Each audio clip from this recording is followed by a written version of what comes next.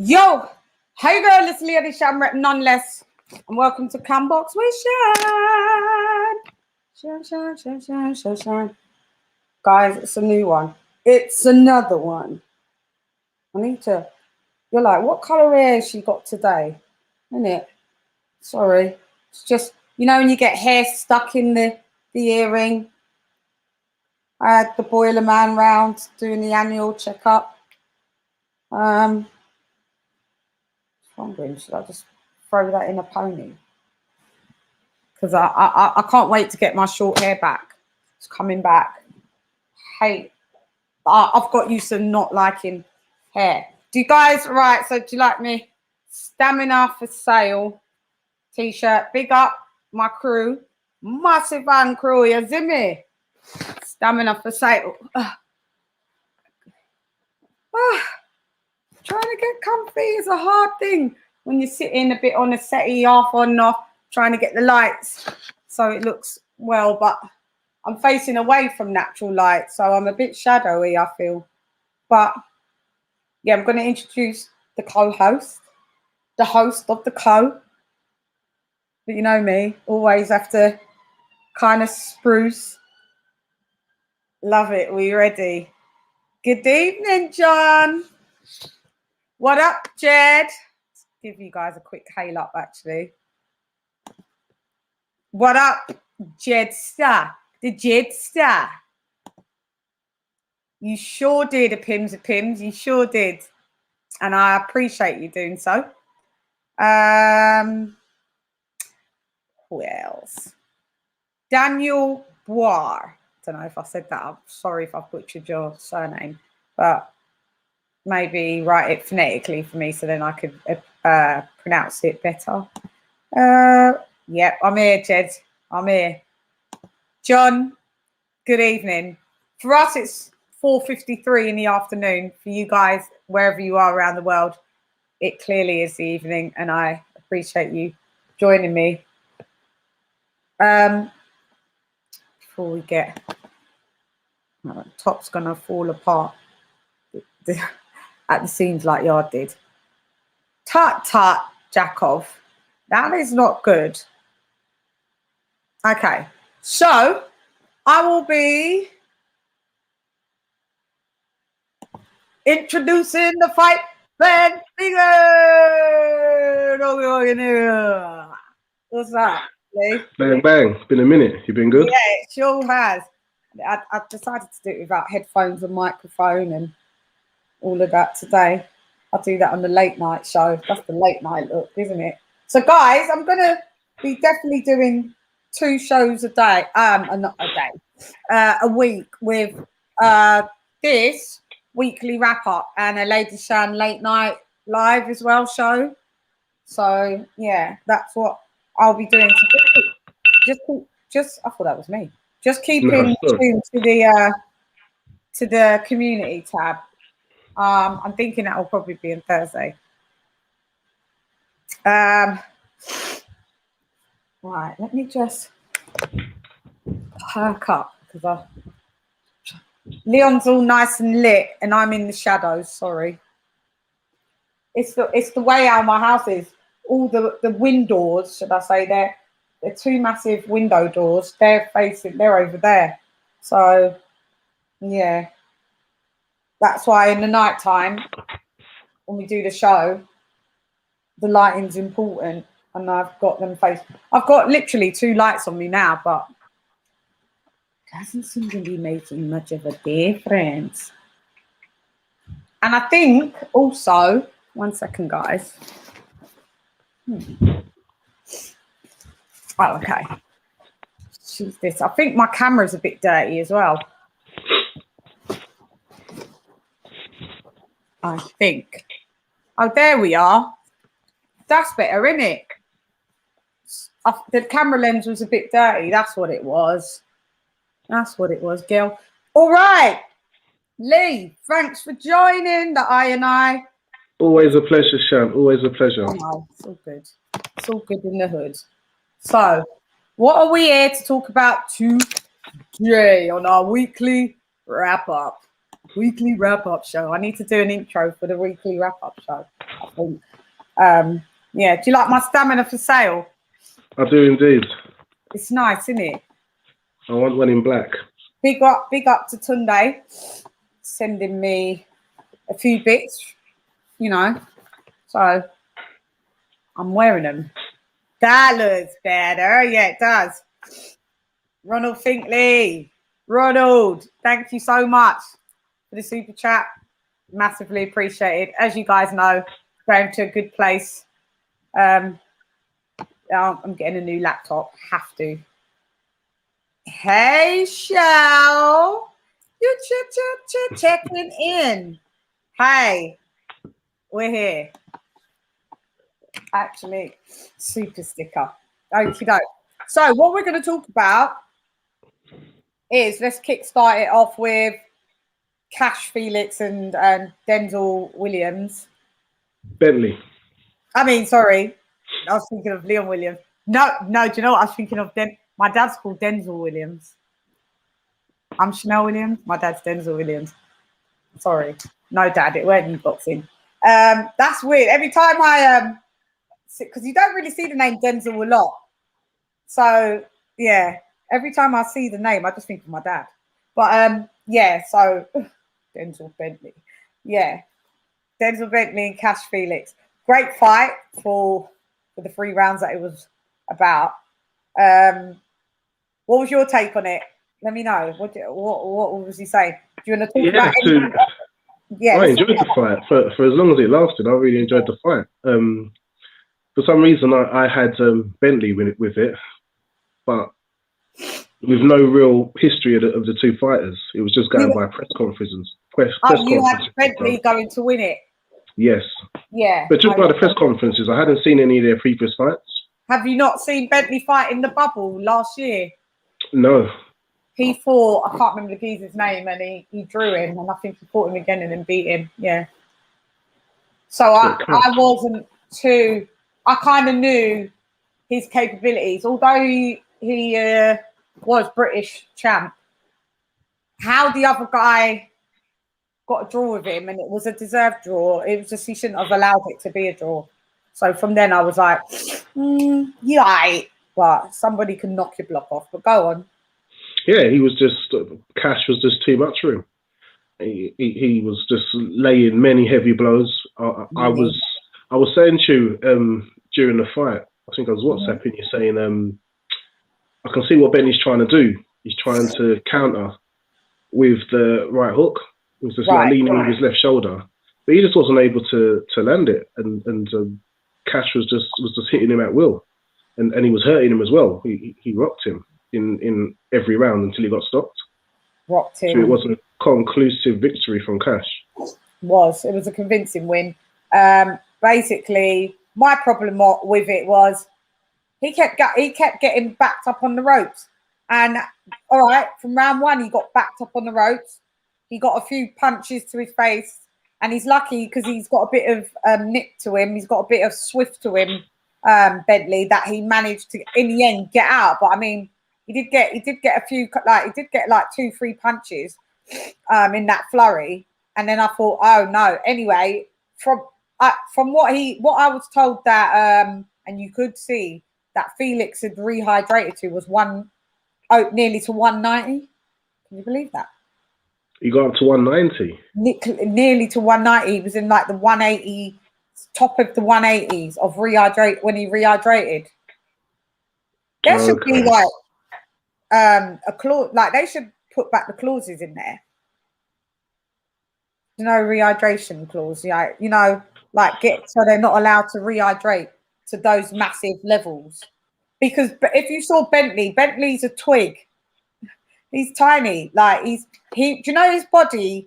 And he reminds me of his physique and even his face.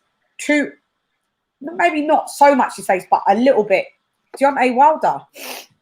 I was just going to say that you can still have a slim build and have toughness.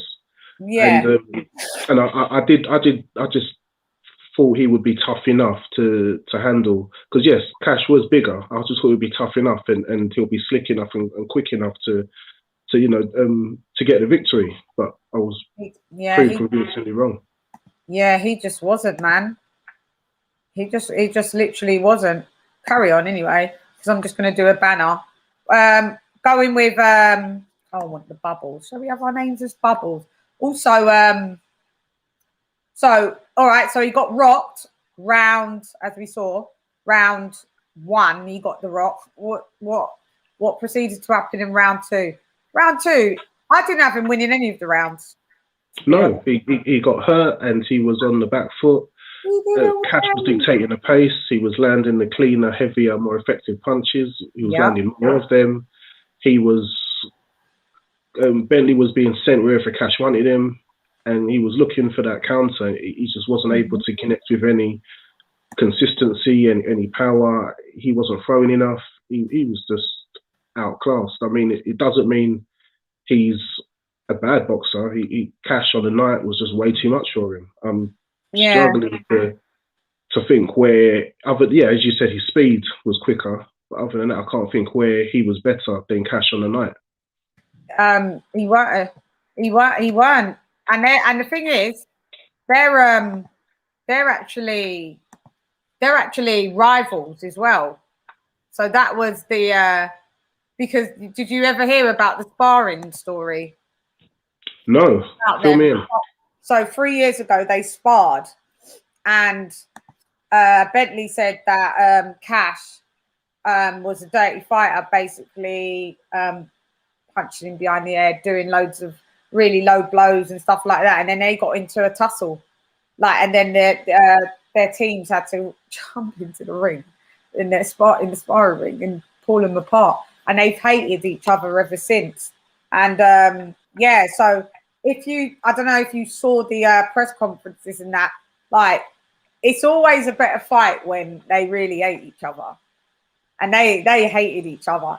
Even after the fight, when they did the little hug, you saw Bentley yeah, whatever, bruv. But he weren't really in it. But at the end of the day, the best man won. And then so when it got to round 3, I'm just trying to think. What did he do to drop him? What was the punch that dropped him? It was stopped. It was just a salvo. Oh yeah, it was a stoppage. Yeah, so it was backed up on the ropes yet again. He got punched but it was like 5, maybe 6 shots, no reply. Ref his head was back, forth, left, right. The ref, and they were all like dazing punches, weren't they? You could see he was both every punch. There was definitely concussive punches, and I think in round 1 and 2, but round 2 was a better round for him. But I think in round 1 he did get a little concussive punch there, like when he got backed up of the ropes. But he could have shaken it off. But them concussive punches, you can feel that you're all right, and then something can. We've seen it with Joshua and all that, and then you're just like, no, you're a mess. It's not going to happen. Everything's off. So so by the time it got to round 3, I wasn't expecting it. And then he was moaning at the ref. For the ref done an early stoppage. Mate, the ref stopped that, and I'm glad, because you want to see to fight another day. You didn't want to be you would have been on the floor. Straight up. It was quickly growing into an uncompetitive bout, and it was one-sided. It was getting truly one-sided. If he was able to have got off 3 or 4 heavy counters to show that he had something to come back with, but what did he show in the whole fight to show that he could come back into? He didn't have the power. He doesn't have enough power for Cash. He doesn't have enough power, and he just never got into the fight. To be honest, it was just it was all systems go for Felix Cash. God, their names are so bloody confusing sometimes. Felix Cash, ain't that a really unique name though?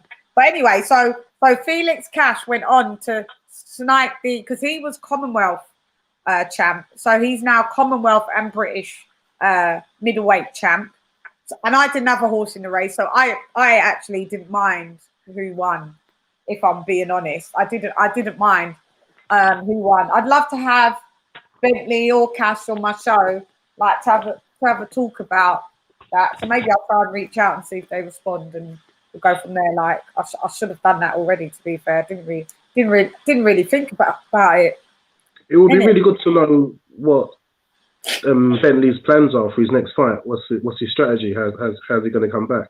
Well, I saw an IFL interview with him yesterday, and he doesn't know, but he's only young. He's not, he's 26. Plenty of time, yeah. Yeah, he's 26, and Felix Cash is a bit older, 28. They're thinking Felix Cash, whether they say the next move is European title and try to go from there, which I think is going to be quite successful. But for Bentley, yeah, it's going to be a bit of a tough one. I don't know where do you go? Like, who does he get to fight? I'm not vastly knowing, like, who is he going to jump to be honest. Middleweight, they're 160s. Do you know what I mean? He needs to really do some strength and conditioning, because middleweight is very quite.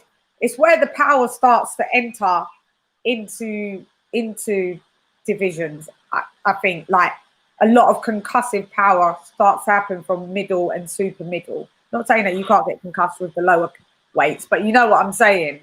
Yeah. Yeah, because as you were saying, his build means he's got options. He can bulk up a bit, so whether that helps him to absorb some of the heavier blows that come through.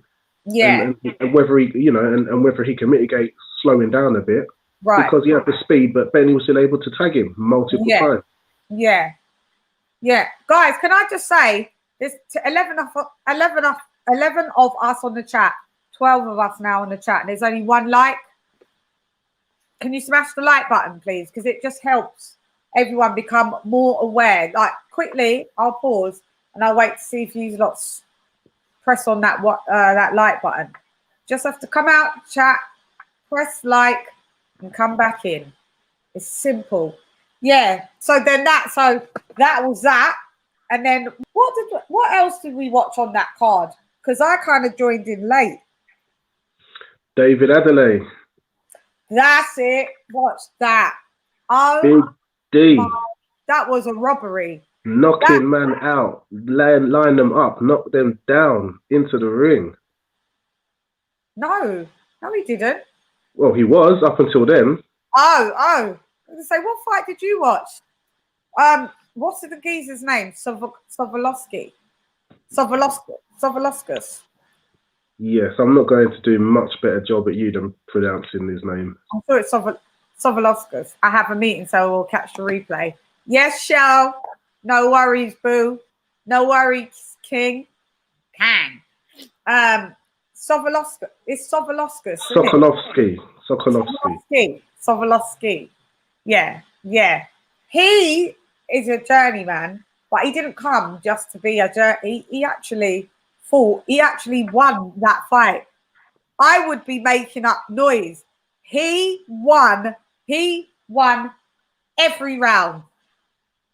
Maybe David Adelay won half of. I want to say what, because it was a 6 rounder, right? David Adelay won half of maybe round 6, maybe. That was ridiculous. Why are they what? Because he's a journeyman, they're thinking he don't need. He can have another. He can have another L on his record. Look, I didn't give. I think they were competitive rounds, but I think David Adelay didn't win any. If I'm generous, I'm giving him one. But that's being generous. But my scoring, maybe it got biased. I didn't like what I was seeing.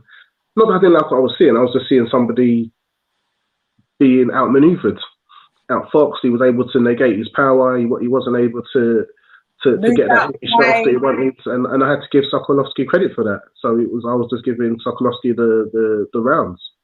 Sokolovsky backed him up, took away all Adelay's power. Adelay didn't know what to do, but he's young, and he's only like, this is his. I think that was his 5th pro fight, but he's been banging everyone out, and it just reminds me of Stop overhyping people like what you did with Dubois. This is what Queensbury likes to do. You like to push people too far, too quick. But not saying that Sovolosky, he's a journeyman. I think that's what the whole point of him is, to see where your fighter is. But it just shows that Adelay has got a lot of he's got to go back to the drawing board. He's got to go back to the drawing board. Like, that guy was hitting him, and David Adelay weren't liking it, and David Adelay weren't landing anyway. Not much. I don't know if it's so much go back to the drawing board. It might just be listen more to the coaches. Sometimes you can fall into the trap of falling in love with your power, and he wasn't listening to his instructions in the corner. The one instruction I heard, I think they was trying to tell him, you need to set the shot up, not just go for the one big shot. He wants the knockout shot. That's what you kept trying to go for. But that shows that this is what I'm saying. What I'm noticing is that in these young fighters, especially the young heavyweights, they're starting to get this Deontay Wilder syndrome, where, we've been banging people out with just our left hand or whatever, our right hand, and that's it. And because we've been getting gassed up by our peers or our stable, it's becoming like that's what they're reliant on. And it's not good, because I blatantly saw him only wanting to land his right. And you just can't fight like that, because if that geezer managed to do that to him, imagine 3 fights down the road. He's gonna be KO'd. He's gonna be on his ass, David Adelay. I'd like to have real. Well, being real, it was his 6th fight or 5th? 5th or 6th, yeah, one of them.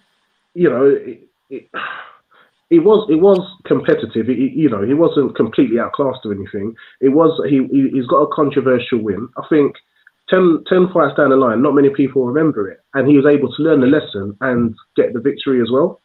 So hopefully this will be a little wake up call, and he'll realise he needs to listen to his trainers. He needs to improve. He needs to keep learning, and as you get up in the levels, sometimes people can either take the power or they're quick enough to you to not land that power shot. Right. So you need other strings in your bow. You need right. other. That was very. Even though David Adelay is British, yeah, I was so pissed off for Sovolosky. I was pissed off because that was just blatant robbery. It's disgusting. It shouldn't be allowed.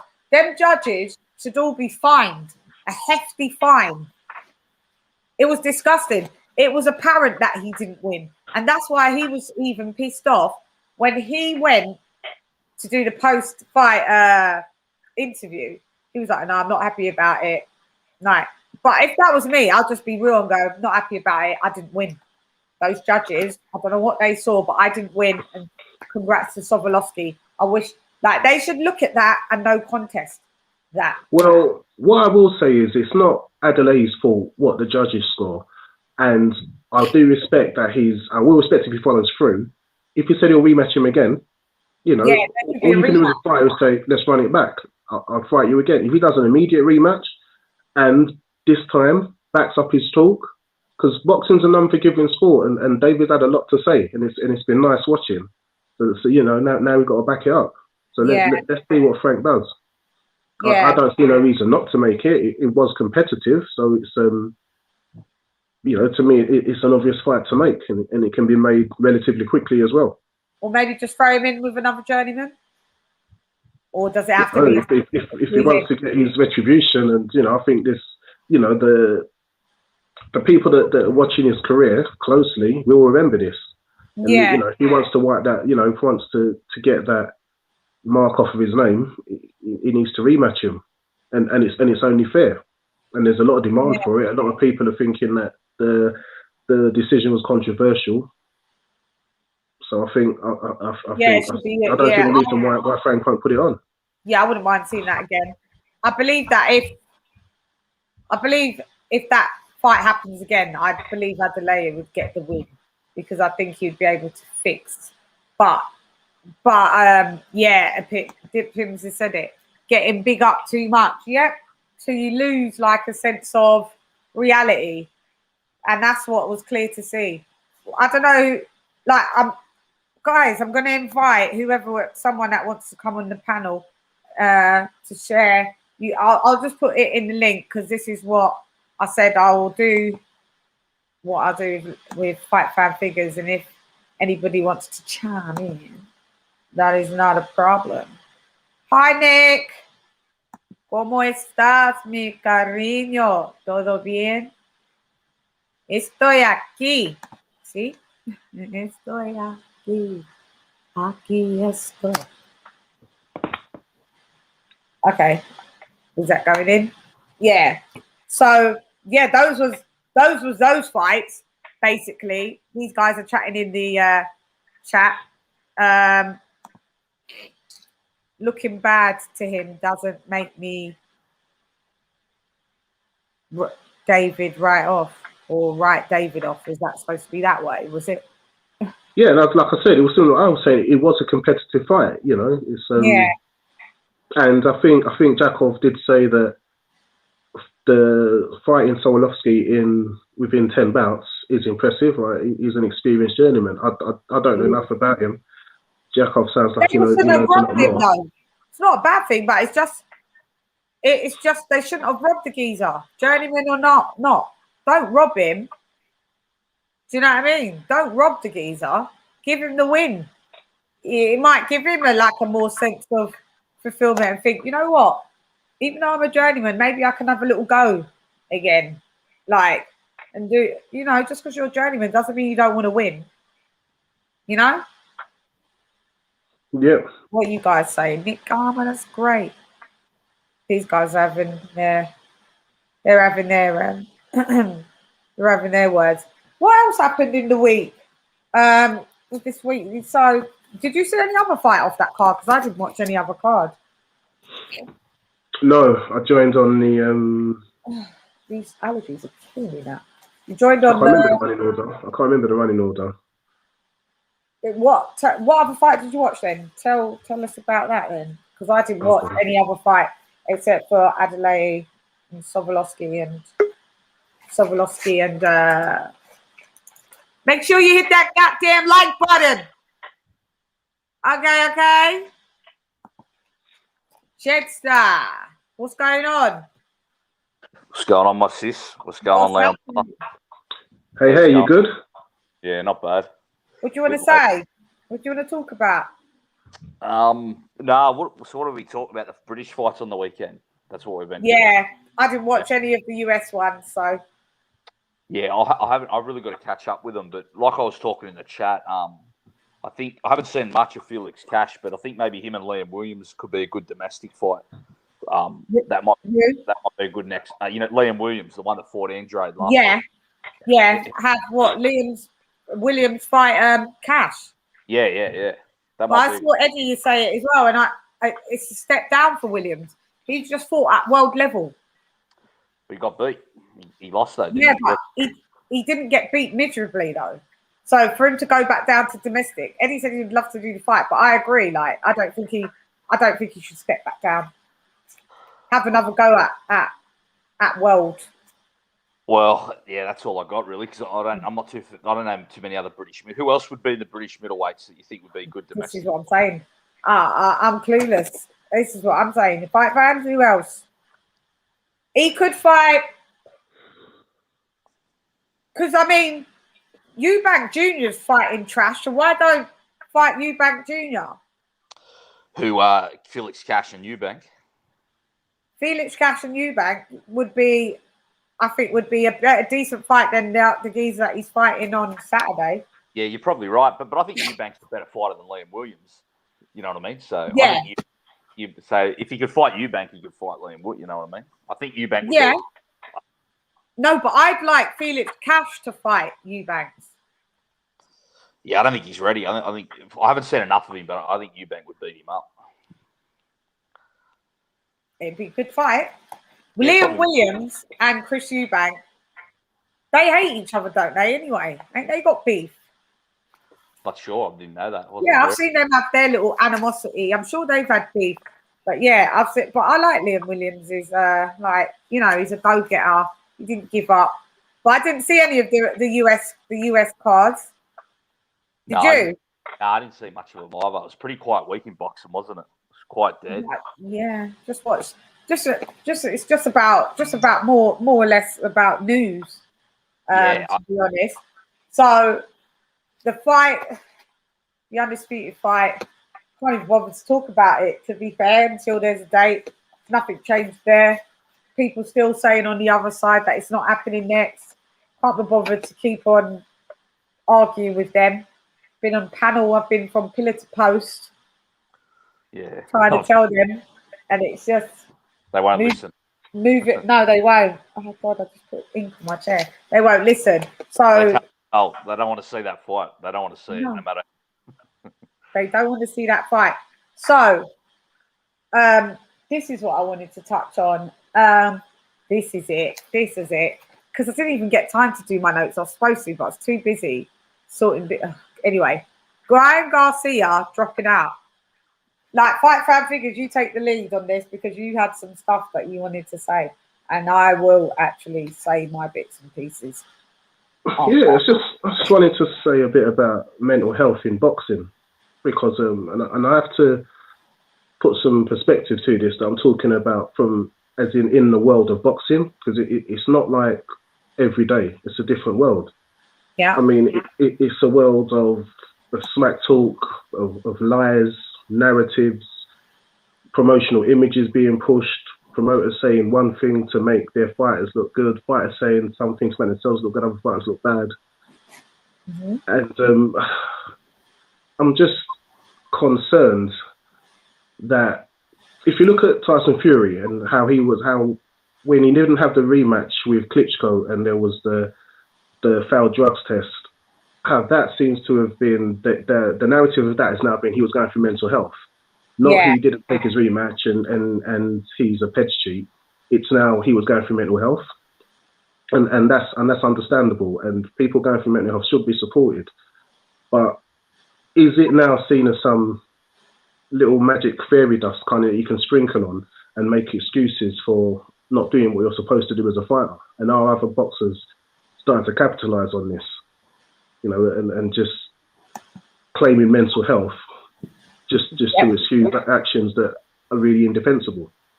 Yeah, like you said, like if you go up to someone and you punch them in the face and they turn around and they chase you to get you back, and then all of a sudden you pick up a baby from a pram and hold the baby up, you can't get punched in the face anymore.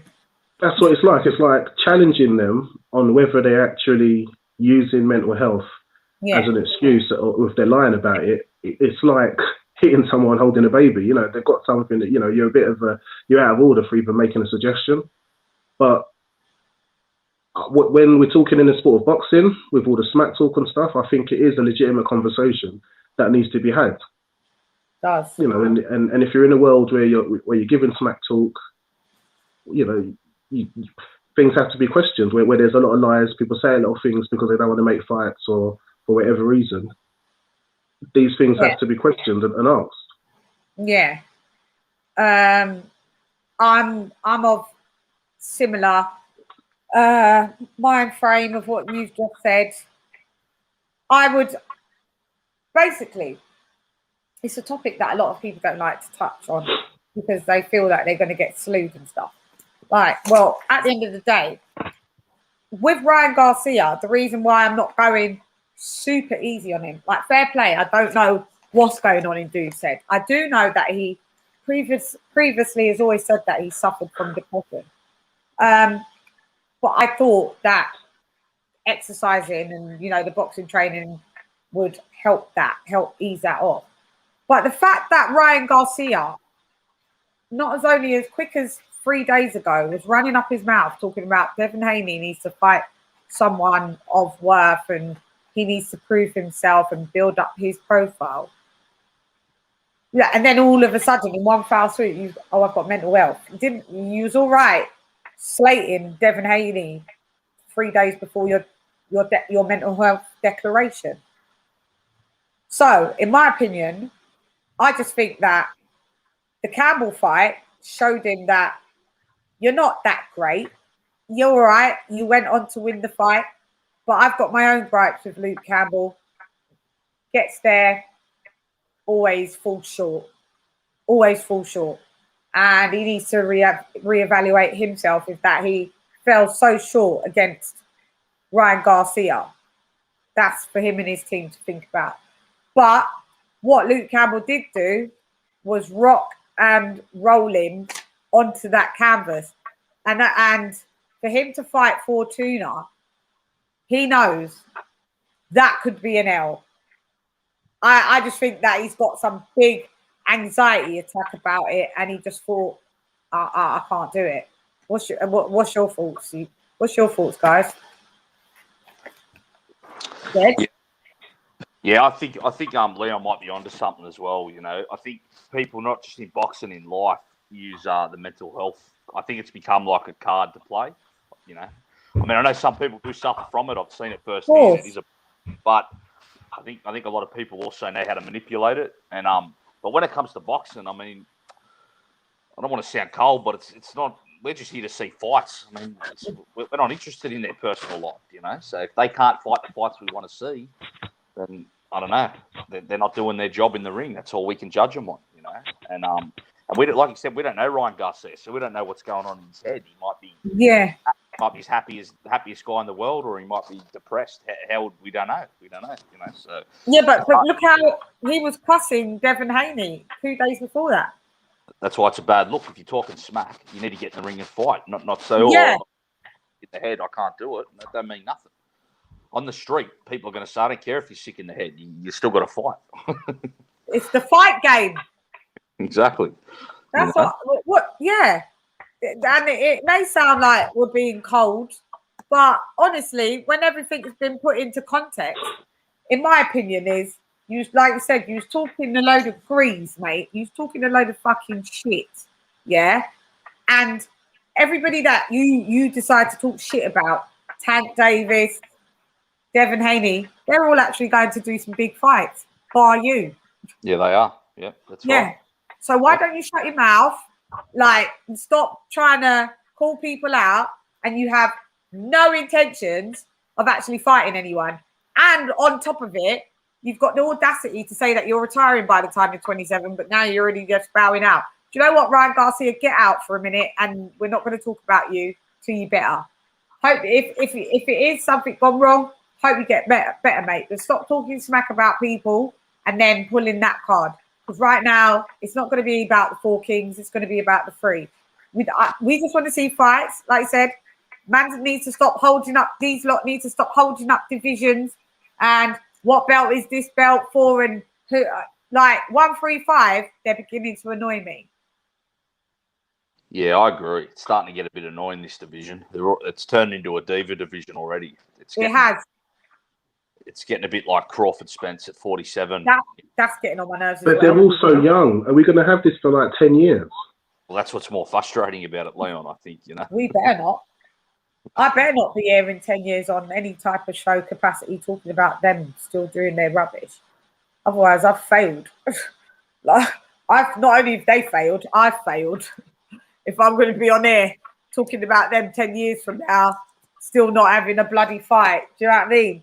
And Spence and Crawford, they'll be out anyway. They'll be retired. So they're getting on my nerves as well. So let's talk about the Spence Crawford and now Manny Pacquiao in that mix, because Spence Crawford, Spence Crawford and Errol Spence now supposedly fighting Pacquiao when it was supposed to be Bud fighting Pacquiao, and before that it was supposed to be Garcia fighting Pacquiao, and I'm sure there was another fight before that.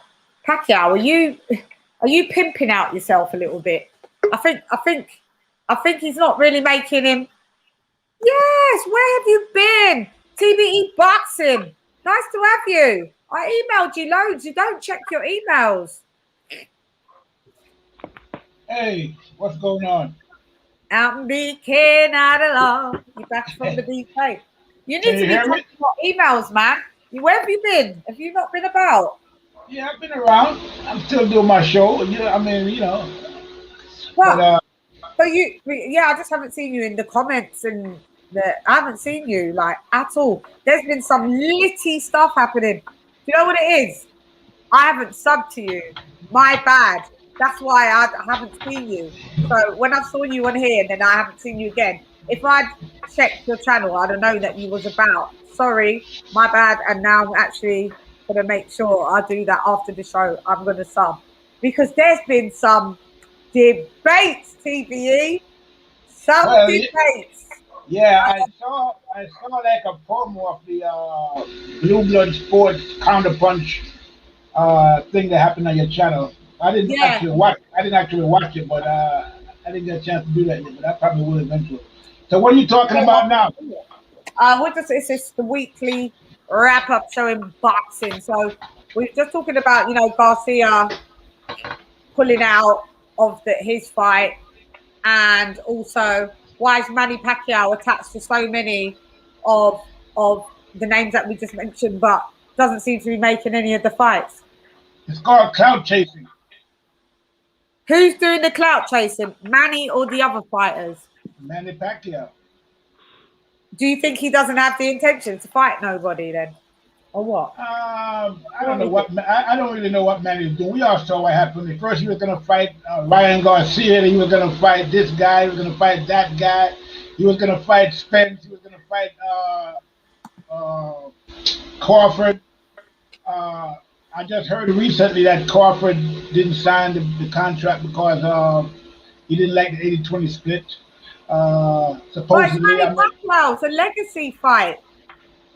Oh, with Spence Crawford, you talk about, not Spence. No, I'm talking about Manny and Crawford. I'm hearing the rumors are out there that he didn't sign it was Crawford. He didn't sign the contract, yeah. He didn't sign the contract because of the 80-20 split, which I don't really blame him. I mean, why would I sign an 80-20 split with Manny Pacquiao? Manny Pacquiao doesn't have a belt. I mean, yeah, he's a legacy fight, but still, I mean, he doesn't have a belt. What does he have really besides, it's a money fight. He's going to make money in that fight. But if the split is only 80-20, where is the money?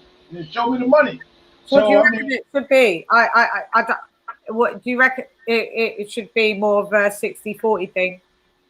Yeah, if it was 60-40, I'd say that's okay. Yeah. Okay. I mean, that would be reasonable because Manny is the cash cow and he is the legacy. I mean, there's nobody fighting currently, not even, except maybe, I don't know. Let me just say that Manny Pacquiao accomplished a lot in boxing. There's nobody out there with a record even close to his, really. When you think about all the things he's accomplished, he's a living legend in reality. Okay. Yeah. So, legend. But still, living legend or not, he never unified. I mean, he never was undisputed in any division that he fought in, even though he fought in like 8 different divisions. So, Crawford does have an accomplishment that Manny Pacquiao does not have. Okay. Right. He's undefeated. Okay. Right. So, I mean, an 80-20 split is not, to me, is not reasonable. So what would be the split if he fought Spence then, instead? Who? Pacquiao.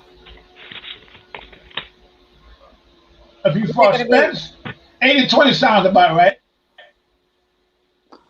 What?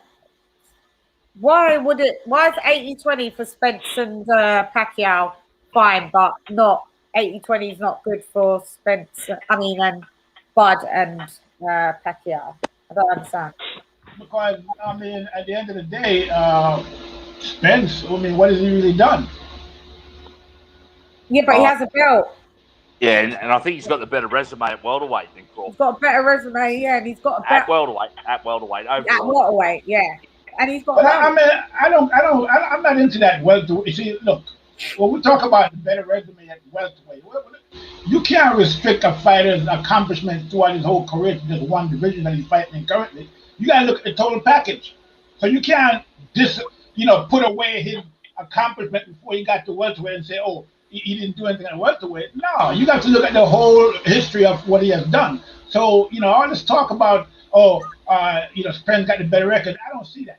How can he have a better record when he hasn't been undisputed in any division? He's a unified champion.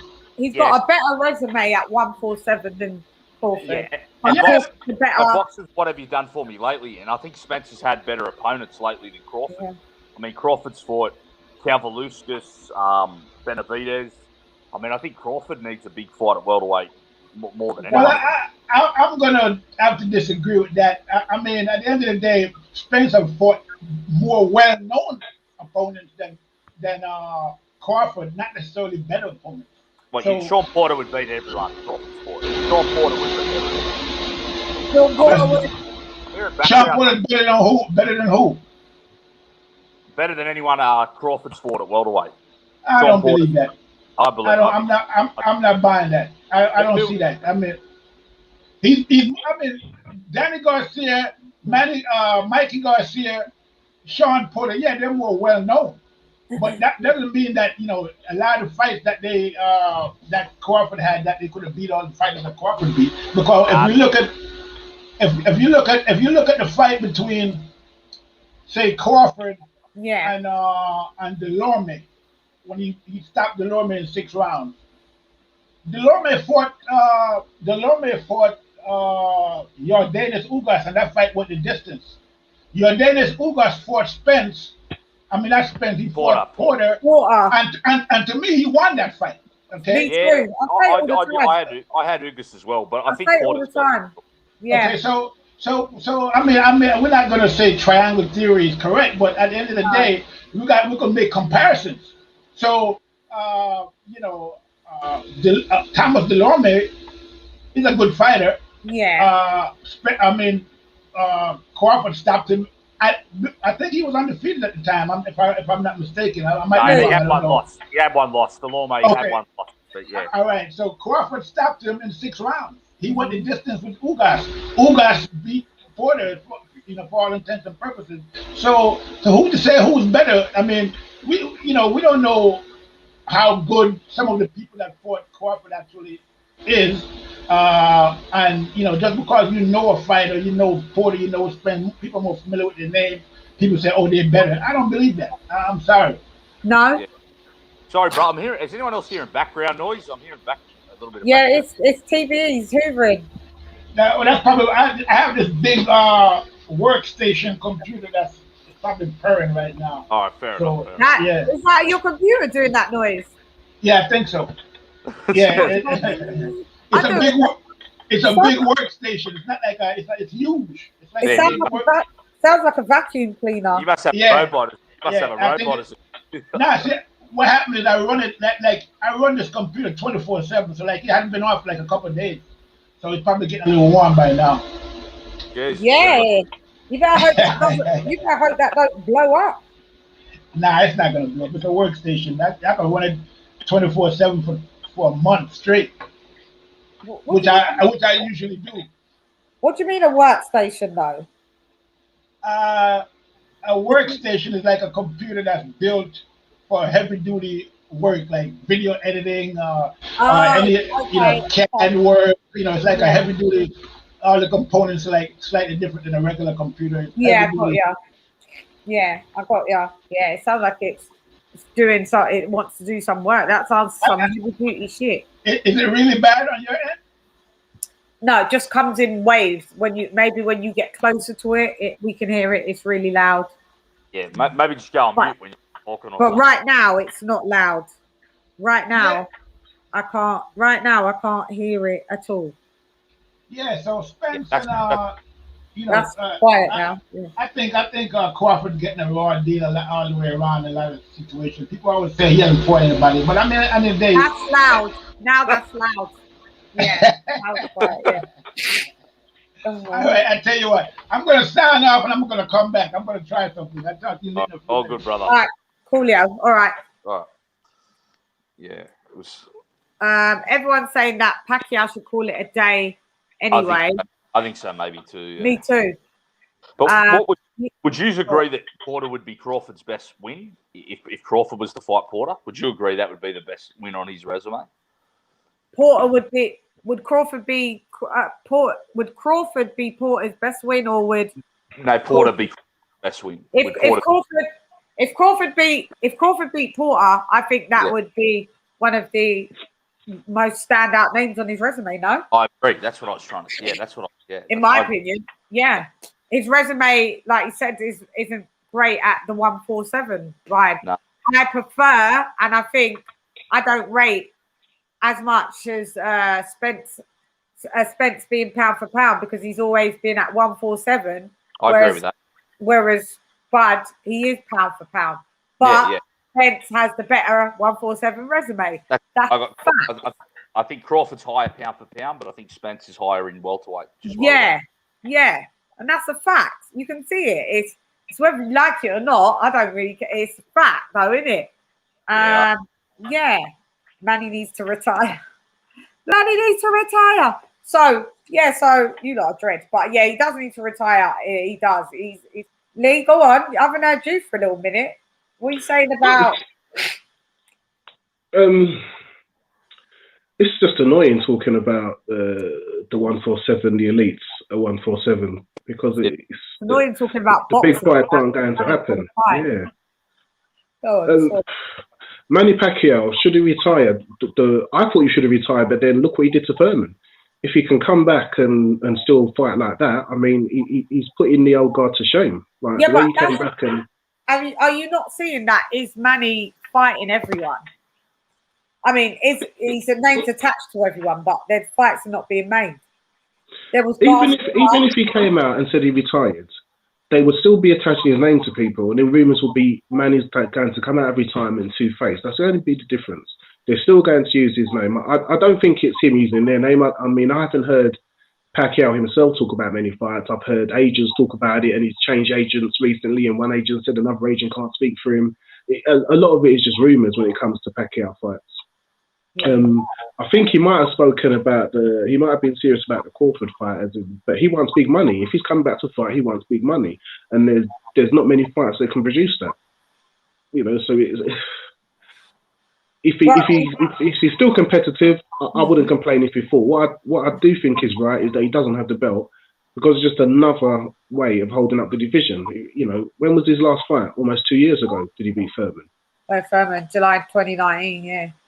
And I still think if he announced a fight, they would give him back the belt.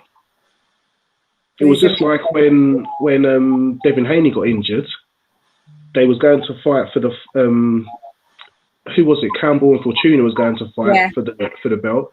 Then he came back in time, and Haney get his belt back. You know, because right. The governing bodies do what they want. The governing bodies do what they want, and they generally follow the money. And if Pacquiao comes back, he's money. Because it will either be he'll either be fighting as a champion or fighting to become a champion. Become a champion. Well, the whole point of champion recess is that you're supposed to be number one to fight back for that belt, and not your belt just like given back to you straight away. If that's my understanding. But there hasn't been much going on. What else has been going on? So we got Chisora and Josie Parker on Saturday. I can't wait for Saturdays. Saturday's a good night of boxing. Just like, I know how Fight Fan Figures feels about it. Do you know, someone asked Eddie Hearn on live today about why should we have to pay to watch Chisora Parker? And Eddie was like, because you get a great night, because everybody else has to get paid, he said. Like, Jonas... I don't think he said everybody else. It's not everybody else. It's not. Lou DiBella said, the reason Eddie Hearn's doing so much with women's boxing during the pandemic is because everyone's budget's been pinched, and women's boxing is cheaper. If Jonas, if Taylor and Jonas was headlining, and Parker and Chisora weren't there, it would not need to be on pay-per-view. It's pay-per-view so that Chisora, Parker, probably Eubanks are getting paid, and everyone pay your money, take your choice. I'm not willing to do that, because the more we pay for these fights, the more fights will become pay-per-view. Because we're doing a watch-along, Lee. Pardon? We're doing a watch-along. We're not doing a watch-along, Shan. I've got plans, man. We're not doing a watch-along. You definitely not on it. I'm not on it. I'm not on it. I meant it. Look, there are plenty of they're rich as all those fans. Let them buy it. Like that, if you enjoy it, great. I'm just looking at Joseph Parker's last fight. I'm not doing a watch long because I've got plans. Yeah, it's just you're not on it. Wow. Look, the card is deep. I will say the card is deep. But what I like about Dillian White's cards is they're more competitive fights. They're more competitive. You can the only fight that is going to be a close fight is the Jonas and Taylor and Jonas, and Taylor's still favourite. That's the fight. I spoke to the Natasha Jonas, and she said she wants to come on my show, but as a champ. So 100%, and I agree with what Jacobs is saying.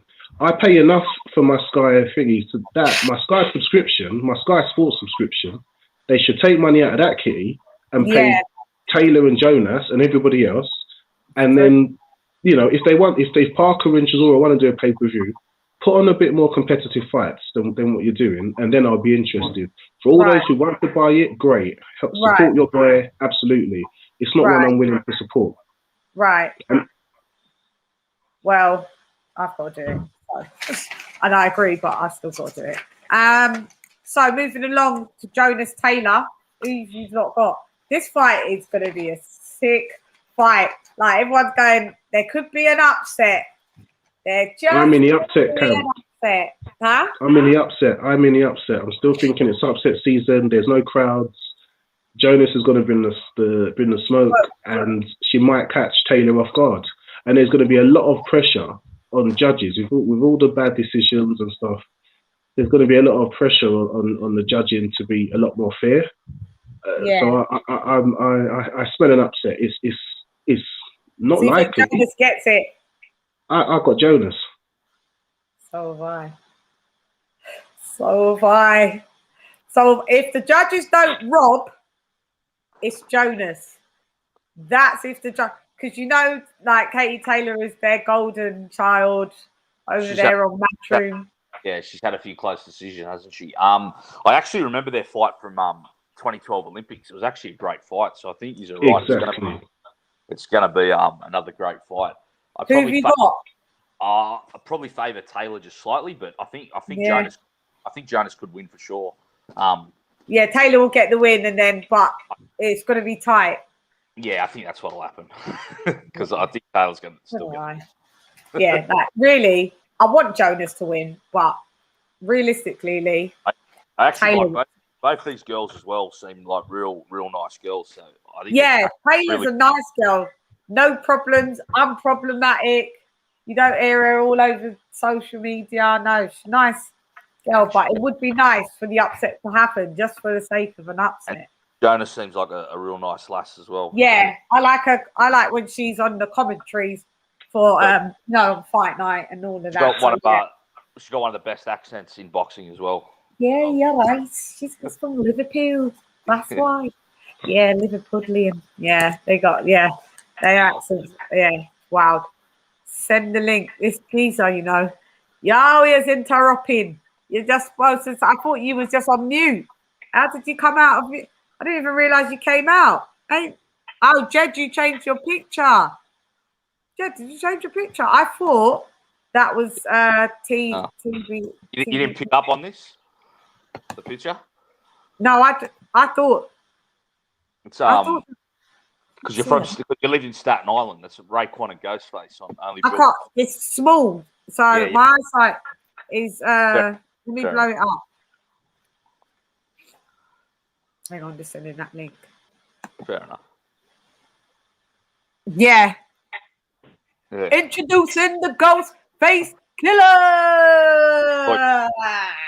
Yeah, that's my Ghostface and Raekwon. Yeah. I thought you Staten. That's a good ode to Staten Island, to old SI. Salute all my Staten Island compadres, all my NY compadres, even my upstate New York compadres. Salute. Yeah, man. My aunt lives in upstate. New York. Yeah, that's right. I remember when I first talked to you, we were talking about Wu-Tang and that for ages. So. Yeah, but upstate's kind of like the rural part of New York. It's not the city They've upstate. got some great rappers from Buffalo. Is that upstate New York? Oh yeah, that's like I went to Buffalo when we was going to Canada. So if you're in Buffalo, you can actually see the Niagara Falls from the Buffalo side as well. Yeah. Have you heard Benny the Butcher? Griselda. Huh? Called Benny the Butcher. He's a rapper from Buffalo. He's really good. Benny the Butcher from. Know him. Oh, look who we have! Oh my god! Oh my god! Counterpunch to you, baby. Thank you. That's so sweet. Kurt DeVille. Love it. Thank you. $20. Massively appreciated. Massively. Guys, what can we say when you got Kurt DeVille coming through like a motherfucking woo? Thank you, baby. Massively appreciated. Like everybody who probably is on the chat anyway, I'm sure you subscribe to CPM Boxing. If you don't, I don't know what you're waiting for, because it was one of the first boxing channels. Yeah, Mike from Boston. Yep, Counterpunch. Yep, you know this. Yeah. Thanks, Curtie. Massively appreciated. Yeah, so anyway, so what was you just saying? Because that's just throw me off. We was talking about an upset. An upset. It will be unlikely, but I sense it. And it would be an upset. Taylor is the clear favourite. Taylor is the clear favourite. And then also, all right, moving along from there as well. Who else is on that card? That's all. Who else is Chris Eubanks Jr. With the that's just dead. Not even speaking about it. That's just not competitive. Not competitive. It's not. Crash for he ain't done no rounds, Chris Eubank Jr. You gone quay over to America, right? And you get trained by Roy Jones Jr. And you've just been on pause. Nothing's happened. All right. Everyone says pandemic, but nah, mate. Nah, it's not good enough. This is the thing with the card. The names on the card are good. Yeah, so it's a very promotional card. You can promote the death out of this card, and I'm gonna enjoy watching David Haye do his magic, get his fairy dust out there, sprinkle it on everyone's wallets, and get everyone to buy the. I'm looking forward to it. It can be sellable, but for me, looking at it, there's not enough competitive fights on there, and the headline. We got Derek Chisora and Joseph Parker. I just don't get it. And I just think the more we support this, the more this is going to be the norm. This is going to be the norm. Yeah. And I think you should do it if you really enjoy watching the fight. If you really enjoy watching the fighter, Derek Chisora doesn't do it for me. He just doesn't. And the whole card isn't enough. Especially Joseph Parker. He's one of the most boring fighters in boxing. Let's be honest. He is. I'm not going to lie. He's not exciting. I'm going to be doing my prediction on that anyway. I'll do a quick rundown prediction on that in what day? Probably by midweek. I'll do a quick prediction. But it's not. Thank you, Curtie. PBE, I sent the link? Where did you go? Your money's on Jonas, King Carlton. Yeah, your money's on Natasha Jonas. Whether or not she's a champion or not, she's more than welcome to come on the show. But I get her. She's like, I want to come on your show as a champ. Like, I know, and I want you to come on my show as a champ, but I won't feel any less of her if she's not. She's a great boxer, so either way, come through. And also, what was that? There was another. This is what happens when you don't write it down. There was something else that like the rift with BJS and Eddie. Now, where do you stand with, because you can't really win, you're like between a rock and a hard place when you promote two good fighters, great fighters, and then they're coming at each other. It was kind of like the AJ and Dillian White. Like, I was shocked that Eddie took on Dillian White after all that, because I thought, because AJ's his golden child, and the rift between AJ and Dillian, they're arch rivals. I just thought it was mad, but maybe if you're just looking at it as a business and taking out emotion, it was a good move, which, bringing up to speed now, it was a good move. But what do you think about Canelo and BJS? And do you think that Billy Joe Saunders has a right to? I found out little bits and pieces and a bit more and watching other commentaries that it's not only that, you know, so there's no UK judge on the panel, which was promised. And once Eddie was kind of put that question towards him, he was like, but the judges that are on the panel, BJS is in the right to kind of challenge it and look into it. So that's up to him. But at the end of the day, why aren't there any Brits on the panel? Do you think the rift is warranted? Because he's saying that Eddie favours Canelo, and he's already talking about the Caleb Plant. He's already talking about Caleb Plant fight, which is in September, and he ain't even beat Billy Joe Saunders yet. Even though Billy Joe Saunders is going to get beat, but I do get why he feels like that. Look, the way I see it, anybody expecting Eddie Hearn to be loyal to anything other than money, they're expecting too much. Like Canelo equals more money for Eddie Hearn and Matchroom and DAZN. So Eddie Hearn is going to be wishing that Canelo so he can make big fights.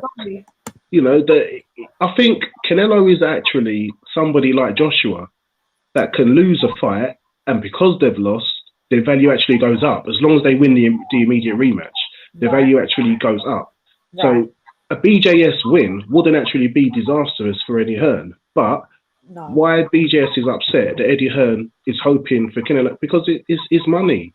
That's what you get. If Billy Joe Saunders had the appeal that Canelo has and could win in the money that Canelo does, damn right Eddie Hearn's loyalty would be to BJS. He's promoting both fighters as a business. He's going to want Canelo to win because he's going to have big plans, and Eddie Hearn loves to be able to say he's got the two biggest well-known fighters on his platform, which he does. But you know, when it comes to when BJS is talking about the contracts and all that stuff, that's one thing I question. Well, that contract bit out before, because you know you signed the contract, but he's saying that he didn't know there was going to be a crowd. Well, so one thing, he based his fee on no crowd being in attendance. Well, Shan, one thing Eddie Hearn is known for is paying his fighters on time, what they've agreed to, and it's what they've agreed to. Whether he feels he's been out-swindled, Eddie Hearn said his last fights with Canelo have had crowds. So why BJS is assuming that the deal was based on no crowds, he doesn't understand that. I get BJS's point of view. Okay, you were having 15,000, now we're going to have, 40, 60,000. It should be a different conversation. But if that was the case, that should have been written into the contract. This is based on 15,000 people being able to come in, and the purse should go up in percentiles based on however many tens of thousands get in. All this stuff can be written into contracts and agreed. If you don't write it into the contract and you sign something, there is no point coming online and bitching about it. That's been hard done by. Yeah, he's not a new fighter, inexperienced in the game. He knows that you need to dot your I's and cross your T's with Eddie Hearn because he's going to pay you what he says he's going to pay. So Billy Joe and his team should have done that. If they haven't, he needs to look in the mirror and see why that is the case. Right. That's my take on it from the outside. Right. And what do you say about the judging situation? He's got that's a fair gripe. We'll get to Jed to explain as well after. I think, how did Eddie Hearn describe it? Did Eddie Hearn say there's no Mexican referee as well? There's one Mexican, there's one US, and then there's, what is it? There was supposed to be one Mexican, one Brit, and one US, but I think it's one Mexican and two US, I think. I could be wrong. Or the other way around. Or it could be two Mexican and one US. I think it's... Yeah, in that case, I totally understand Billy Joe being upset, but that's just a classic. I am a complete A-side, and I'm going to impose my A-side status on you and not even let you have a British judge. I don't think that's fair. It isn't fair. It's Jed. And I think Billy Joe's doing what he has to do, because as we've seen, Canelo always gets the favour with the judges. You know what I mean? Every close fight. I mean, it's almost impossible to beat Canelo on decision. I mean, we saw he got a draw against Mayweather when he totally, he got played with. Oh no! When one of the judges deemed it as a draw. Yeah. That was a disgrace. So Billy Joe has to put pressure on the judges any way he can. If that means dropping Eddie Hearn's name into it, he's just got to do whatever he has to try and, somehow get a fairer shake from the judges than he will. Because, I see it almost impossible for Billy Joe to win a decision over Canelo, even if he does earn it. Canelo, Billy Joe Saunders, I feel bad every time I say it, but it's just, I just tell the truth. Like, he ain't winning. No, he's not, because even if he outboxes him, he won't get the decision. So it's and he ain't outboxing it. He ain't out. I can't wait to see it because it's going to be a great fight. But he's just not going to outbox Canelo. If I see him outbox Canelo and it's a great upset, like if he puts in a great account of himself all day long, then there could still be an upset within his loss. Yeah, true. It depends how he loses. He's not getting a decision either way, though, is he? He's not going to. No, he's not going to get a decision. But meaning, if he has a few rounds where he gets the better of Canelo and makes Canelo look a bit stupid and exposes some holes that we have not seen from the hallelujah, from Canelo, from the golden child, then that would be a little mini upset within it. It'd be a little blip. Because right now we don't know, we ain't seen any glitches in Canelo. Yes, we have. Well, perhaps since when? When he fought Mayweather. Lara. But that was years ago. But since that, I'm talking, that was years ago. I would agree. There was every blip going on.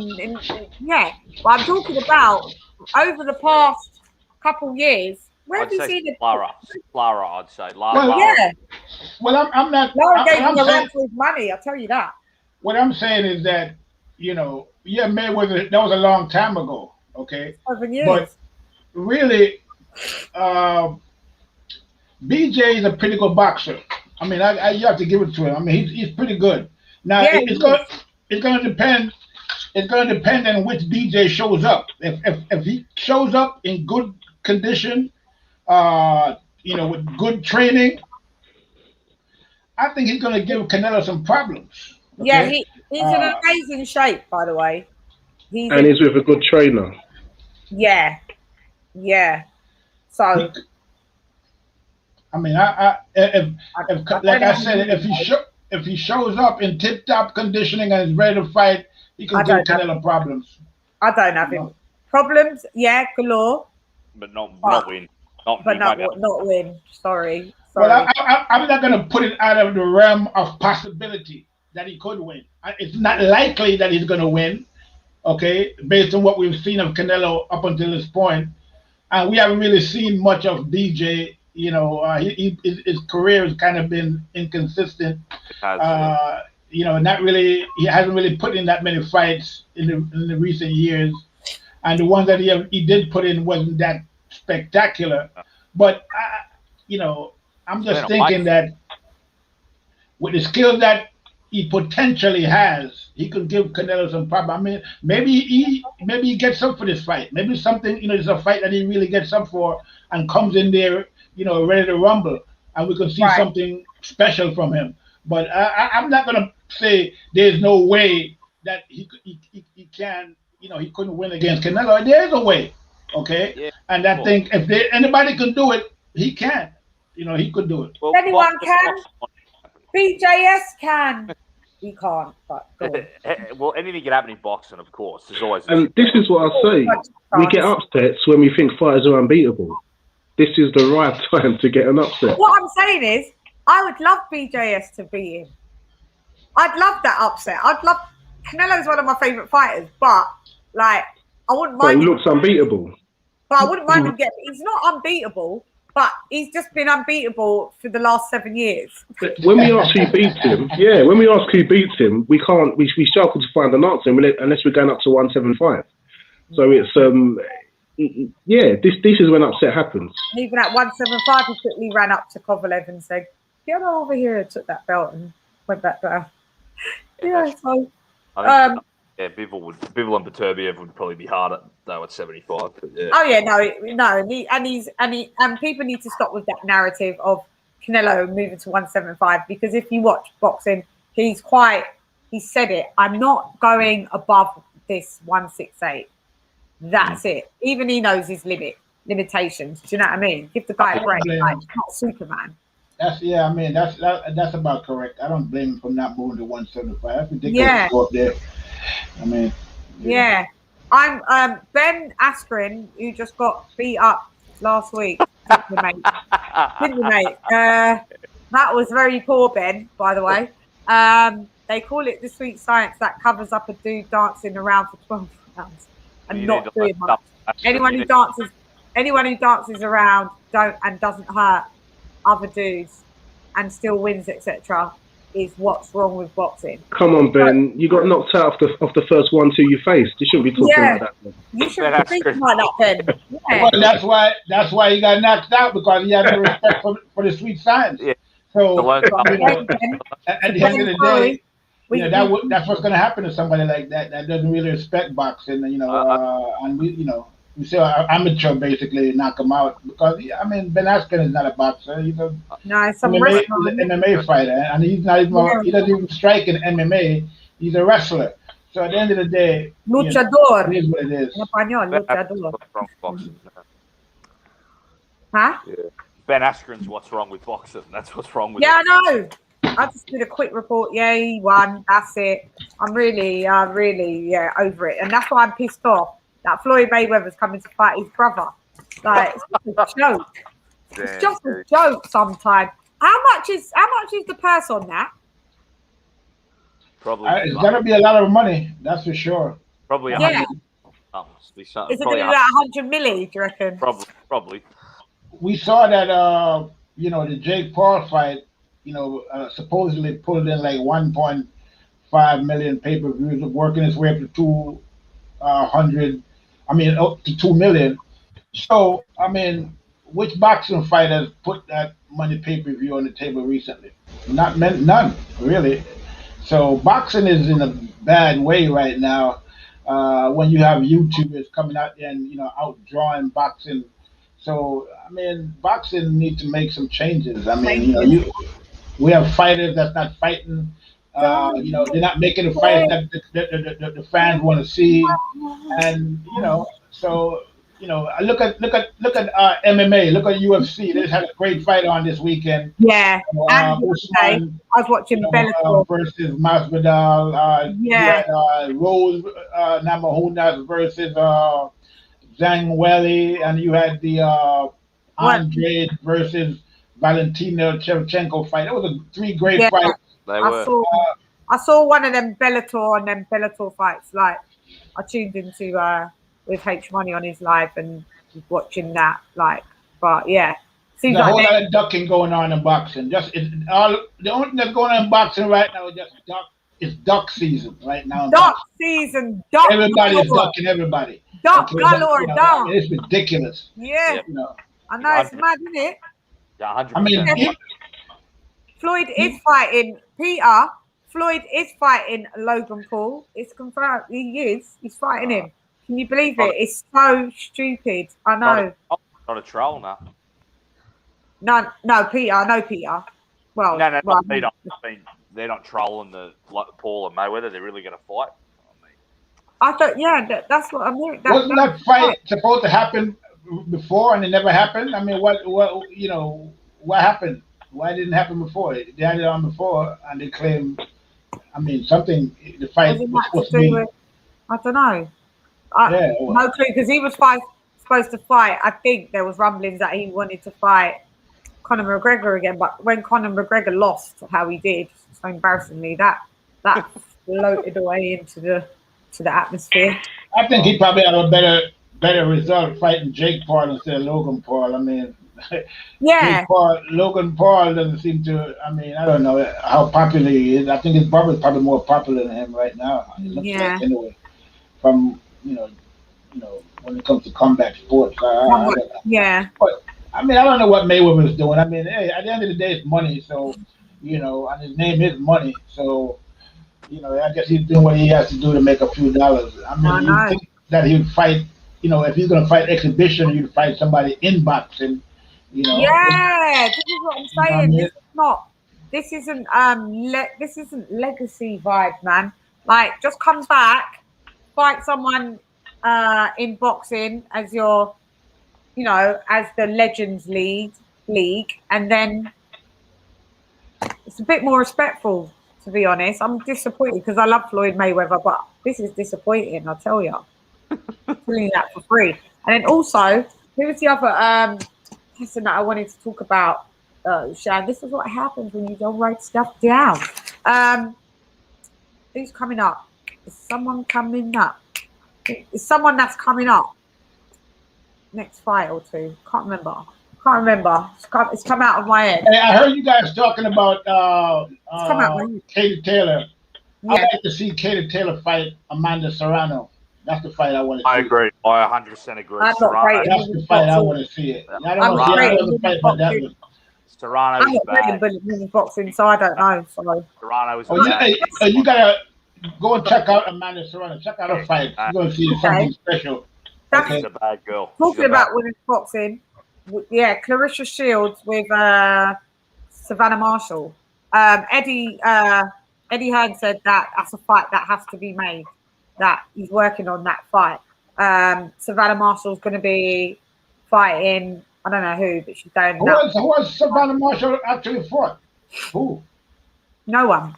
But, okay. So no one. That fight. So she's gassed up at the minute, going to fight. She's going to fight in July, and then Shields is doing an MMA big fight. So not many girls in those higher weight classes anyway. So I think that is. Yeah, exactly. You know, that's why, you know, even with, you know, all the things that Clarissa Shields accomplished, there's not much competition the way she is in boxing. We need more women boxers. You know, in the lower weights, you have, you know, like in Serrano's weight class, you have more competition among the fighters. You know, that's correct.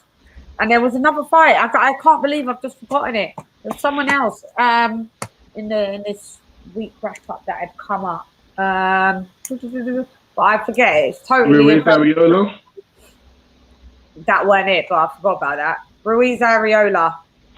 Oh. That you guys in America are pissed because that's $50 or I think Shelton told me it might be $60 PPV for you guys. How could you miss that? That's the Ali Frazier for the Mexican American community. That's the big event. Rubbish. That's what they're trying to. That's what it is. Yeah, they're trying to market it like that. It's terrible for boxing, really, isn't it? I mean, the Areola that nobody asked for and nobody wants to see. Okay, and this is the problem with boxing. That's what's going on in boxing. They're making fights that nobody cares about. Okay. Yeah. And this is why you're getting Logan Pauls and Ben Askrens and the, you know, Jake Pauls of the world coming in boxing and making even, you know, bigger numbers than real boxers. Okay, I mean, it's a joke. And they're trying to manipulate the audience. Like, that's what I'm saying. I'm hearing them saying, "Oh, this is the biggest fight for the Mexican Americans in California for years." I mean, it's a joke of a fight. Areola's a washed-up fighter. He's been shot for probably a decade. I mean, this is terrible. Because they're saying it because he's lost all weight, not Andy Ruiz. Yeah, I know. Areola, and that he's in the best shape of his life. You know that. They always say that. You know that cliche phrase. Yeah. I know, I've heard it. Heard it many times. I mean, you're trying to sell a pig with lipstick. I mean, it's a joke. Man, you know what I mean? Oh my God, you're trying to sell a pig with lipstick. Fight Brad Figures, where have you gone? You've disappeared into the background. Yeah, I'm still here. Got another guest. Hi, Tony. Troy. Yes. How's everybody doing? Shan, maybe try and read a bit better. Hi, Troy. How you doing? Sorry, I didn't see you there. What's good, Troy? Everything's good. TVE, how you doing, man? Hey, what's going on? Who's that? Troy. Oh, Troy Graham. Okay, what's up, Troy? Hey, I saw a picture of on his Instagram, on Deontay Wilder's Instagram with Malik Scott. He looked like he's in tip-top twerking shape. You know what I mean? I gotta keep it honest with you. I say it everywhere. Deontay Wilder is retired. That's true too. Till I see him in the ring, he's retired. You know, he's Listen, in tip-top working shape, man. I have a question for you, right? I have an honest question for you. Who has Scott trained, and how does a man who took a dive for you teach you anything? Though, if you could answer those two questions for me, it'd be lovely. I don't think he actually took a dive. I mean, he took a dive. No, I saw the fight. I saw the fight. I saw the punch. Dive, mate. Sorry. Deontay Wilder Did you see the punch? Did you see the punch land though? He did land. He threw a left hook to the head that landed in the temple. That was the punch that really hurt him. And then he missed with the right hand. He threw the right hand, but it bounced off his Malik Scott's glove. And he fell. But I think the left hand hurt him. Even though it was only an arm punch. I think that punch probably was what did it. That was a dive, and that is the end of it. I won't have any more of that. That was a dive. The punch landed, but why would you take a dive against Deontay Wilder? I mean, what's in it for him? Title shot because the title shot was on the line. That's why. Yeah, and you probably don't want to get the real right hand. That's going to really end your whole bloody game. You wanted to go home. Yeah, you have to go home. Doesn't really want to get knocked out with the real right hand. He wants to, you know what I mean? Yeah. Bro, I don't know. I saw the punch land. I saw the left hook land to the head. Yeah, I saw it on the arm punch though. It wasn't like he put his whole shoulder into that punch. It was like an arm punch, but it was like almost like a check hook, you know. So that punch did land to the temple, and usually when a punch lands in the temple, you can get discombobulated. You know, like that was like Luis Ortiz and Flores. Yeah. You can see. I have to congratulate TBE because I've never heard somebody put forward anything like convincing argument to say that there was anything but a dive. Right. Yeah, same. True. You know what? He actually took the same punch from Wilder that Bruce Seldon took from Mike Tyson. Yeah, exactly. Yeah. Yeah. That's what happened. Which was a no punch. Yeah. And then he decided again. As a matter of fact, I just saw this like maybe an hour ago. I was watching the fight.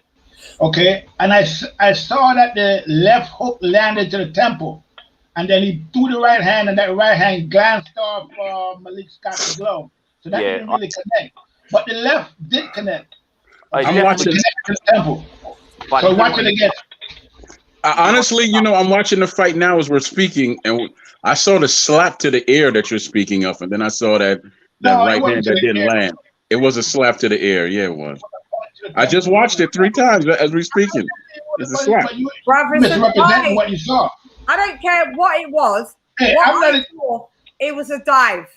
How I looked at it and saw it, that was if you look in the dictionary, and you look at dive, it won't even be like a deep sea diver. It won't be. It won't be Malik Scott.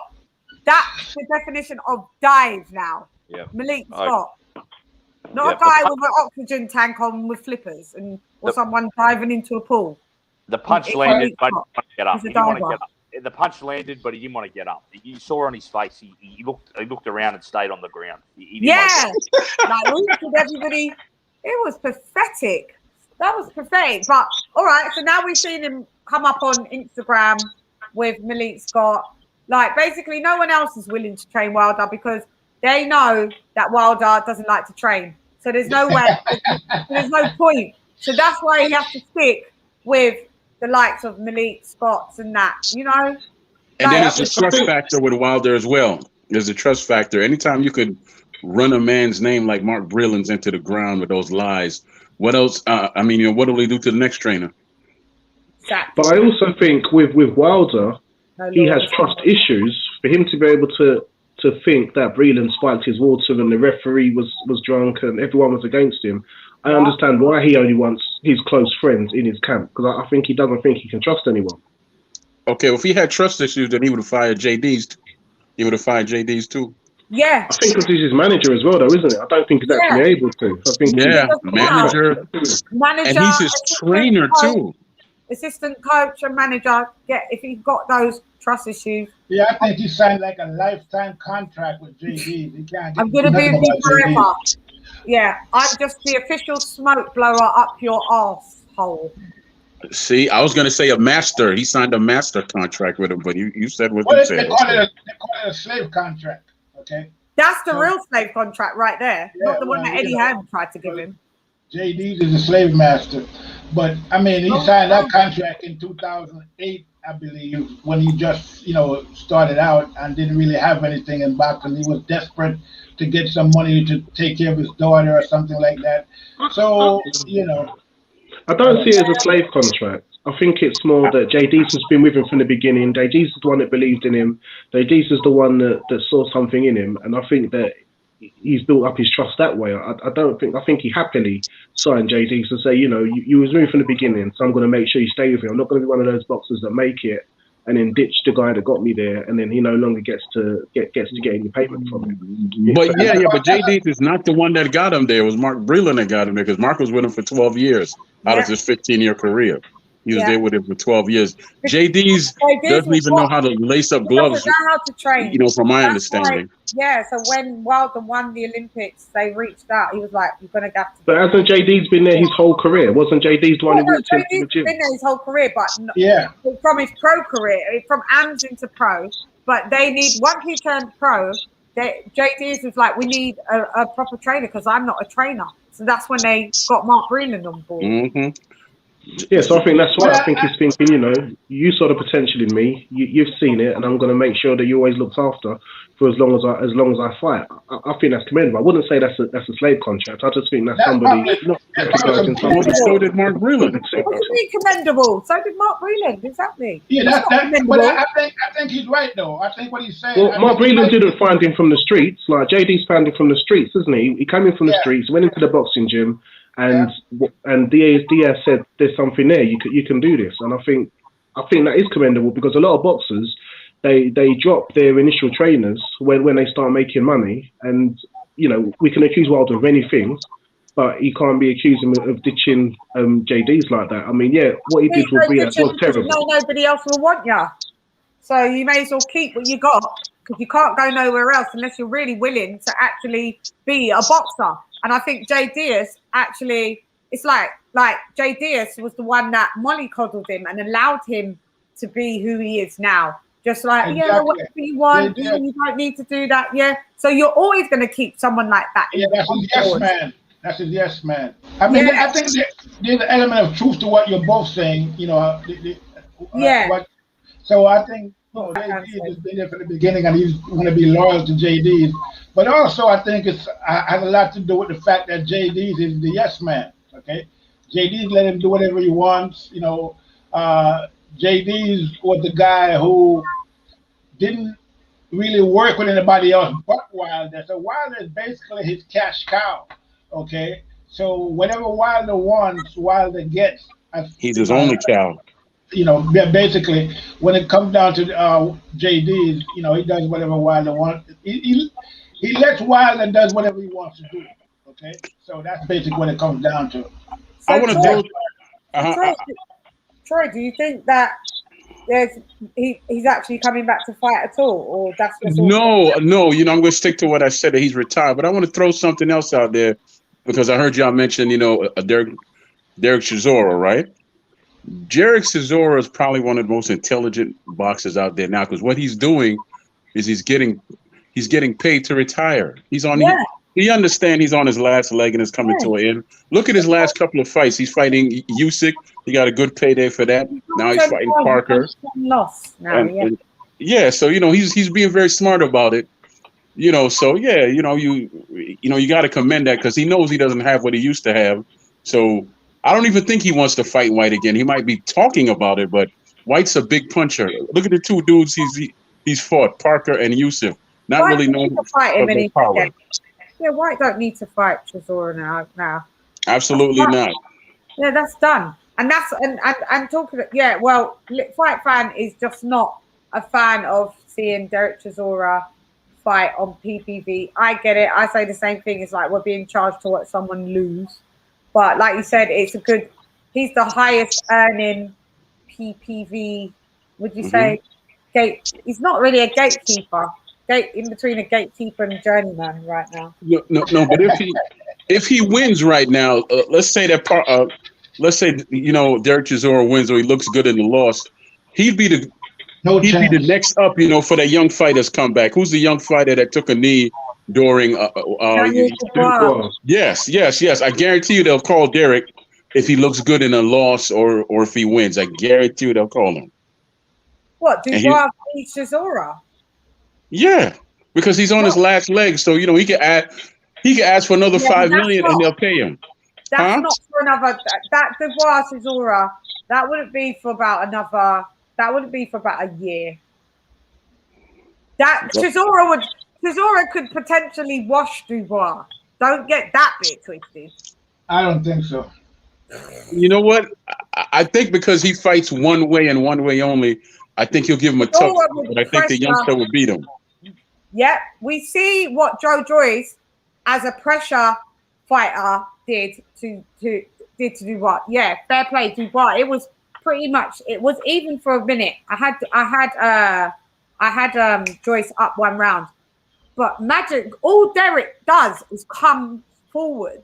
Yeah, but he doesn't have the skills enough for Joe Joyce. And he's got a chin. But he doesn't have the skills enough for Joe Joyce. I'm not saying that he can't get knocked down. He's been down numerous times. But what I'm saying is that I don't know if you can write Chisora off on with a Daniel Dubois at this stage. If Daniel Dubois gets better, yeah, Chisora's out. Because by this time, Chisora's already kissing 40 now.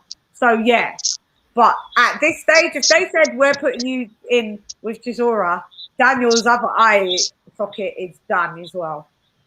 I think, like I said, the first couple of rounds, you got to give that to Derek because he comes on like gangbusters. But you know what he always says? I'm in the best shape of my life. Then he comes in at 255. Right? He comes in at 255 and he gasses out by the fifth round. The fifth round. Right? And then you've got David Day saying this is the best Chisora that we've ever seen. David Day this is the best Chisora we've ever seen. He's been looking magnificent on the. Oh, David A. Just take the money. I don't know, man. He could sell water to a fish in something else. Sand to the Arabs. Ice to the igloo. His eyes glow. He then leans back and he starts talking about it, and he's just thinking, all that money in my bank. He's worked out every pound he gets per pay-per-view, and he's just going for it. And good luck to him. I'm just not falling for it this time. So if he loses, if Chisora loses this fight, what do you say? PPV done. He will lose. No. Yeah, he will. Well, PPV done, innit? No chance. It's all how he loses, Lady Shan. It's how he loses. If he looks terrible and sloppy, then he's done. Parker will stop. Parker wins on points. No, Parker's going to stop him. I don't think Parker's going to stop him. No, because you have to stand there and beat him into the. He's not going to stop him.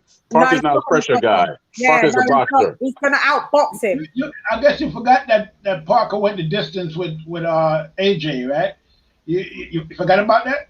Yeah, so that's what I was saying. So he'll go the distance with Chisora. No. AJ wasn't trying to take him out or even really fight him in that fight. He was just working on some things, and you saw that. That was the worst referee fight I've ever seen in my life. Yeah. That was the what? And it was a new AJ, like a very experienced AJ. That was the worst refereed fight I've ever seen in my life. Yeah. The referee needs to be slapped in the back of the neck. Yeah. Yeah. Parker is in a pretty. A lot with those AJ fights. I've heard. Parker has skills, man. People just sleep on Parker like that. You know? But his last three fights since the Dillian White loss, what skills has he displayed? And the Dillian White fight was years ago. This is what I'm saying. He's had long layoffs. He's fought no competition and not fought well. Yeah, I'm with you. I'm not thinking that Parker's the greatest thing since sliced bread, but when he's fighting Derek Chisora, he's just gonna outbox him. That's it. It's gonna he's not gonna stop him. He's not gonna KO him. He's just gonna outbox him, and that will be it. And Derek will spend the whole time running after Parker in the ring. He's going to KO. Mark my words. It's going to be a KO. Okay? You heard it here first. So Parker's going to KO Chisora. Yeah. Yeah. Okay. Because I saw you saw the. Did you see the Parker Ruiz fight? No, I didn't watch Joseph Parker and Andy Ruiz. What? How was that fight? Was that? I should watch the fight. I don't really. I'm not lying. I don't really enjoy Joseph Parker fights. I mean, you have to be. Joseph Parker is he's a technician. I mean, in the ring. Okay, and you do a lot of subtle things in there. In the Ruiz fight, you can see a lot of things that he does.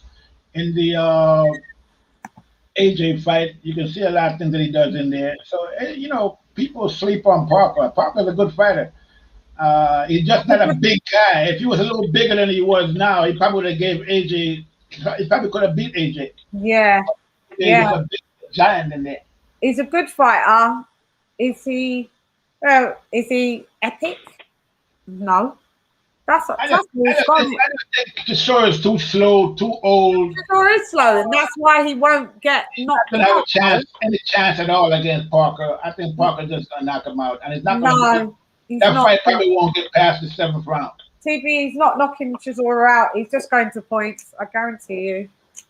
Even the Junior Farr fight didn't result in a knockout or a stoppage, and that was someone that was young and nimble.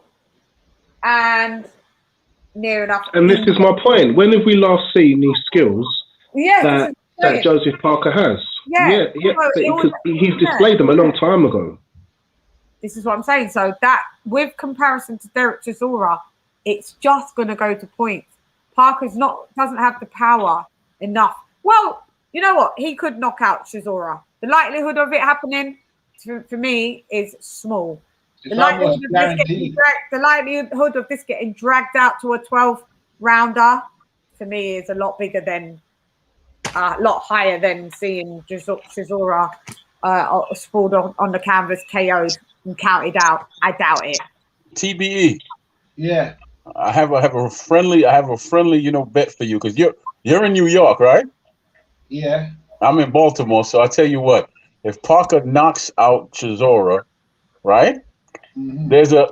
There's a spot in Philly that's owned by this nice black woman called Fusion Star Restaurant, right? Okay. If you win, I'll take you there, and it'll be a $25 limit. If I win, then you'll take me there. It'll be 20. That sounds real gay, but that's a. You two need some privacy. No. Yes, of course. Put on some Barry White, lady. Chef. Put on some Barry White. As long as it's a vegan restaurant, I'm good. Yeah. You know, they sell vegan and halal stuff there. Yeah. Are you vegan, TV? Yeah. Great stuff. You're gonna pull out the wine. That sounds like a good bet. Tell me a secret. I don't want to know any secret. Nah. That sounds like a good bet to him. I'd take the offer. You should take the offer. No, but I mean, go ahead. Sorry. At the end of the day, you saw the Usyk Parker fight. I mean, the Usyk Chisora fight, right? Anybody saw that fight? Usyk, yeah, of course. Chisora? Yeah. What do you think about that fight? He spent half of the time running after. Anytime he got cut off the ring and actually managed to get Usyk in the corner, he was gassed out by then. Exactly. Like his first few rounds was okay, but then he just can never finish the job. And Usyk should have been Jackal. Usyk should have, huh? Oh no, I just read Jackal's comments. Sorry.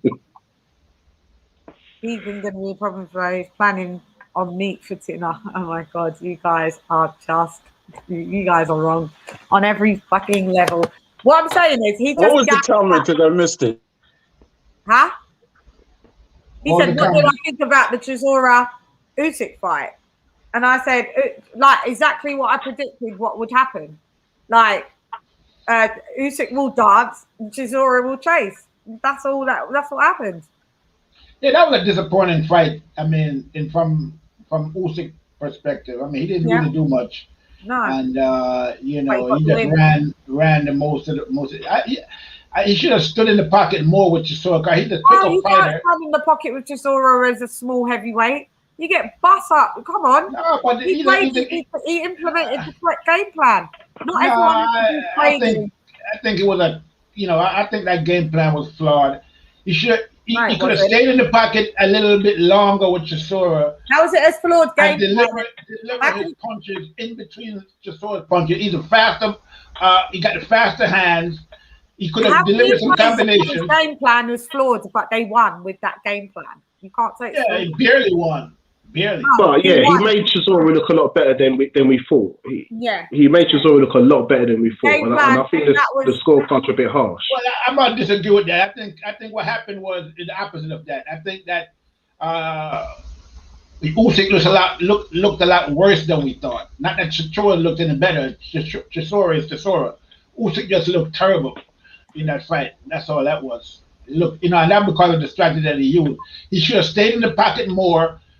Throw more punches, more combinations in the pocket with Chisora because he's a faster puncher, and then move out of the pocket and then set and then do it again. But he didn't go in the offense no time in the fight. He let Chisora chase him all around the ring. Didn't stand up and throw in the punches. It was a joke. It was a very disappointing fight. On paper, he was supposed to use his movements. Shelton, you can come through for the last. I'm doing 15 more minutes to bring it to 2 hours. So Shelton, come through if you want. Go ahead. Sorry, Lee. Sorry. So I was just saying, in the Chisora fight, on paper, Usyk was supposed to use his superior movement, angles, and skills to just avoid Derek Chisora storming forwards and just tag him left, right, hook. Exactly. He left him all night long, but Chisora gave him problems. Chisora gave him a lot of problems. Danced and tagged. And then he's talking about fighting Joshua. He's delusional. If he goes in there with Joshua knocked him out in the first round. I agree. Usyk had no chance. From what I saw in that fight with Chisora, unless there's some improvement, he has no chance against the bigger guys in boxing like Joshua. Even Wilder probably knock him out. I'm sorry, I wasn't impressed with Chisora. I agree. I wasn't impressed with him at all. He was very, very disappointing. Either he needs a new trainer or he needs to, try, just use a different strategy. But that strategy that he had in that Chisora fight was really, really. Chisora could have the late great Gus D'Amato training him. He'd still lose. His time's done. Yeah, but that fight was the fight where. Usyk what I'm saying is they've emerged. That was a fight for Usyk. They've got new trainers, so it doesn't matter. They could get God himself could come down and train Chisora. He's still losing.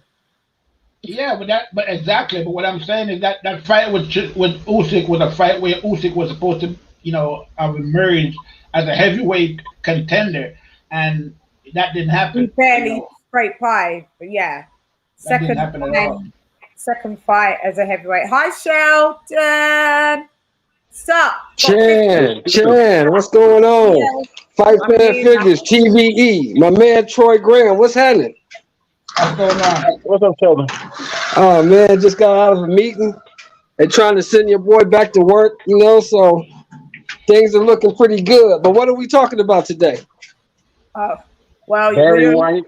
You've come at the end of the show, and we've got 12 minutes left. Okay. Yeah. So were we just speaking on Chisora?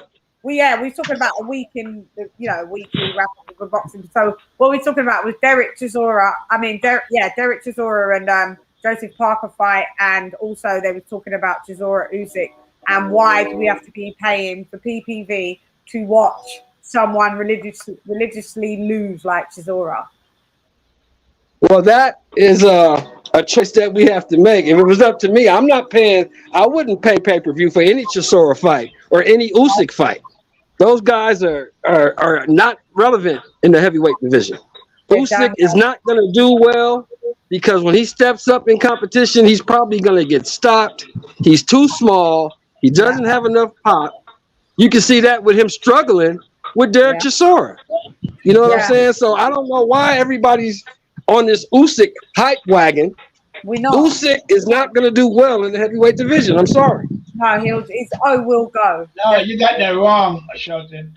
he's not doing well in the heavyweight division. Not that he's not going to do well. He's already in the heavyweight division. He's not doing well. So it's what it is. He's already not doing well. So yeah. Yeah. I'll tell you this about Usyk. If he performs well against Joyce, somebody that he's already fought just before he became pro, and if he's not able to do well against him, then it significantly reduces any chance of him actually having an impact in the heavyweight division. The Joyce fight is tailor-made for him to do something and look halfway decent, because he hasn't so far. I'm just being real. He hasn't. As a cruiserweight, let me ask the whole panel, everybody there, how does everybody see that Usyk Joyce fight? Joe Joyce by knockout. I have Usyk winning. Sorry again. Joyce knocks him out. Sorry. If Usyk gets caught by Joyce, it's game over. But Usyk is a master of that. He knows this. He is going to dance again. Where did you go, Philly? Usyk's going to win. He didn't do that much. He wasn't a very good dancer against Chisora. He was. So. He got a few thumps in his side. Yeah, that was enough to remind him to be like, "Yo, I got to dance." Yeah, but I think what's his name? Joyce is gonna land more punches than Chisora did. Yeah, because Joyce is a better boxer. Like exactly. Joyce than Chisora. Boxer, but I don't see I don't see Usyk losing that fight. Okay. I see him losing and losing. Do you? Yeah. Only because he hasn't looked great at heavyweight. He has not looked great in the heavyweight division. Yeah, but so far he's beaten the two. They're rubbish, but one was rubbish. Chad Witherspoon, he was rubbish. But I mean, like this is where Usyk will fare well. The heavyweights that can't cut off the ring, that are not on the balls of their feet, not quick, he will fare well against those types of heavyweights. But when you contend with like the Tyson Furies, the Deontay Wilders, and the Anthony Joshuas, even Dillian White, he's not going to fare well, because they can stick a move as well. They got 1 punch, 2 punch power combos. They can cut off the ring. Like, they can box as well as power. Whereas Usyk doesn't have the power, but he can box. So guys that he can dance around, he'll dance around and beat them. But guys that he can't dance around, that are as nimble as him, he's not good. That's where he loses the O. See, my take on Usyk is this: some people's skills don't transfer from cruiserweight to heavyweight. If we look at Michael Hunter, if Usyk is a level 10 with movement and placing, Michael Hunter is like a level 9. But Michael Hunter has been able to transition into the heavyweights and look a lot more dangerous in his fights against a lot better opponents than Usyk has. Is Usyk able to transfer his skills from the cruiserweight skills into the heavyweight? At the moment, I've not seen it happen. I have not seen it happen, which makes me then question, on paper, as Jacob is saying, Usyk should school Joyce. It should be an 11-1 or a 12-0. But the way Usyk's been performing, I have doubts about that. I have to give Joyce much more of a chance, because I just haven't seen Usyk bring that level of skill up to the heavyweight division. I agree with that 100%. Yeah. Troy, what do you think? I'll be more critical, though. I mean, he was very diplomatic, but, I would think that Usyk, hasn't shown us nothing. Zero. Zilch. Okay, nada. Okay, at heavyweight. I don't see nothing that he has done. I mean, the Chisora fight was an embarrassment. Okay? I mean, here you have Chisora, who can barely drag one leg behind the other. Okay? And he's chasing you on the ring. I mean, there's even... Because his thumbs hurt. You could even say that it's no shame running from the top. Chisora won that fight because he was the guy pressing the fight the whole fight. Yeah. Okay. It was sad, but he just couldn't finish it off. He gassed out. Though. Usyk needs to. I'll see what he's going to do in his next fight, and I'll say, from there Yeah, we'll see what and happens. then we'll be able to gauge it better, won't we? We'll be able to gauge what he's going to be doing. But from what I've seen so far, I'm not impressed, not even a little bit. There's none. Don't care. Not on it. I mean, New Fragrance by Calvin Klein. He was a great cruiserweight champion, but not in the heavyweight. Yeah, we covered David Adelay already. We're gonna jump back just for 1 second. Yeah. Just to make a comparison. Yeah. Okay. I don't know, but when Evander Holyfield moved up to heavyweight, he jumped up and he fought James Quick Tillis in his first fight at heavyweight, knocked him out. Okay. Crawford jumped up to welterweight, fought the champion, Jeff Horn, knocked him out. Knocked out, yeah. Okay. Usyk jumped up to heavyweight, fight one. I don't want to, belittle Chisora, but he's past his prime. Let's just say that, okay? Yeah. A guy past his prime, he barely survived. So I don't think the future doesn't really look too good for Usyk at heavyweight based on that alone. I'm keen to see this fight because I really want to see where both of them are. And they've both fought each other before. They've both got, I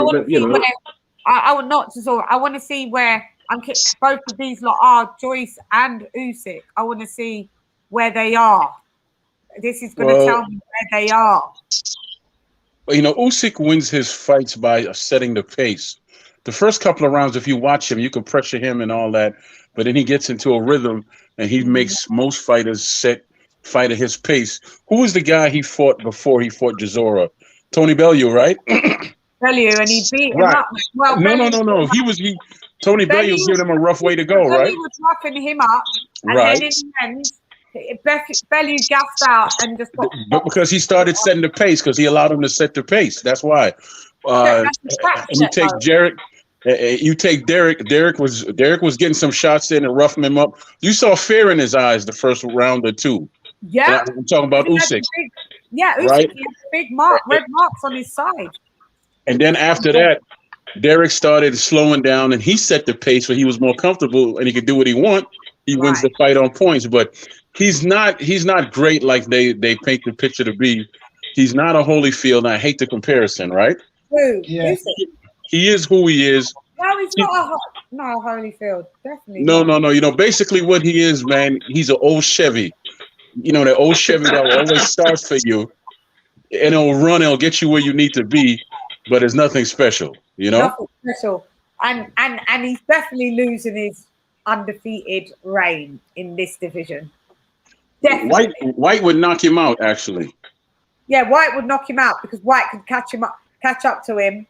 White ain't got the greatest footwork, let's be honest. But once he does get you, he's got better. He will do the business and get Usyk out of it. There's pretty good matchups in the heavyweight division. White would knock him out. Ruiz would knock him out. Parker would knock him out. Maybe even Wilder would knock him out. I said that Wilder would probably knock him out, but I don't know. No, Wilder would knock him out if he gets to. But, but that's a terrible fight for Ruiz. If he fights Andy, that's a terrible fight because Andy fights at a much quicker tempo, and that's the terrible fight for him. Terrible fight. Now with Wilder, because Andy's got slow feet but the fast hands. So yeah. Now with Wilder, if Wilder doesn't catch him in the first 3 rounds, he's going to beat Wilder because he's just going to set the pace. He'll just outbox him. But but if Wilder catches him in like first 3 rounds and even rounds afterwards, he KO Usyk. Definitely, Usyk would be. I don't know. I think Usyk just has to take more chances in the heavyweight. I mean, maybe I don't know. Maybe Chisora connected somewhere and he felt the punch and he said, "Uh-oh, I better stay away from Chisora." Maybe something like that happened. I don't know. Maybe he felt a heavyweight punch, for the first time, and that's what kept him so timid. But I think that if Usyk was to use a different strategy, stay more in the pocket with some of these guys, don't stay in the pocket, constantly. But against Usyk, He could have stayed in the pocket more, throw more combinations, move, reset, do the same thing again, and time to make him pay. But he didn't do that. You want some engagement. You want some engagement, basically. Who's dropped out? You guys confuse me. Who drops in, drops out? That's I think Troy is out. No, I got a call. You guys. I had to take the call. It's kind of important. Else just dropped out just now. Troy. Oh, okay. Dropped out. Yeah, Troy dropped. So what? Yeah. So what do you think, Shelton, with how Usyk's performed in the heavyweight division? I think he needs to go back to cruiserweight. Yeah. But he's undisputed, and if I'm not wrong, he's unified there as well. He's not going to win anything at the heavyweight division. I don't see him winning anything. No. Anything. I have no confidence in Alexander Usyk. None. But he's in a position where if he fights Joyce and the belt gets vacated and he beats Joyce, he could become the WBA champion. He's not beating Joyce. Yeah, I don't believe it either.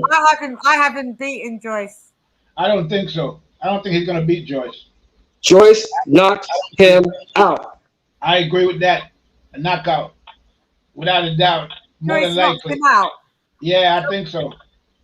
Joyce What do they say, Lady Chan? What do they say in England? Spark out. Spark him. Yeah, he gets spark out. He gets sparked, mate.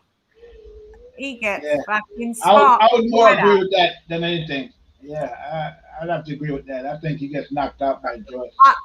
I don't, I'm afraid. And that's based on his performance against Usyk. Against Chisora. Unless something has drastically changed in between the Chisora fight and the Joyce fight, he's going to get knocked out by Joyce. Unless something radically changed that we don't know about.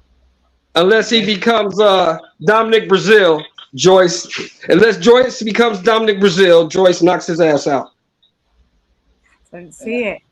I want to, but I don't. I think it's going to be another victory for Usyk with Joyce. I think. Lee, where do you think? The thing is, apparently, Joyce looks a lot slower than he is when you're actually in the ring. It's hard. I think that it's like I said, Usyk should easily dance around Joyce. He's been in the ring with him before. Technical fighters in a rematch generally perform better. So, but I'm just doubting what he's able to do at heavyweight. So I'm having to wait and see. On paper, Usyk should do the business over Joyce, but at heavyweight, on his heavyweight form, I'm not so sure. I think it becomes very much a 50-50 fight. Usyk beats Joyce. Usyk beats him. Usyk beats Joyce. Based on what? What did Usyk do for you to give you that impression? What has he done to give you that impression? Because he's just he's not gonna let Joyce. Like you guys are going, Joyce is faster than what he seems. No, Joyce is very slow. He's very slow, but he's very powerful. He's not catching Usyk. His ring generalship. Is Joyce slower than Chisora? Yes. No, Chisora's not lightning, Shan. Chisora's not lightning. Joyce is slower than.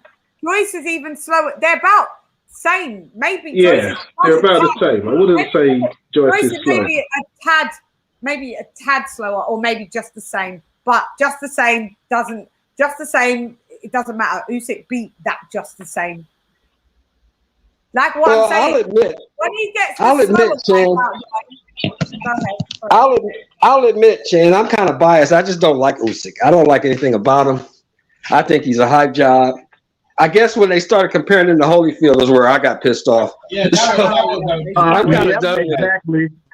Yeah, they should have never went there. But yeah. I'm not an Usyk fan, but I'm not an Usyk like to a point where I'll just be like, nah, I bang on him. Nah, I honestly just know where he's going to go in this heavyweight division. He's not going to win anything. His O will go. But with the fighters that are slow and flat-footed, he'll win. And with the fighters that have all of the boxing fundamentals, he'll lose against. And that's just where I stand with it. Yeah, I could go with that. I mean, I'll admit I'm biased. I don't like the dude. I'm hoping he gets knocked the fuck out. I wouldn't. What don't you like about Usyk? I don't like the hype. Just like everybody was all on the what's the other guy? Triple G. Lomachenko. Everybody was on the Lomachenko train. I never saw that guy as the greatest thing, and he's on par with Ali. And get the fuck out of here. You guys are tripping. I think it's Lomachenko and Usyk friends. They train together. Yeah, so that would be the reason why you don't like both of them, because you didn't like. I don't like it. I don't like it. They're hype jobs, in my opinion. I know most of the boxing public doesn't agree with me, but they're hype jobs. As you can see, when Lomachenko actually fought somebody who had some skill, he got his ass whooped. So, you know. Come on, Gary Russell Jr.'s got skills. Come on, he has beaten some skillful fighters. Yeah. I give him that. He did beat Gary Russell Jr. But that was a close fight. They should have counted that knockdown in that fight. Was no knockdown. You know, so I have a lot of questions. Is a knockdown in the Russell fight? No, that was a trick. Tomato. I think the guy's a hot job. I think the guy's a hot job.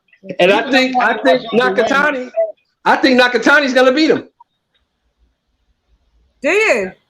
That's a possibility because of his height and his toughness. That's a possibility. Yeah, because he's a big fighter. He's a tall geezer. But I mean, yeah, for me, that's pretty much of a. It's about 50-50. We don't. Loma's taken on dangerous fights. He's had a loss, but he's taken on dangerous fights. I respect it. I don't know why you don't like him. But with Usyk, I respect him. I just don't like him. Yeah, they take on dangerous fights. With Usyk, I don't understand. He cleaned up his cruiserweight division. There's nowhere for him to go back to cruiserweight. He can't do cruiserweight. Maybe he can do bridge here. Well, you know, at least I can say this for Lomachenko and Usyk. At least they fighting somebody. We got these other guys who's supposed to be on the cusp of being all-time great, and they won't even fight nobody. So I gotta at least give them that credit. Yeah, they're not fighting. Go ahead. I like Usyk, okay? And the reason I like Usyk, even though I don't respect his skill that much, is because I like him because of his boxing style. But again, when push came to shove and he had a chance to really showcase and to really show his stuff, he fell short. And that was against Chisora. And that was a perfect opportunity for him to really show what he can do at heavyweight, because that was an easy fight. That should have been an easy fight for him, okay? At the end of the day, he should have stopped Chisora. But he doesn't have the power to. Well, that's what I mean. Fury managed it. I don't know if he had the power or not, because he never really gave it a shot. No, there's a difference. Even as much as Fury's pillow fisted or whatever, Fury's still 6'9" and 270 pounds. But on paper, Chisora should have done the same thing. He should have outboxed him. He should have just kept tagging him all night long to the point where the referee says, "Mate, you can't hit the guy back. I'm pulling you out." No, I thought you were saying that Usyk should have knocked out Chisora. Well, he should have done the same thing that Fury did, in the sense of just kept punching him up all night long, so Chisora couldn't hit him back, to the point where the corner said, "Mate, there's no point sending you out because you can't touch the guy." If you guys know anything about Derek Chisora in that level, I don't understand how you could say in the same sentence that Alexander Usyk should have been able to knock out Derek Chisora. Are you crazy? He's a cruiserweight. No, stopping him on his feet. The referee stopping him. Well, fight fair figures. You got to understand that in a fight like that, fight fair, Chisora is going to get a lot of leeway because he's a known commodity. Everybody knows he's tough as nails. So he's going to get leeway when it comes to getting punched. You got to basically stop Chisora. It's going to be hard for a ref to stop him if he's actually moving or throwing a half of a punch back. He's going to get leeway. You actually have to stop a guy like Chisora. You don't need leeway to be able to Usyk cannot stop. He cannot stop Chisora, and he cannot drop Chisora. He just doesn't have the power to do so. He needs to go back to cruiserweight. Have the power to do so because he doesn't have the pop in its punch to do so. Even if, let's say, that's facts, Chan. Yeah, and he got Usyk in a corner. I mean, he got Chisora in the corner. He doesn't have enough power to offload and unload onto him for Chisora to be like it. No, it's guys, we got to be realistic for what the fighters that we're talking about. If he can't stop Chisora, who can he stop in the heavyweight division? This is what I'm saying. There's nobody he can stop, but he can beat people in the heavyweight division. I don't think so. I've only told you the only way the people he can beat are the slow heavyweights that can't keep up. So as we've seen, the Chaz Witherspoon rubbish anyway. Derek Chisora won't be able to keep up. I predicted it, even though I went with Chisora because David Hay. But my initial prediction was like, if Chisora doesn't cut off the ring and allows Usyk to dance around him, Usyk will dance and stick and move and point score.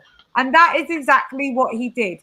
Like I said, if it gets to the Anthony Joshua's, the Tyson Furies, the Dillian Whites, no, he's not going to be able to beat those. Chisora gave himself a 4 in that fight. Chisora gave himself a 4 in that fight out of 10. I mean, not Chisora, Usyk. He gave himself a 4. When they asked him how did he do in that fight against Detroit, he said, "I'll give myself a 4," which is was correct. Let me ask the panel a question. Let me ask the panel a question. Alexander Usyk versus Andy Ruiz or Deontay Wilder? Gone. They'll beat him up. Ruiz stops him. Ruiz stops him. Like we said, in the first 3 rounds, Wilder could drop him. Spark out. If it goes past 3-4 rounds, Usyk could beat Wilder by outboxing him. But let me listen, because actually Usyk could still do the same thing with Ruiz. Because AJ had to outbox him and stay on the outside in order to win. That was the only way he was going to be able to beat Ruiz. Let's have it right. Otherwise, he would have got... And when he did try to trade within that part 2 fight, in that rematch fight, he got a few conks from Ruiz to remind him. And when he went back to that corner, Rob McCaffrey said, stick to the fucking game plan. Outside only. You cannot trade with Ruiz. I don't think, and honestly for everyone here, I don't think any heavyweight in the heavyweight division can fight an inside fight with Andy Ruiz if he's in shape. Andy Ruiz has fast hands and he has a little bit of pop. So I think Fury gets beat if he goes inside. I think AJ gets beat if he goes inside. I think any heavyweight that tries to fight inside with Andy Ruiz gets beat. I can agree. Parker fought him on the inside and beat him.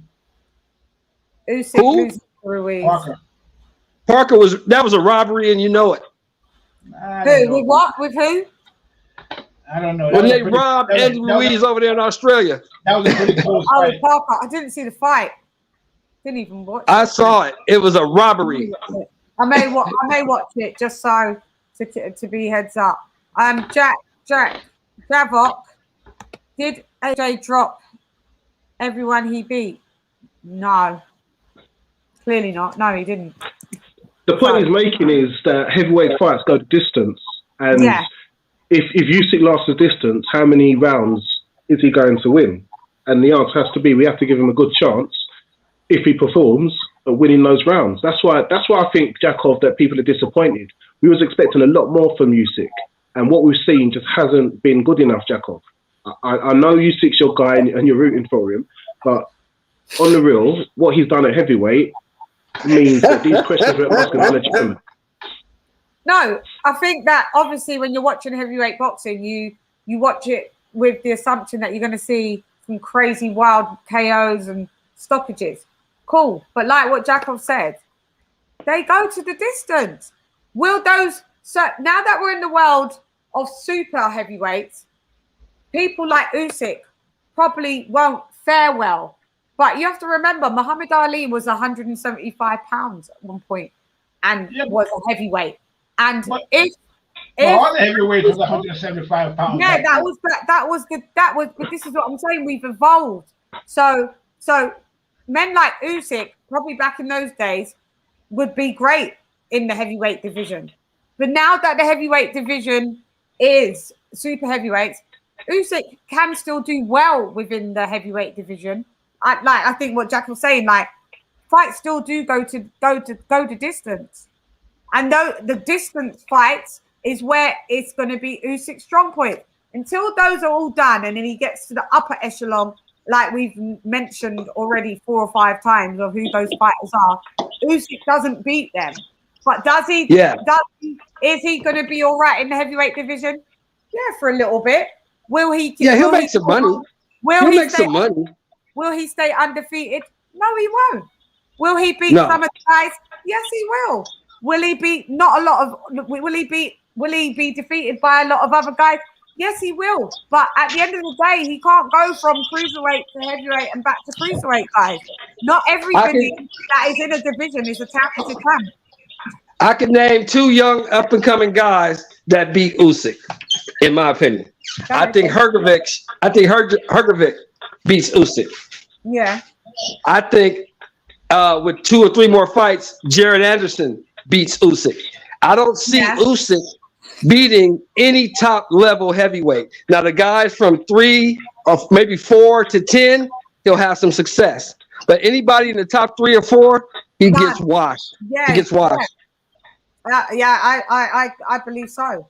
I don't think he fares well, like I said, with the elite heavyweights. No. What's Chisora's ranking in heavyweight when he fought Usyk? Say that. What was Chisora's rank in the heavyweight when he fought Usyk? No. I don't think he was top 10, was he? Nah, he's like you're talking about. He's like top 30, but not top 10. Okay, so he couldn't be the top 30 guy, but you think he's going to beat people in the top 10? It's not going to happen.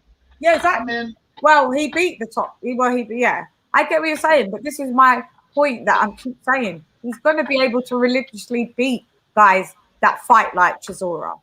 But you're talking about guys in the top 15, 20, 25, somewhere around there. We're talking about like the Michael Hunters of the world, the fucking Joseph Parkers of the world. He can beat those guys. No, I don't think he can beat Michael Hunter. I don't see him beating Parker. I don't think Hunter gives him all kinds of problems. I don't know if he could beat Michael Hunter. Yeah, you're right. You're right. My bad. He probably can't beat Parker, but I think he can beat Michael Hunter because he's a little bit faster. And Michael Hunter he's already beat Hunter, though, hasn't he? Michael Hunter don't have pop, but Michael Hunter is likewise. He's a cruiserweight. Because he's already beat Hunter at cruiserweight. Yeah, but Hunter gave him the most problems.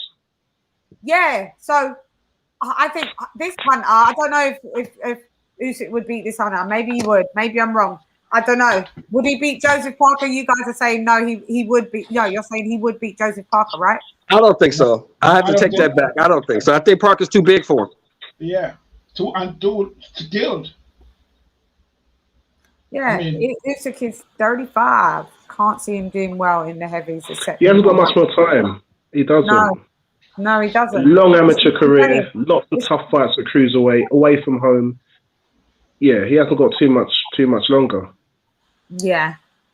Well, that's what I'm saying. I just know who I feel that he can beat, and I just feel that I know who he can't beat. And the likes of the Derek Chisoras, he can. So when is his next fight?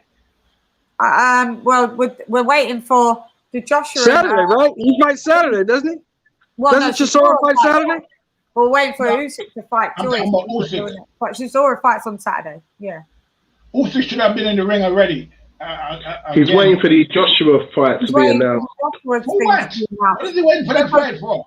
Because he can't beat any of those guys. He can't beat either one. Yeah, but it's an interim fight, isn't it? Like the WBO, remember he's mandated to Joshua. So if that fight doesn't happen, he's the #1 mandatory for the. How did he become the #1? How did he become mandatory for Joshua? When you move up as a unified champ, you automatically get the shot. But Question: do we want to see that fight? I don't want to see Joshua or Fury against Usyk. I don't want to see that. It's a joke. I do. They're interested. I want to see I want to see champions That's a face slap in the mandatory. face to White right there. That's a slap in the face to White. Say that again, Troy. That's a slap in the face to White if he gets a championship shot before White does. Well, I mean, say that again, Troy. Facts. But Usyk's being treated badly by the WBA the same way that the WBC is treating Dillian White. Remember, they're mandated for different belts, though.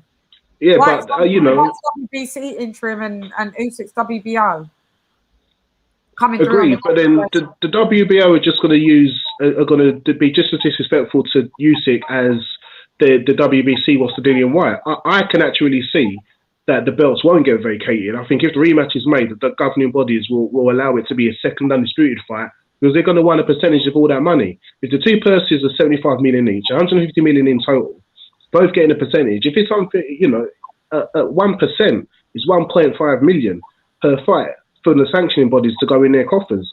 You know, that's what they're looking for. I don't think they're going to turn it back on that and then strip the winner of the belt just so that Usyk or Joyce can fight for it. I just think money talks, and I think it will still be undisputed in the rematch if the rematch happens. Mm-hmm. Let me ask this question.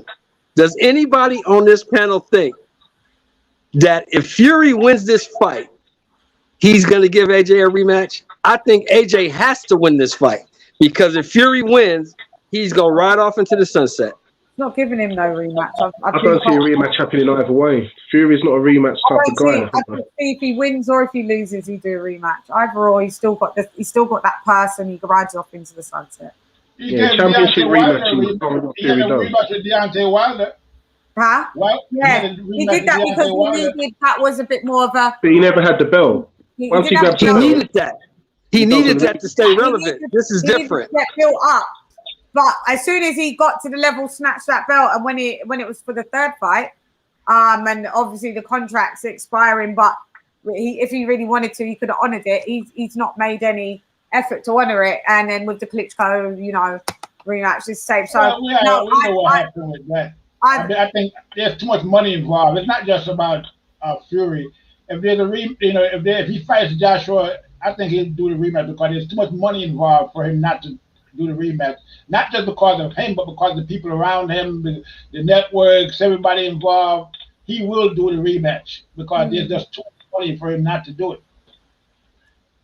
I don't know. Fury's a different cat. Yeah. Fury's a different cat. I think Fury's gonna bone out. I don't think he's gonna give nobody no rematch. Yeah, I'm sticking to my initial thought that I just don't think Fury. It looks like he's trying to duck the first fight, much less the rematch. It looks like he's trying to get out of the first fight. Him and his stupid crew. And that's what I'm saying. When they were saying he's rooting for Billy Joe Saunders and saying which is cool because he's like gypsies are winners and stuff like that, and it's cool to, like I said, like big up your culture and support your culture. But when someone was like when he was saying that we only win and that and that's what we do, I was like, so why is your dad 8-4? See, that's why I'm picking AJ, because I believe that AJ has in his mind, I have to win this fight. I have to. I can't lose, because if I lose, this fool is gonna run. And he's just been so dedicated to the sport. I mean, he's been consistent and dedicated. He's never popped dirty. He's never been in any controversy. He's trained the next day after a big fight, and he's just been dedicated. He's a good ambassador for the sport, and it would be a shame on those grounds for him to lose. That is just my take. Let me ask you guys this. Don't like it. Let me ask you guys this. What is AJ's key to winning this fight? He has to fight Fury in the inside. When Fury wants to brawl, AJ has to box. And when Fury wants to box, AJ's going to have to brawl. And it's just going to have to be a combo and chopping down that tree, straight body shots. That's what he's preparing for. Inside combos, body shots, go downstairs, upstairs, downstairs. You got to confuse Fury. You're going to have to confuse him. That's not going to happen. You can't say that's not going to happen because you don't know. No, he's not going to confuse Fury. Fury's not going to be. I'm saying he's going to have to confuse him. But it's not going to happen. It's not going to confuse Fury. No, you don't know that. What he's going to have to do is fight. You don't know that. He's going to have to fight Fury the way he fought Klitschko. Okay? That's the way he's going to have to fight Fury. Don't give him room to operate. Don't show him any respect. Go in there and try to knock his head off from the very first bell. No dancing around. No, trying to outbox him. When you say knock his head off from the first bell, what? So straight away, get Fury on the back foot and go in. No inside fighting. Well, he's going to have to take it to the inside to get him. But I'm just saying that he can't give Fury any room to operate. Okay, so cut off the ring. Still doing what I said. Chop down the tree straight away. Yeah. Knock him out. You're saying exactly what I said, but in a different way. That's going to confuse Fury. Get Fury straight on the back foot, charge at him, pressure him, cut off the ring, upstairs, downstairs, combos. Fury doesn't know what's going on. Baffled. Yeah, that's basically what you're saying. The same thing as what I just said. That's absolutely what you don't want to do.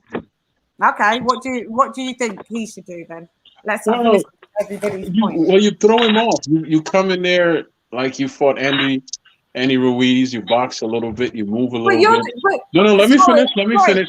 No, wait, Troy. I've just said the exact same thing, and you just told me. Oh, okay. I thought you said to pressure him. I thought you said to pressure him.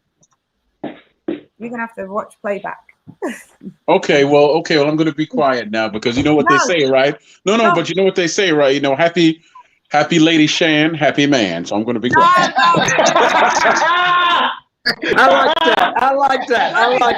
Right. I want you to speak. Go because it's still a different. Even if it's a similar, you're gonna word it how you word it. Go. I want to hear you, King. I was just gonna say you confuse him a little bit. You box, and then once he gets comfortable with that, let me turn this alarm off. Once he gets comfortable with that, then you can pressure him a little bit. But you keep him confused. You keep the tempo up and down, so he doesn't get into a rhythm and do what he does. Because if you just attack him, he knows how to deal with that. And don't have him lean on you, because that's a cheap way that he wins a lot of his fights when he gets in trouble. Lean. Yep. That's such a cheap damn way to win a fight when you're that big. But hate it, yeah. So do you see AJ winning? Sorry. Yeah, I hope so, because I really just want Tyson, Fury, and his daddy out the sport. I'm sick of their mouths. I mean, to be honest with you, to be honest with you, I would have called his father's bluff if I was Eddie. I would tell him, okay, look, I'm not telling you to walk away from the fight, but if you go get a bigger fight somewhere that pays you more money, you go do it. And then you tell all these UK fans why you walked away from the biggest fight in UK history. Good luck. Okay, yeah. That's exactly what I would have said to his stupid. Yeah. We're fed up. Fight fan. How you see it? Go, Lee. I've said it all the time, and I'm sticking to it. I think that Fury edges it. I think that Fury has more ways to win. I think that whatever Joshua decides to do, Fury will have a game plan for it. The way that Joshua can win it, I think he needs to attack the body hard. He needs to not allow Fury to do any dirty tactics, and he needs to slow him down, attack the body hard, and work him. But I just think that Fury will, if he gets into a mauling inside fight, I think Fury can cause him issues. I think if he stays on the outside and dances, Fury can cause him issues. The mid to short range is where Fury needs to avoid, but I think Fury's clever enough to find a way. I think it'll be a chess match, and I think that Fury's got more key components, more key chess pieces to get the victory than Joshua has. I don't. I know you don't, Shan. I know. I you know what? It's not even being biased. You know what, guys? Sometimes I think that Fury's he's a great boxer, he's a good boxer, but sometimes I just feel that he's just overrated. Nobody has seen him fight a lot of top 10 contenders, and everybody has short memories. You're as good as your last gig because he beat Wilder like that. Everyone's like, oh yeah, he that's him now. He's hallelujah again. But no, he hasn't. You have to look at the caliber of contenders that he's fought. I think the biggest thing for me is this, right? I've never seen anybody attack Fury's body. I think AJ has to go to the body and slow him down. If he can get to the body, because his body's never been tested. And AJ punches hard and AJ punches in combination. That's the thing. He has to get inside, go to the body in combination, break him down, and you kill the body, the head will follow. Yeah. That's why I said chop down that tree.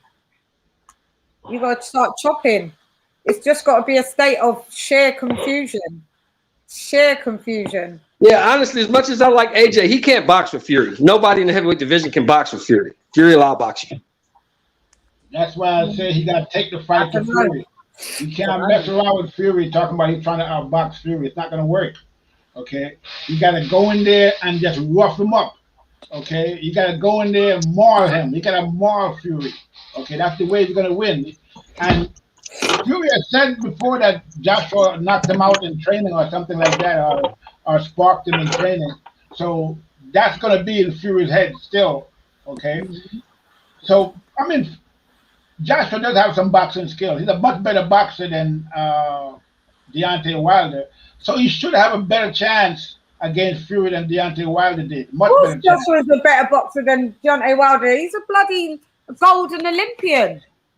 And he's a lot more fresh than Fury. Fury, he's fought regularly recently. And he's younger than Wilder. He's younger than Wilder and way better than Wilder. He's kind of robotic in a lot of ways. And, no, not that much anymore. He's kind of robotic. I mean, Joshua, he still doesn't box as smoothly as he should. Okay? Yeah. He's kind of robotic. He thinks too much. Like when he's boxing, it doesn't flow like the way it does with Fury. Fury just a natural boxer. You see it in his movement, because in his punch selection. Fury's awkward, and how he feints is mad. He's the king of feints. And those damn feints will throw anybody off. Yeah. Who just came into the house, Chan? Who just came in? He feints his head, not his body. His head is Spence, but his body's always there. I have to ask this question, and I ask it every panel when we talk Fury. What boxer has Fury outboxed? I just wait. Troy, I'm with you because this is why I say he ain't outboxed. Let's go. No. Boxer. What boxer has he outboxed? Oh. Let's go. That he did not. He made it ugly. He did. That wasn't boxing. That was ugly. Clinched him. No, Klitschko, I don't know. In that fight, if Klitschko, all right, I'll put it to you like this. That's his best win. Klitschko that fought Joshua and fought Fury, he would have won. Okay? But the Fury that we saw fight, the Klitschko that we saw fight, Fury was very hesitant. He was, he let Fury, keep fainting him, and he kept second guessing himself. Yeah, because if was a fifth, we'd all be drunk. He didn't do it, so that doesn't work. I'm just saying that. I'm not saying it. I agree with you. I'm just saying that if Klitschko had fought Fury the way he fought Joshua, he would have probably beat. Yeah, and I'm telling you why he didn't, because he's used to being the taller man. He's used to implementing the clinch. I agree. But Fury reversed that role, taller guy, and then clinched him and drained him. Yeah, you're right, 100%. Yeah. Centro, hello. Hey, what's going on? What's up? Centro's boxing. Oh, Centro. Sorry, not Centro. Sorry. All right, what's up? Getting a late start today. How y'all doing? How you doing, Lady Chan? I'm all right. What's going down? What do you want to chime in with? Getting a little rest in. Did I get my brush? Go ahead. I turned my iPad on, saw a few people lurking around out here about some boxing, so I thought I'd listen in for a minute and then join in. And I want to say hello to the panel. I see my man Shelton. Yes, sir. Figures, What's good? Boxing, What's and going on? Troy Graham. And I want to say hello to the chat as well. Respect, sir. Respect. Hey, man. I wanted to add a little something about that Fury and Joshua deal. Yeah. I feel that Joshua should come out on top in this fight. First of all, he's going to be looking out for all the antics. He's going to have a little close eye on that situation. Second of all, unlike Deontay's my man, don't get me wrong, but at the same time, I'm a boxing fan first. Joshua is better with techniques as far as boxing is considered. He's going to give my man Tyson a lot of combos. If he give him the combos, he stays close to him, attack the body as well, up and down like you were saying, Lady Chan. He should be able to beat him. He don't need to get Tyson Fury that long distance range that he wants. No, He'll be able to beat not him. gonna work. And somebody said something a minute ago about the Klitschko fight. Yeah, it was an ugly fight, and that's how he won that fight. Klitschko had never seen anybody like Tyson Fury that size and that long. If, like my man said, if he had fought him the same way he fought Josh, he would have beat Tyson. Now, Joshua understands what he saw in that fight. He should if he doesn't. And if he takes a piece of that knowledge about that fight and everything he's seen of Tyson since then, stays inside, uses combos and a little speed and his power, because I'm still not convinced that Tyson Fury is a power puncher. I'm still not convinced of that. I saw what he did to my Me man, either. I'm still not convinced. But I'm the same as you. I think he can either knock him out or he can beat him on points. So now I'm gonna tell you what Tyson Fury, in my opinion, is the greatest at as far as a heavyweight.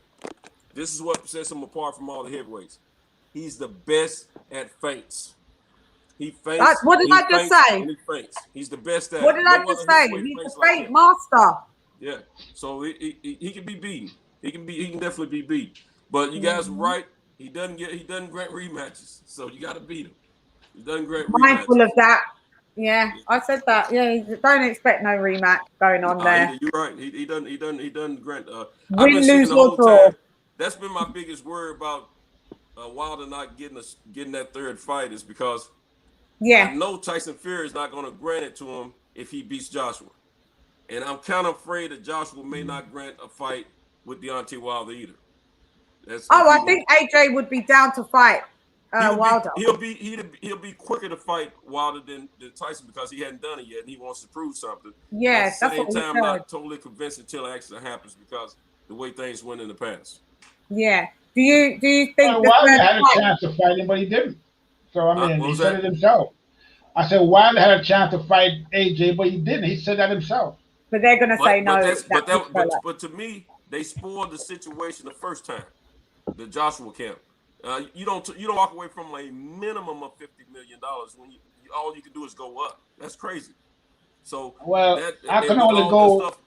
Joshua wanted to take that fight, but Eddie Hearns prevented that from happening. There's a lot of speculation. And I think Wilder just said the heck with it. I'm gonna go with Fury.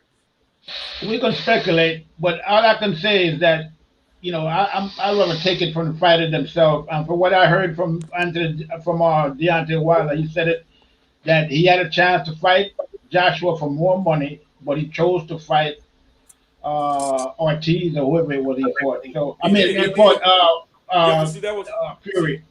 See, what happened is after the first Fury and Wilder fight, Eddie Hearn wanted to be, more diplomatic, and they want him and Joshua want to come in and get in on that and break that triple up that they were planning to do, just like they just did now with this Wilder and Fury thing. Eddie Hearn and Joshua broke that up because they know there's a lot of money out there, and Wilder could have took that fight, but he gave his word to Fury. Unlike Fury, who was trying to duck the first rematch, he wasn't trying to honor his words. Like, tell you something he's going to do. Yeah. This is boxing. So I don't really buy that. I think that what the bottom line is that, I'm not AJ, but Deontay Wilder thought that Fury was a low-hanging fruit. He thought he'd go over there. Fury was out of boxing for like 2-3 years. He was like 400 pounds. He still had a name though, but he hadn't really been doing anything. He'd been drinking, drugging, eating, smoking, you name it. And he figured that, hey, let me just go over there and pick that low hanging fruit and get the reputation, get the lineal title, quote unquote. And, that'd be a great thing, for me going forward and possibly, getting the fight with Joshua somewhere down the line. And, it turned out to be a cherry picking gone wrong. And the rest is history. I respect your opinion, but I disagree with that because Wilder and Fury both were touted by Emmanuel Stewart as two of the best. Can you turn up your volume a little bit so we can hear you just a bit more? Is that possible? Wait a minute, say it again. Is it possible to have your volume up, you to be a bit louder or something? All right, how's that? I'm on my iPad. I don't have a microphone with me. Okay, yeah. So yeah, that's fine. Go ahead. Can you guys hear me a little bit? Yeah. Okay. What I was saying, I respect my man's opinion, but I disagree because these Fury and Wilder were the two guys that Emmanuel Stewart predicted to be heavyweight champions and be the best at it, and they knew that because they were both there when he said it. Then, as the time progressed, they were trying to put a fight together years ago until Fury, fell off on his situation. Deontay is the one that encouraged him to get himself back together and come back to the fight game. Okay, he was one of those persons. I'm not gonna say he was the person. I'm gonna say he's one of those persons. But Deontay also knew it was a tough fight. He knew it wasn't no easy touch, and everyone knows that Fury is competition. You don't just walk in that ring and just I gotta win. That ain't happening. He's no low-hanging fruit at all. I mean, he's still proven to have a tough chin. He's still proven to have a lot of boxing skills. There's no low-hanging fruit there. You beat him, you beat a great heavyweight. He's the biggest guy in the business. So that's another reason. His arms twice the size of Deontay's, and they're longer. Mine are twice the size of Deontay's. Bloody hell. I want to step in here after brother's done. All right. Right. When you swinging those wide punches like Deontay does, all Tyson Fury got to do is just put his arms up, and he's gonna block it. Easy peasy. But styles make fights. But no one can ever truthfully say, not a real fight fan, say that Tyson Fury is a low-hanging fruit. That's ludicrous. He was at that time. Let me step in here. Let me you said you wanted to go after. Yeah, you said you wanted to go. Right. Let me step in here and ask brother a question. Yeah. Okay, before he fought Fury, what was the biggest name on Wilder's resume before Fury? Oh, here we go. This is going to be a 4-hour show. No, it's not. What was the biggest name on Wilder's resume? Everybody I'm on your side, though, with Troy. I know where you're going with it. Huh? Ortiz was the biggest name on his list. Okay, and he wasn't big at all. He was just a contender, right? He was just a contender. No, don't forget that listen. Blind Ortiz to keep him Okay, listen. Okay, stop, brother. Stop before you give me the whole soliloquy. You answered my question. Ortiz, but Ortiz is really just a contender. I'm on here for boxing. I'm not going. I got you. But let me make my point real quick because I know you're gonna go around. You're gonna go around the mulberry bush and cut up the mountain and all that. I don't want to hear all that. But the truth is, every time I hear this story about how Wilder's such a kind guy and he motivated Fury to come back, you don't think that the whole plan was to say, go ahead and talk to him and befriend him and get him back in shape. And then once he's back in shape, he has a few tune-up. You beat him, and now you have a big name on your resume, a former champion, which builds up your resume, and you leverage. And now we could ask for $200 million, since they offered you like $100 million. Come on now, you don't think he just did that out of the pureness of his heart, do you? You think Wilder just did that out of the pureness of his heart? He went there and said, "Hey man, I really want you to clean yourself up." That's the LDBC talking point there. When I was boxing, I was an amateur. I didn't box for money, and I didn't box for the pureness of my heart either. No fighter fights for the pureness of their heart. This is a business. This guy, he probably had some ulterior motives, but at the same time, he was tired of that bull crap, so he went another way and rebuild. And then they come together, and then you can make a bigger fight. I'm sure that's probably logical, but I don't think it had anything to do with avoiding someone. Because he was willing to take that 15 million before it was all over with. Oh God! Let's not go back. Listen, I just want to end my comment with this: Wilder's retired. Unless you could tell me who he's fighting and give me a venue, a date, and a time. It's been 15 months now. The dude is retired. He's irrelevant. If he's retired, then that means Tyson and Joshua's retired. They ain't neither one of them. No, how? Joshua just fought. How are you retired if you scheduled a fight? How are you retired if you scheduled a fight, brother? How? Joshua just fought in December. You remember? I know. No. How are you retired if you scheduled a fight? Tyson, you can say the same No. thing. How are you retired if you're scheduled to fight? Well, they have a venue and they have a fight. How are they retired? From what I understand. Okay, thanks. I'm supposed to be fighting this June. From what I understand. Who? Wilder's fighting June? Who's he fighting? Who? Everybody know. I'm just telling you what I'm reading. Well, I don't know. I haven't seen nothing about him fighting anybody. He's retired. Why would you say Sento's boxing? He's retired. No, it's not retired. Until we see a fight, until we see him in the ring, he's retired. He's back. Let's be fair, Shan. It's not wishful thinking. No, we can't say he's fought. He outpriced himself with the Charles Martin fight. He hasn't fought since February 2020. Does he fight Tyson? You cannot say that then Joshua's retired and that Tyson's retired. Then you can maybe say Tyson's retired because he hasn't fought since he fought Joshua. I said that they scheduled to fight. What the guy said. This man is not retired. Neither one of those guys are retired. Don't get it twisted. Neither one, not of three of them. Neither of the three are retired. Now, they don't have a firm date just yet on Joshua or Fury. No, they got 3. So Eddie Hearn came out today saying it's going to be out on the 24th to 30th. He said it. He confirmed it. Neither one of these guys have fought. Joshua has the most recent fight of the 3 of them. But they have a venue, don't they?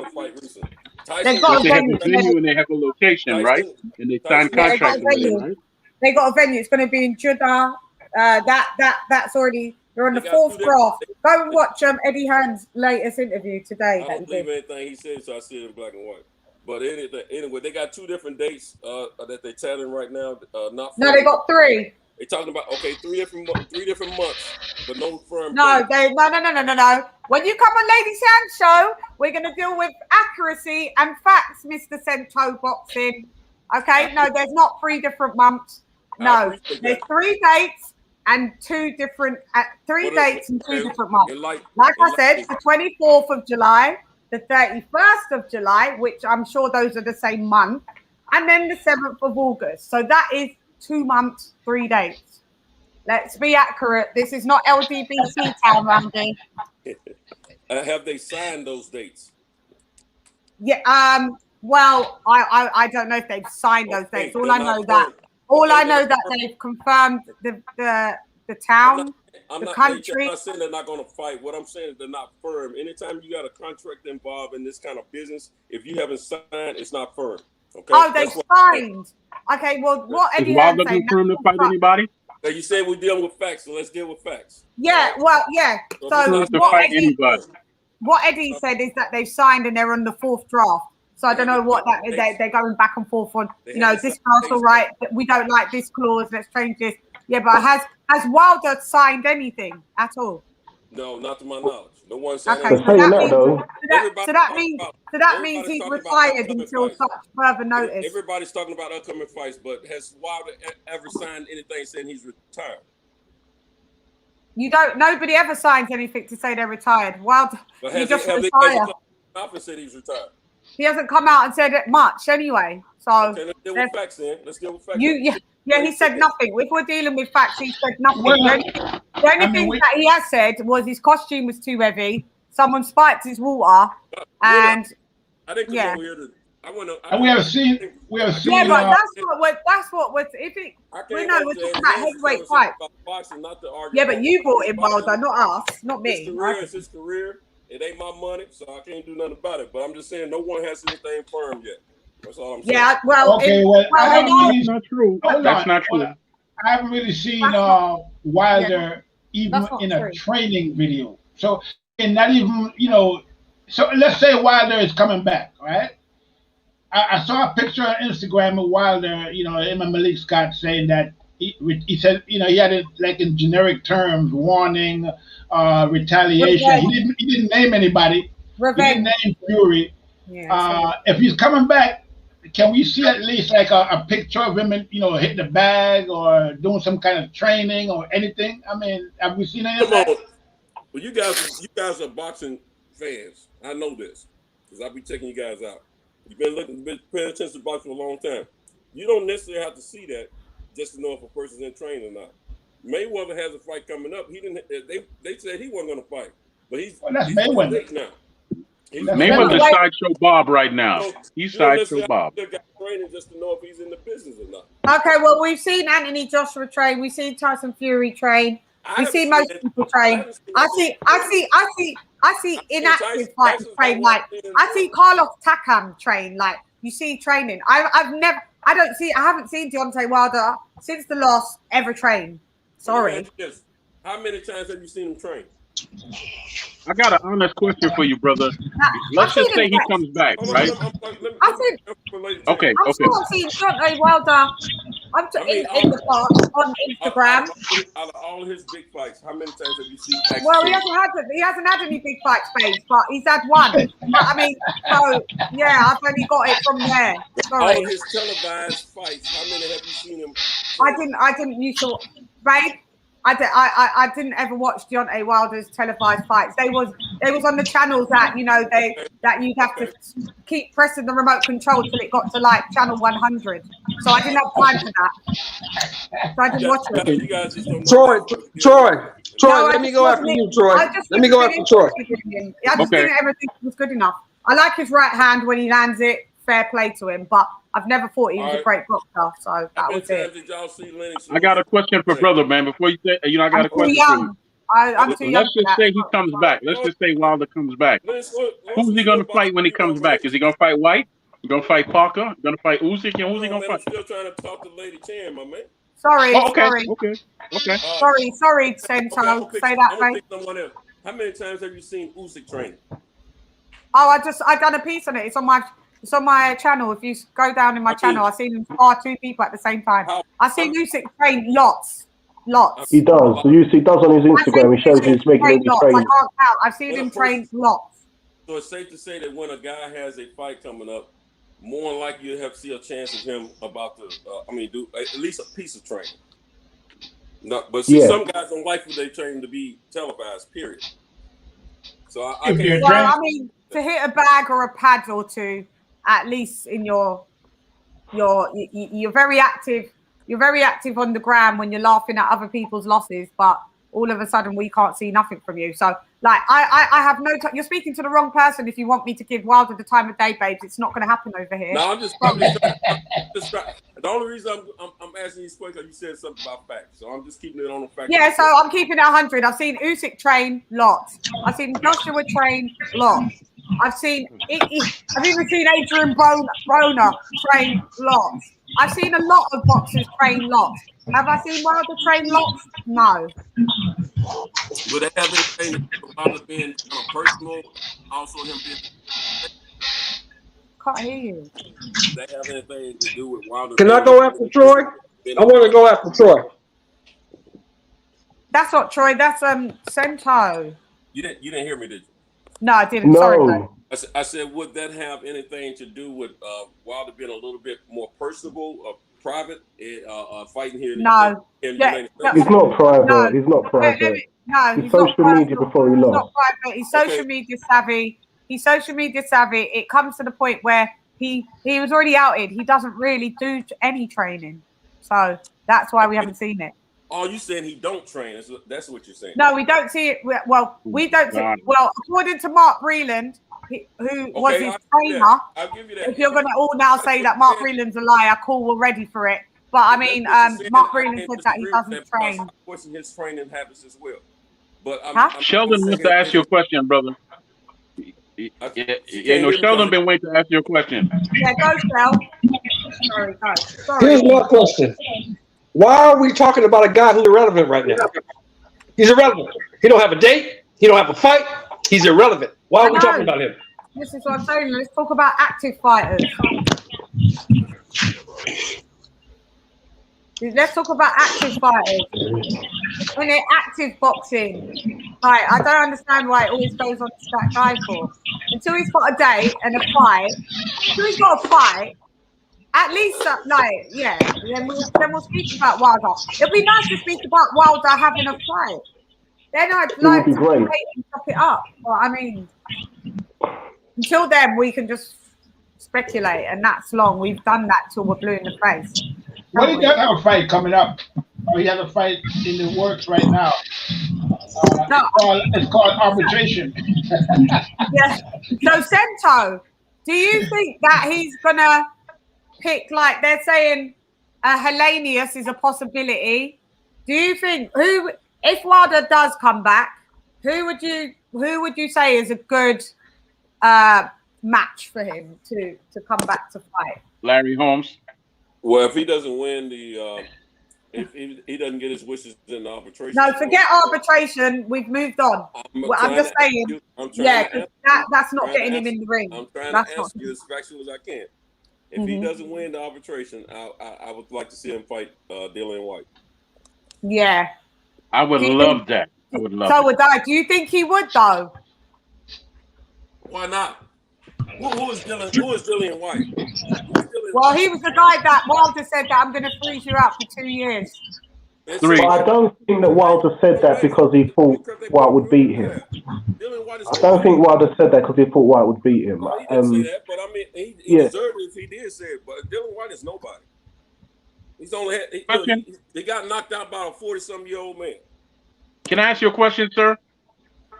Can you name me any fighter that Wilder has fought that has one punch knockout power? Any fighter?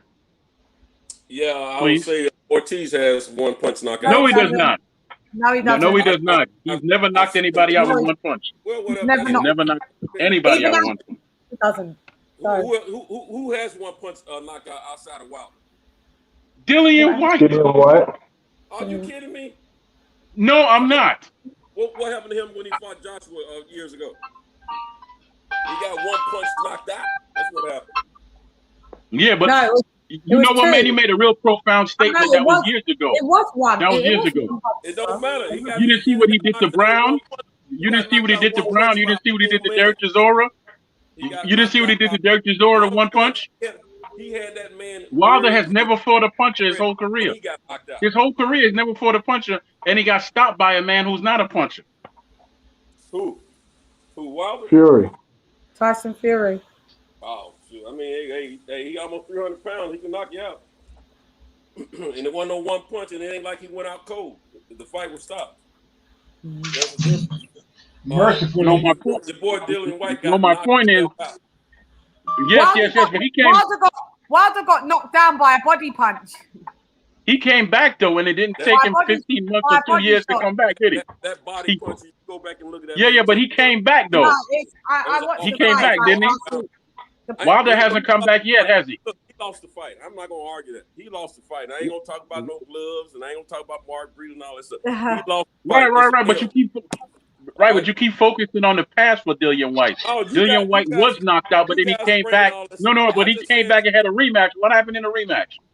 All I said. Thank you. If Wilder don't win the arbitration, he need to fight Dillian White. There is no more arbitration or arbor this, arbor that. The boy is retired. Well, apparently y'all not paying attention. It's still going on. Well, it doesn't really matter if you win or you lose at the end of the day. You know, it's whether you come back or not. And Wilder hasn't shown the ability to come back. Joshua has shown it. Dillian White has shown it. Many fighters have shown the ability to take a loss, get back up on the horse, and ride again. Wilder hasn't been able to do that. He just made excuses after excuses after excuses.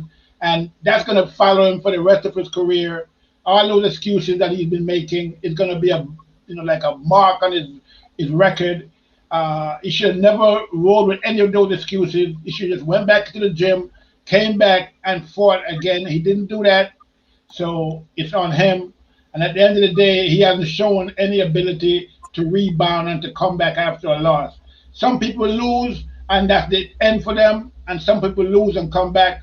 At this point, right now where we are, it looks like it's the end for Wilder because he hasn't come back, and it doesn't look like he's coming back anytime soon, as far as we can see. So until then, we just have to, see how it all plays out. But it's not looking good for Wilder at this point. That's all I got to say. I tell you who I want to see him fight. And a hallelujah from the panel. Thank you, TBE. Let me get an amen and a wow. Let me tell you who I want to see him fight. I want to see him fight Effie Ajagba next. He needs a tune-up fight before he even thinks about a Dillian White or anybody on that level. He needs to fight Effie Ajagba and see what he looks like, get his confidence back. Because boxing is 20% physical and 80% mental. Boxing is about confidence. He needs to fight somebody like Effie Ajagba, get his confidence back, then think about taking a meaningful fight. Don't jump back in the ring with a Ruiz or a Dillian White or somebody of that caliber, because you're probably going to get knocked out again. Yeah, that'd be dangerous. Yeah, but he's talking about jumping back in there with Fury, which is ridiculous. Exactly. So, I don't understand. I mean, I think you guys are more afraid for Wilder than Wilder is for himself. But I don't think so. I think Wilder is more afraid for himself than anybody is afraid for him. Hey, Santos, you my boy. Santos, you my boy. I'm going to be honest with you. Just in my opinion, Wilder ain't that good, homie. He's a one-trick pony. He's not that good. You put him in there with somebody that can actually fight, he's probably going to get beat. He needs a tune-up to get his confidence back, because he won those fights. All those fights he won them because he was ultra confident and he used his athletic ability. None of those fights were won with boxing skill. None of them. He's not that good a boxer. He's just not. Repeat what you said, Sheldon. I said none of the fights that he won. Any of the fights that he won. The only time he symbolized a boxer is when he fought Severn. That's the only one time.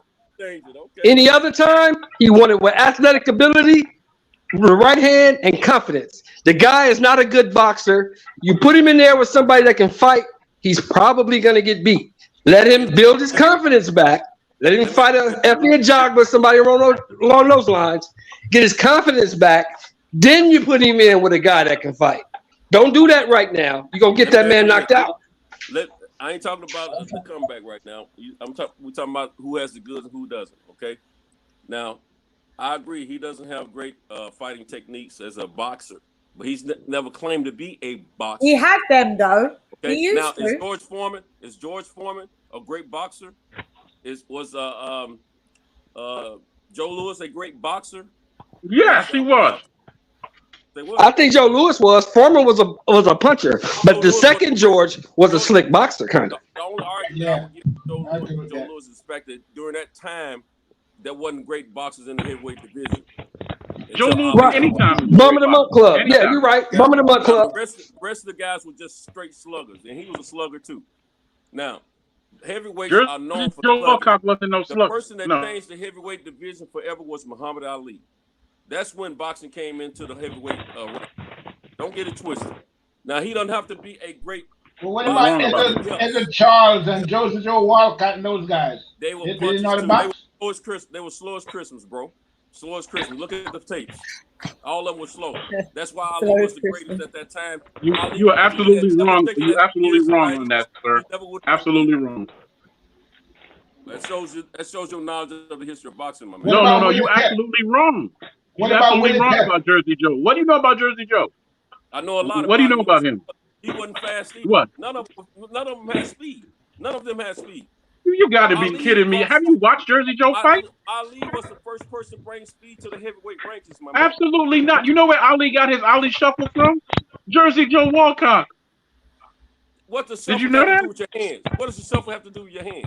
Oh my God, Jersey Joe was considered the cutie in the ring, man.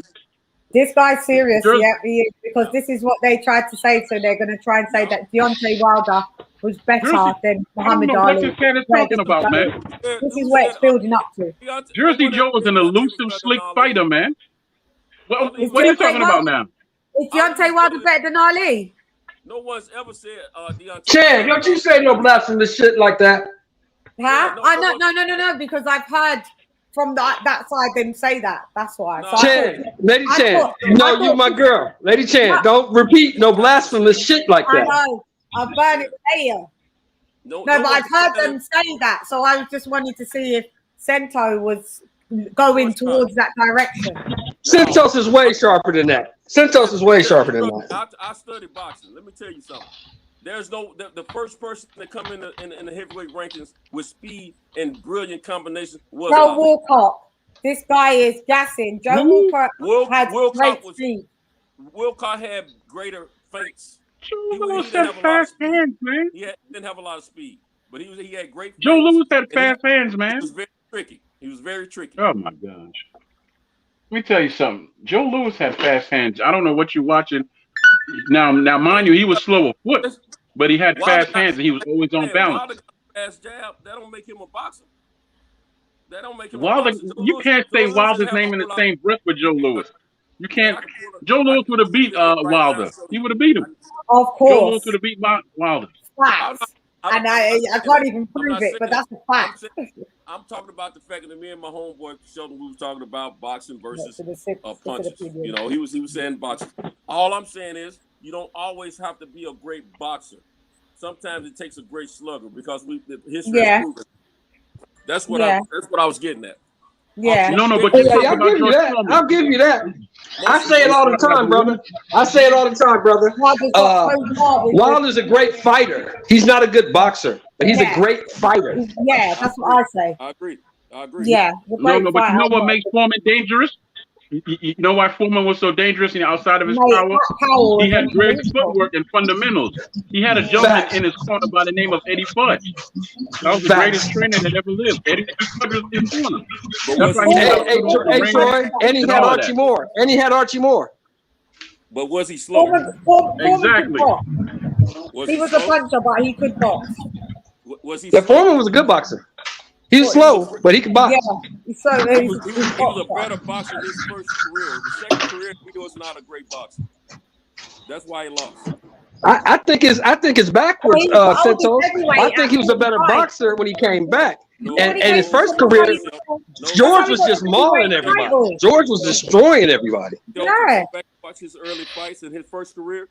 He was 45, oldest heavyweight. And when he won the first title, when he won the second title, he was not a great boxer. That's why the Holyfields and all those other guys was out boxing him. He was not a great boxer. I think the Holyfields and them out boxing because he was like 72 years old. I think that's what it was. No, bro. You don't remember Ali? You don't remember Ali talking about he was slow and he was a mummy? You don't remember that? No. We're talking about the greatest. Of course, he was a mummy to Ali. He wasn't a mummy to Ken Norton. He damn sure wasn't a mummy to Joe Frazier. You know, so I'm talking about. I watch him all the time, brother. You know that. I just watched Ali fight last week. You know what I'm saying? I watch him all the time. Are we talking about Foreman? But look, here's the difference between Foreman and Wilder. Foreman has that's why it's going to be the same thing. You don't even have a trainer. Who's the trainer? Who you talking about now? Monique Scott?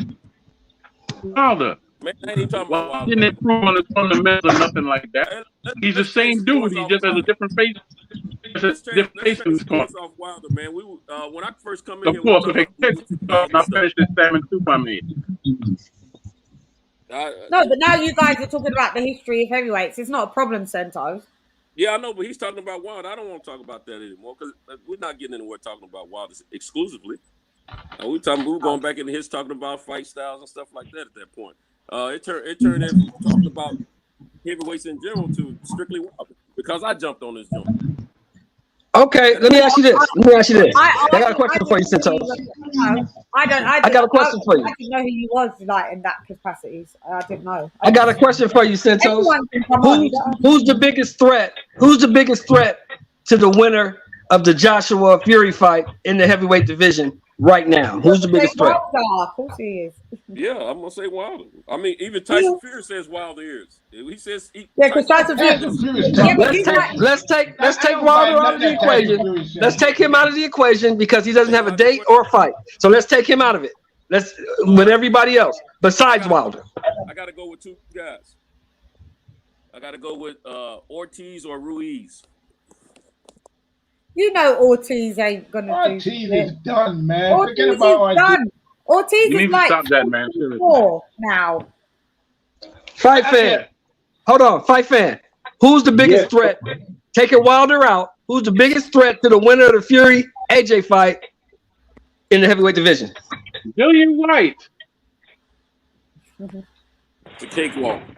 It's a cakewalk for either one of those guys that wins this next fight. Dillian White, he ain't no trouble for those guys. I would say Dillian White. You keep saying I would say Dillian White. How come Wilder hasn't fought him? How come Fury hasn't fought him? How come now he turned down the fight with Joshua? I'll give Joshua that. But if he's so easy, why didn't Wilder and Fury fight? I think Wilder didn't fight Dillian White because there wasn't enough money in it.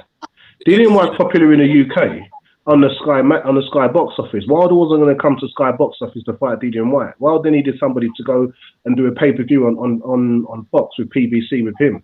So I think that's the reason why. I don't think it's that you're scared of Dillian White. I honestly think Wilder thinks he knocks Dillian White 10 times out of 10. I honestly think that. I don't think that Wilder is scared of Dillian White. I just don't think the fight made financial sense. There's more money in the UK for fighting Dillian White than it is in the US, isn't it? Doesn't that make more sense for him to come over here because there's more money over here to fight Dillian White? He's not going to get money But as much as Deontay Wilder says he's a free agent, he fights on Fox with PBC. You know, he's not gonna walk away from Al Heyman. He doesn't sell. That's because he got dashed off Showtime. Because he wasn't selling. Who's in the haunted house? Y'all got That's Centos cabinets, yo. That's Centos cabinets. No, I'm upstairs in the bonus room. There's nothing going on up there. Where do you live, Centos? What you say? Where do you live? What town? I mean, what state? I live in Tennessee. Oh, okay. Okay. Memphis. Fury said that if Joshua... I've never been down south, only in East Coast, but yeah, I'd like to come down south, definitely. Well, I'm going to go to the UK to see you. Are you? That's what I'm talking about. That's what I'm talking about. Somebody bring in the Jodeci forever. Today, you know, this is the second panel date that we've been set up on today. Why are you coming to see me, Centos? Because I'm looking at you now and I want to see you closer. God damn. At least the man is honest. At least the man is honest. Look at later making his move. Look at later Shan. I'm watching her brushing that hair, man. I'm like, ooh. Hey, you know, look at Lady Shan, you know, just between me and you. I want you to drop that chicken down. Hey, Chan, isn't it great to be admired, Chan? Isn't it great to be admired? I was just letting you guys talk while I brushed the wig. Hey, hold on now. I said to drop that chicken dinner and get with a winner, Lady Shan, over here. I'm a 10 feet in a biscuit. You guys. Come on, Shan, you gotta say it. Oh, guys, not over me. Why? Listen. Fight fan is right there. So we kind of knocked out the box. Fight fan is right there. Fury said that Fight fan don't live too far from me already. Yeah. Fury said that if Wilder have to catch planes. Fury said if Joshua beats him, that doesn't mean he's the best. He'd have to go and see Deontay Wilder. Fury says a lot of stuff. Fury says a lot of stuff. Does anybody believe that, though? Does anybody believe that? No, I don't believe it. Come on, but I just said that because Santos was talking about, that it's his narrative. Santos was pushing that narrative about even Fury said that, Wilder, could be the best next to him, which is foolishness. Okay, I mean, there is some validity to it because before Wilder lost, Fury, Joshua, and AJ were the consensus top three. So what we all wanted was for them all to fight each other. The consensus top. That is a fact. That is a fact. Yeah, but when you say the consensus, I mean, I don't know what consensus you're talking about. I never considered Wilder to be in the top three at all. Didn't you? No. Well, the industry has, man. The industry has, and let me tell you something. When fighters, it was 5-year reign in Troy, WBC. is that you? That's your cabinet? when fighters, that's not me. When fighters, I'm on mute. I'm on mute. You got to respect that. Fighters know who's good and who's not. Trust me. You fighters, we're just fans, man. We're not on a circuit fighting with these guys, but these guys are fighting each other. They know who's good and who's not. I don't believe Tyson Fury said that just jokingly. I think he said that. I think he was bullshitting people. That's all I think. To make it look like his win was even better. He said it to make his win look even better. That's yeah, it's called hyperbole. That's what that well, let's keep it all the way live, fellas. Hold up. Let's keep it all the way live now. Let's keep it all the way live.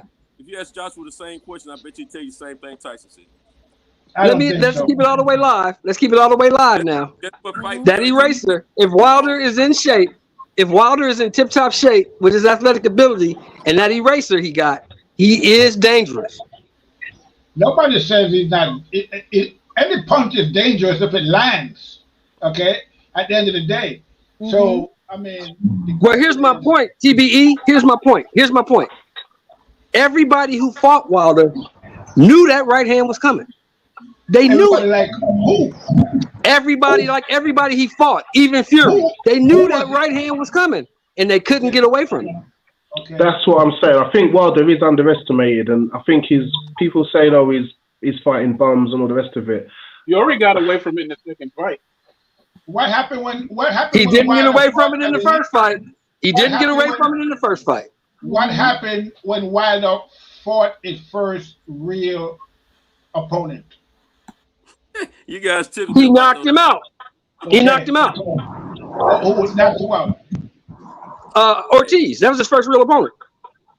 I don't know. Who was better than Ortiz that he fought? Who? Name one. I said his first real opponent. To me, that was his first real opponent. That was his first real opponent. What are you talking about? His first real opponent was Fury. Okay, that's his first real opponent. No. Everybody in the heavyweight division was ducking Ortiz. Even though I don't really rock with Wilder, I got to keep that clean. Everybody in the heavyweight division was ducking Luis Ortiz, and everybody knows that. That's a lie. He didn't take $7 million to fight Joshua. He didn't take money to fight White. So how exactly was he ducked? Well, he ducked them because he ducked them. He had to fight with Wilder, and he knew he had that on the brink there. Oh, come on! All right, man. Don't forget that Eddie Hearn contracted Ortiz and hid him away from Joshua. Man, you guys know that's fact. You guys don't. We're not gonna continue this Luis Ortiz hate. The dude is not a world beater. He's not a world beater. We never said he was. The man said who was his first real opponent, and in my opinion, his first real opponent was Luis Ortiz. Yes, Luis Ortiz, whose claim to fame at the time was who? Brian Jennings, and then who came along? Rivas, and beat him. Why didn't he go fight Rivas? Luis Ortiz never fought nobody. I give you that. But that wasn't the question. You are absolutely right, Troy. But that was not the question. The man said who was Wilder's first real opponent, and the best guy he fought besides Tyson Fury was Luis Ortiz. So how could Ortiz be a real opponent if he never fought anybody? Because no one wanted to fight him. He would have beat all them other 39, 40 dudes that Wilder fought, and you know that, TBE. Stop hating. You know that. He would have beat all those guys. Let's take the okay. Listen, look at that real fight. Yeah, probably some truth to that. But anybody would have beaten those guys. I didn't hear about any contracts that he sent out to any fighter. Did his camp name all these fighters that were ducking him? Did they name them? Since he said everybody, name the contracts that people turned down. What fighter turned down a contract? Sorry, I'm talking about all those lower level heavyweights. There ain't really no heavyweights in the division except for Fury, AJ, Wilder, and Ortiz. The rest of them dudes is C and D level fighters, man. All those cats, they C and D. I tell you what's dangerous Parker is about a Ortiz, C or D level fighter. Parker is not good. Stop it. Parker is not good. Stop putting Parker up there like he can fight. That dude is not good. Listen, man, I'm talking about Ortiz, brother. Parker and he is dangerous. Out by Ruiz. He is dangerous because he could blind you with his escrow juice. That's dangerous when you get that escrow juice in his eye. Yeah, you're right about that. My bad, brother. You're right about that. C-level fighter that for Parker maybe a bit extreme, maybe a B- though. Joshua got knocked out by Ruiz. Parker beat Ruiz. Okay, so you can't really say that Parker is a C-level fighter when Parker, the guy got knocked out. That was a robbery. We already went over that, TVE. That was a robbery. Ruiz beat Parker. Come on, man. I got a question for Lady Shan and the brother that's under Lady Shan. Now the fight with Ortiz, Ortiz and Saunders. How's that being taken over there in the UK? Is it sold out? Nobody knows about it.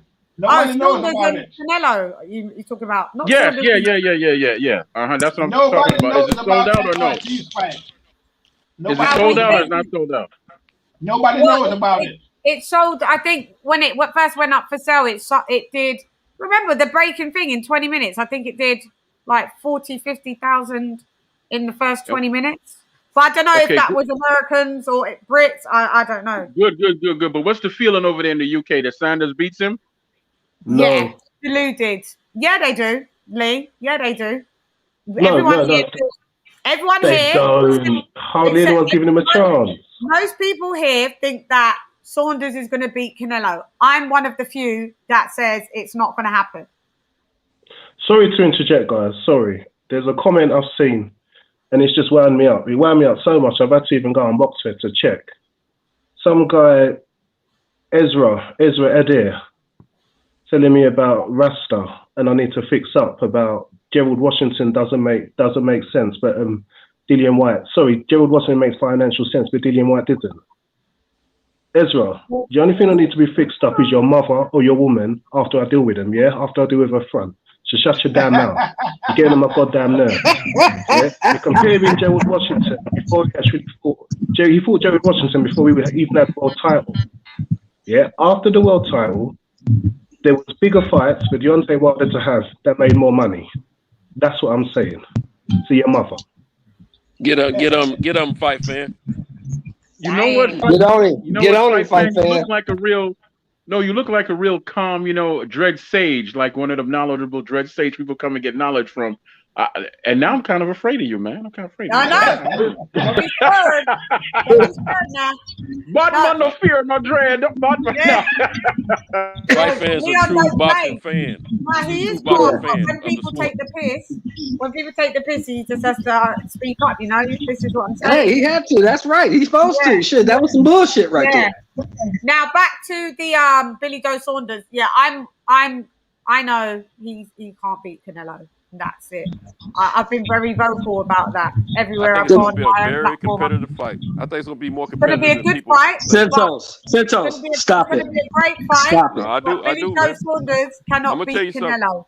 When they were at 160, a few years ago, when they were at 160, Ezra, you're going to have to come out now.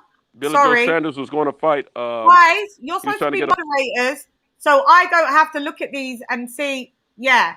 And could you take Ezra out? You're supposed to be moderating. Otherwise, I'm going to take the spanners away from people that have the spanners. If you're not going to be dealing with people in the, So I'm going to have to agree with Santos on this one. I think Billy Joe Saunders has a shot at this. If he comes in there in shape and ready to fight, I think he can give Canelo some trouble. Now TBE. Yeah. I got to give Canelo props for going to the UK because he didn't need to go to the UK. He really didn't. But here's the thing. I'm going to tell y'all this. This is the thing. Billy Joe Saunders is sleep inside of 10. No. You my boy, Sheldon, but I Let me just say, disagree with that. If I see more rude comments and the people that have spanners are they're laughing instead of moderating, I'm going to take your spanners away, your wrenches or whatever you want to call them, because that's the whole reason why you got them. So they already blocked him, Chan. They already blocked him. I blocked him. Oh, you blocked him. Okay. I put him in timeout. They're all the people that's got wrenches are laughing. So therefore, if you're not doing, there's no point in you having the wrenches. I'll take it all away. You sound sexy. You sound sexy even when you're getting on the people. Hey, Anyway. Yo, man, stop Here that, you man. go. Somebody cue up the Keith Sweat. Somebody cue up the. There's a ride in the wrong way to love somebody. It can last forever. Come on, Sheldon, man, y'all back me up. Ain't it great to be A admired, ride in Chan? the wrong way. Ain't it great to be admired? So Hey, look. Canelo and Billy Joe Saunders. Basically, I have them. I have. What did Sento say? Because I have Billy J. She want to get on to me. I know what it is. I think it's going to be a tougher and more competitive fight than people give credit. I think Billy Joe is better than people give him credit for. I felt that he would have beat Triple G a few. Yeah, I felt he would have beat Triple G a few years ago if they could have put that fight together. Canelo is a great fighter, but it's not going to be a cakewalk for him. Yeah, I don't think so either. I think Billy Joe's performance. Not going to beat him. I think Billy Joe's performance against Canelo is going to be better than what Triple G did against Canelo. That's what I believe. I don't know about that, but I will say it's a possibility. It's a Billy Joe's a slick. He's a slick and smart fighter. Nick. Potentially, he has a shot at beating Canelo, but again, it's all going to depend on what Billy Joe comes into the ring, or which Billy Joe comes into that ring. Is he going to be in shape? Is he going to be, ready to go? Is he going to be at his tip-top form? If he can do all of that, then he has a shot. But other than that, I don't see it. But it's potentially, he has a shot to beat Canelo, but he has to show up. He's in the same class, bro, as Caleb Plant. He just don't have enough pop. He don't have enough pop to slow Canelo down. Okay, he's strong enough. He may not be a knockout artist, but he's strong enough. Does he have more pop than Mayweather? He ain't. He's got to be as good as Mayweather or better. He ain't nowhere in the same stratosphere as Mayweather. So stop it. Is he as good as Laura? Is he as good as Laura? Does he have as good as Mayweather? Is he good as Laura? Well, my brother. Yeah, he's good as Laura. He's good as Laura. Yeah, he's good as Laura. Yeah, he's good as Laura. But that was a different Canelo. Canelo has improved immensely since then. So that's what I'm seeing. Canelo has improved a lot since the Laura fight. I think Billy Joe's gonna get up for that fight, man. I've seen him training BJS. I've seen the bits that he's been doing. He looks amazing. In his speed, still immaculate. He's going to give Canelo problems. Don't get me wrong, but he's not winning. This is all I'm saying. He's not winning. I don't know who's winning, but I just think it's going to be a competitive fight. I don't think it's going to be a cakewalk for either guy. It's going to be competitive for like the first 5-6 rounds, yeah. But after about 7-8, that shit's going to get ugly. No, it's going to take 12 rounds to make a decision on that fight. It's going to take all 12 rounds. Yeah, it's going to go to points. Well, he ain't going to win then. He's done. There's no way he get a decision against Canelo. No, I don't give a fuck if it's in the UK, in Japan, on the moon. He's not getting a decision against Canelo. That's not happening. Ladies, Chan, next to the Joshua fight, this is the biggest fight coming to the UK, right? Yeah. History or just in this era? History. I don't know about I'm not sure about in history, but I know it's a really big fight. No, I don't think about I don't think in history. Because there's a no. Joshua. There's a guy that came over there named Sugar Ray Robinson, and he lost to one of you Brits. I can't remember the brother he fought, but he had some herky-jerky style with his shoulders that gave Randolph Turpin. Right? And then he came back 2 weeks later and fought Turpin in the UK and damn near decapitated him. See it there? So, yeah. Hey, fight fan. Fight fan, what do you think about that fight, my brother? Because you've got people just fucking... Canelo Saunders. Yes. Yeah, I think Billy Joe has next to no chance. But I've kept saying it. If there's somebody who is going to be annoying enough to defeat the undefeatable, it would be Billy Joe Saunders. After so much has gone on, I would laugh if Billy Joe actually managed to get a victory. I think it's highly unlikely, but I would not be surprised. Do you think it's going to be a competitive fight? Yeah, I think it'll be competitive in the sense that the Danny Jacobs fight was competitive. Danny Jacobs was competitive, but Canelo was just a couple levels above him. The common sense says that'll be how it goes. It'll be more like the Danny Jacob fight. I think Danny Jacobs didn't give his best. That's what I believe against Canelo. I think he gave his best against Triple G, but not against Canelo. I agree. And I think that Billy Joe is going to be up for this fight, and I think he's going to bring his best. I'm not saying he'll win. I'm just saying it's going to be a competitive fight. I don't know who will win, but I think people discount Billy Joe more than they should, though. All I know is I don't want Billy Joe throwing any damn chickens at anybody. All right, during the fight, I don't want to throw no damn chickens. Yeah. No, all right. So, where else was we going to go? Definitely going to be an interesting fight, that's for sure. This weekend's just got this. I can't wait for Saturday. Good boxing. I can't wait. What? Oh yeah, Sentos. What do you think with Shields and just on any? If you got any thoughts on women's boxing, Shields and I'm always thinking about women. I thought you were looking at me when you were about to ask me that question, but anyway. You take all the cheesy lines from me, man. I got yeah. Well, anyway, King of the cheese. I think Shields is doing herself. Women, you asked me about her in MMA or her in? No, her in with if she. Do you know the fight at Savannah Marshall? Oh yeah, I want to see that fight.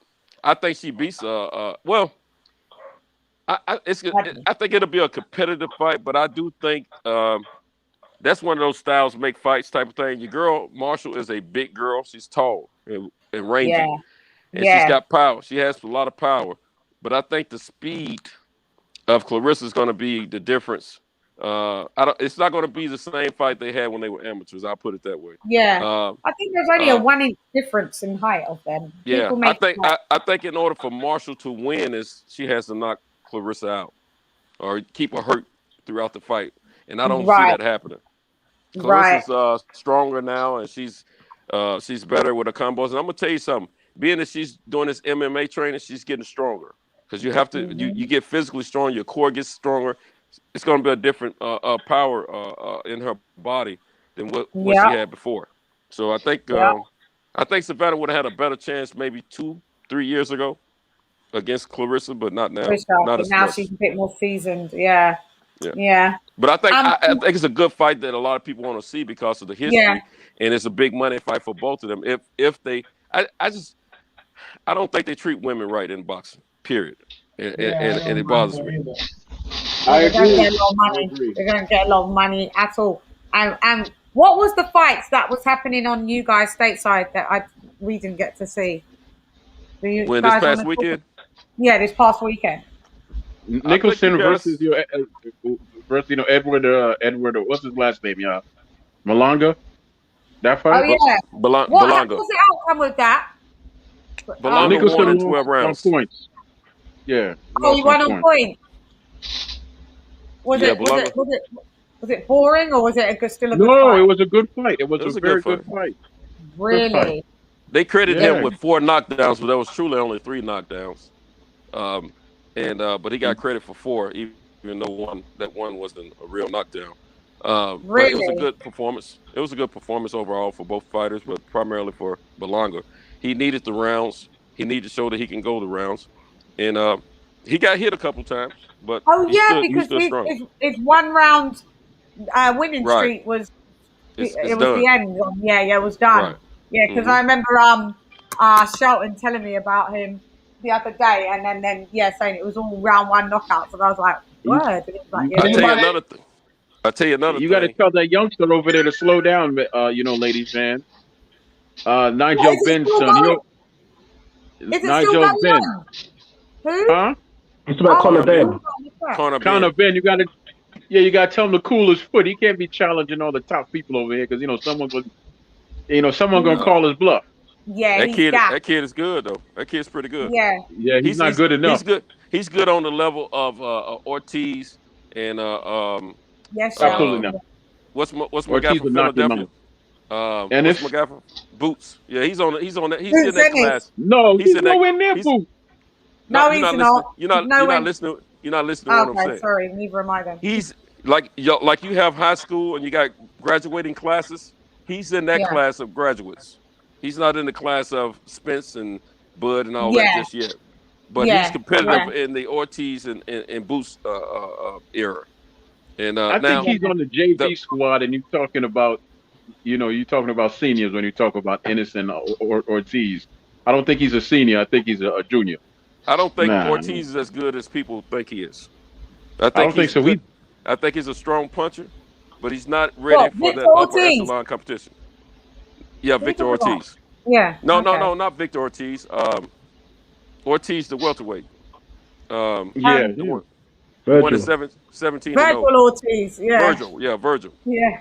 He's There's good, too many but he's Ortizes. not. The shining star in that category is Boots Ennis.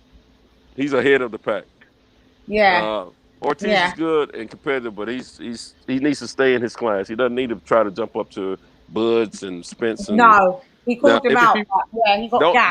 the only person Yeah. with a belt I think he has a shot at is Ugas. But Ugas is very strong. A lot of people discredit that guy. He's a very Ugas without strong puncher.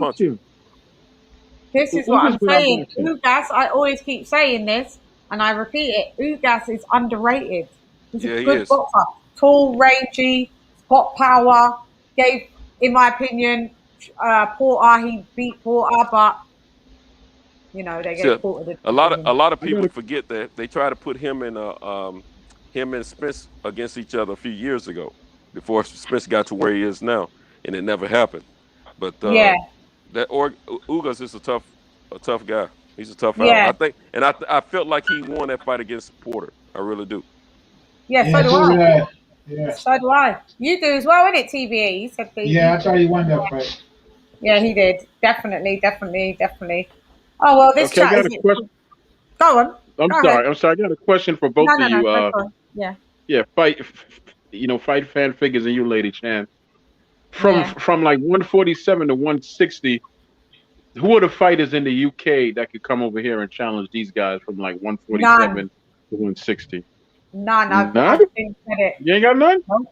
Nah, they don't Because know usually you got some good. We got- Yeah, because Nah. No, McKinson at 147. I really like the look of McKinson.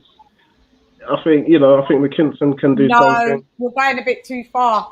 McKinson in what at 147? What with the 147s in the States to challenge them? Are we No talking way. about what UK prospects can Yeah. challenge what US Yes. prospects? yes, I sir. think you have to include McKinson in that conversation. I do.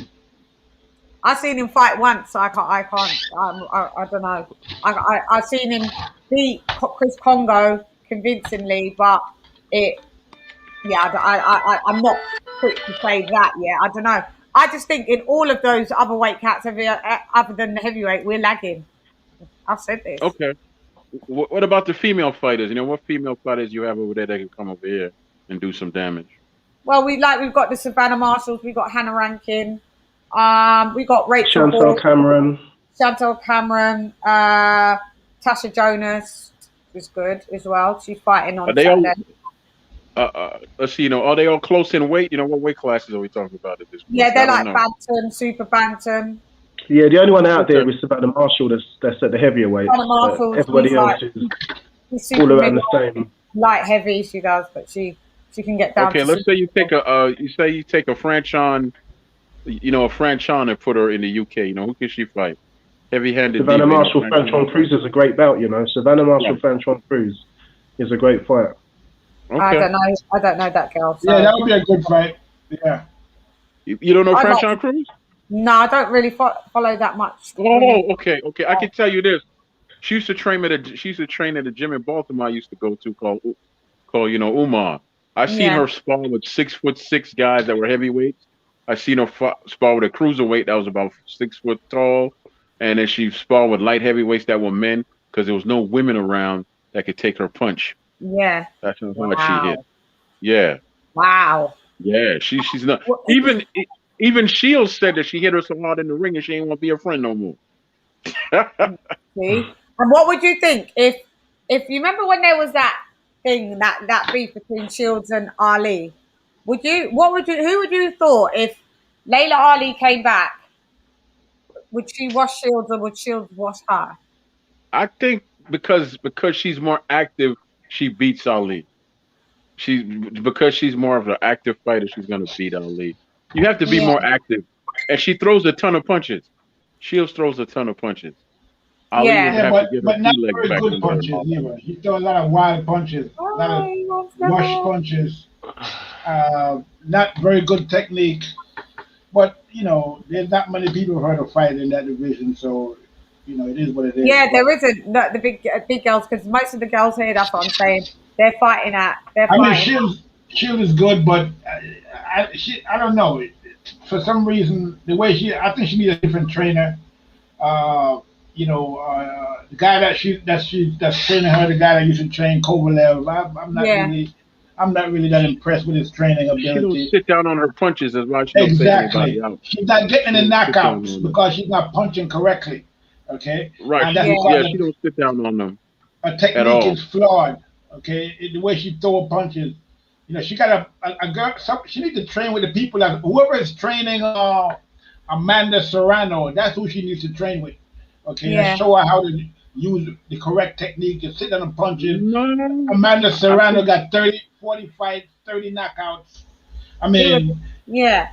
Who me and Leon fight fans did check out as that woman Estrada. She's good. Oh yeah, she's pretty good. I like her. Yeah, she's very good. She remind me of Serrano actually. Yeah, so, she's good. She's really good. Was it Breakhouse we was watching, Lee? Breakhouse. Yeah, I didn't like Breakers. She needs to get away from. She needs to get away from that guy that's training her. She flopped. She needs to get away from what's the guy that used to train Triple G? That's who's training her now. What's his name? The one from Big Ben. Yeah, the one from Big Ben. Terrible trainer, man. I don't know what he did to Breakers, but he ruined her. Okay, he ruined Breakers. Boxer, but she just didn't come with the. He ruined her. She used to fight much better before she started training with that guy. She needs to get rid of him fast. Sanchez, that's the one. Yeah, Sanchez. He ruined Breakers, man. She's terrible now. You know, I mean, she couldn't even beat. She couldn't beat Jessica McCaskill. 5 years ago, she would have beat McCaskill. You know what I mean? Yeah. She just got 1 second, Shirley. Yeah. I do feel like I do feel I need to keep it 100. I think I need to apologize. I think I overreacted a bit to that guy's comment. If anyone ever asks why I don't have a channel, this is why. Like certain things will just wind me up. I think I probably overreacted, so I apologize. You misconstrued what he was actually saying. I think you I think he was saying it in a term like, "Come on now, Ras, man! Like, how did you get that conclusion?" Yeah, I think I took it wrong. I think I was overreacted a bit, but I'm not fixed up. Yeah, I think he just misconstrued. You need some herbal tea and some saltfish and breadfruit. Don't say that because I want that now. Yes, Denise Estrada, very good fighter. She's good. Yeah, she's good, boy. I enjoyed watching that fight. She's good. There you go. You got your apology, mate. See, everything's cool. Everybody's friends. Everybody's friends up in her.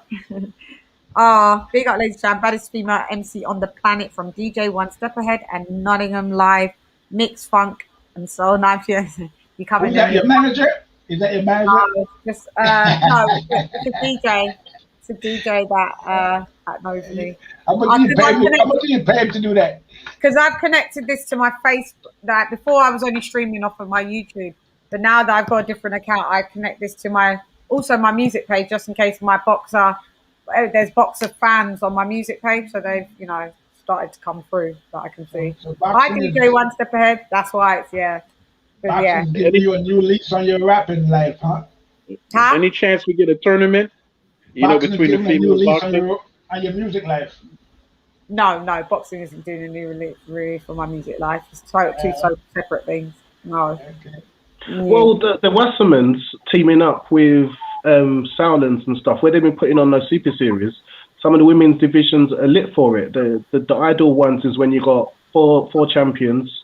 Mm-hmm. 4 belts, 4 champions. They're right for a WBSS tournament. So hopefully we can get some tournaments going and get some unifications, create some undisputed, and get some recognition for the women's fights. Yeah. Yeah, because I think that, you know, when it comes to female boxing, it's just not being marketed right. Because you can't market that to men. You have to market it to women, and you know, once the women get involved, then the men, of course, will follow. And then after that, that's when you put on the tournaments. That's when you put on the fights that are consistent and good. But You know, look how Ebony Bridges and Shannon Courtney was men got into that because of the weigh-in, and she had the sexy Yeah, that's because lingerie. of the breasts. Yeah, that was about the breasts, the blonde. Yeah, so it's marketing to men. I think the best way to do women's boxing is to take a page from MMA. UFC has done a great job, and all the other MMA leagues. They're mixing these women in on these cards with these guys, and they're making them co-main events. This past weekend, the co-main event was a female fight, and it was explosive. And they're not doing that. Female fights and I tell you, mixed with the men. Yeah, this past weekend. And I tell you another thing, they're giving them the same amount of time to fight and compete against each other as they are the men. And boxing needs to do the same way. I agree with Clarissa and the rest of the fight. They need that's where 3 boxing minutes. started out in the wrong foot. You know, 2-minute rounds for women. No. But there's not enough women fighters, though. There's not enough. There's not enough of them to do it. I don't disagree with that fight, fan. It's not as many women fighters as there are men, but they can't. It's enough to mix it in with these big fights to get more exposure. They need more exposure. I think there's enough to go around because the Matchroom cards, they do try to get a decent woman's fight on. Yeah, Eddie does try. I'll give Eddie his credit in that sense. Yeah, I agree. I think Eddie does a better job than these American promoters. I agree. Yeah. Now I'm gonna tell you, and I'm gonna say something else too. I don't believe everything Eddie says, but I think Eddie's doing a great job for his fighters. They can say whatever they want to. I think he's promoting those guys the right way as far as their best interests, and he's getting them paid. So I agree with that. But when it comes down to these women, they've been shoved back on the back shelf. You know, it's just terrible what they're doing. Now, years ago, when Layla Ali and Christy Martin was fighting, they mixed those fights in. Well, Christy Martin fights got mixed in with Mike Tyson's fights, so she got plenty of exposure, and she was well known. I don't know about worldwide, but I know here in the United States, she was very known. She was known just as much as Tyson. So I think they need to take a page from that, from what they did back in the day. And Layla Ali, of course, she had the Ali name. She got plenty of exposure. So they Christy Martin was starting the Don King at the time, so you know she could do that. Well, that's understandable, but at the same time, we're talking about the format. They mixed her fights in with Mike Tyson, who's world. He was second to Ali, as a known fighter, back in those days. So, who else to get you better exposure? You get the best exposure when you're on the fight card, on televised fight card, with the Mike Tyson. With the men, So they need to do something like that. Do you guys know? You guys got one different type of heavyweight out there. Like, I just want to see anyone's take. Because some people don't know him at all, and some people are like, oh, whatever. Christopher Lovejoy. Christopher Lovejoy. See, people you don't must have know heard of him. He's the greatest American heavyweight ever. People don't know him, you know, like in America. He's the greatest heavyweight ever. 19-0, 19 KOs. 19-0, and he signed to Don King. He was supposed to fight. I remember the name, but I'm trying to place the fights and what he looked like. I remember the name. I just can't place the fights and what it looked like. The thing is, we can't find any of his fights. All of his fights have been in Tijuana, Mexico. So, there you go. And he came here. Eddie Murphy. Gosh, Eddie Hearn flew him over to fight on when it was one of our original bubbles in lockdown, and he came over and he was supposed to fight Dave Allen, and then like 3 days before the fight was supposed to happen, they found out he was in a contract with Don King. Spent like 3 days like trying to get him out of the contract with Don King, or to pay Don King a lot of money to let him fight. Don King refused, and he had to go all the way back to the States. He's from California. Had to go all the way back to the States, and then all he's been doing is just telling loads of little fibs. Then I buy myself out of the contract. Then he was asking for GoFundMe money. He started up a GoFundMe so he could raise money to get out of the contract. Then he said he retired as the best in the world. So he retired as the best in the world, undefeated. And then he retired as the best in the world, undefeated. 19-0 with 19 knockouts. I was like, this guy. We just think he's a trip. I just wanted to know if you guys have any knowledge of him, because when I ask American fight fans, they never seem to know him. So that says a lot. I just remember the name sounds familiar. I just don't remember what he looks like. Yeah, seen it of tall his fights. guy, brown. But if he brown fought skin. in Tijuana and places like that, then we didn't see those fights anyway. Nope.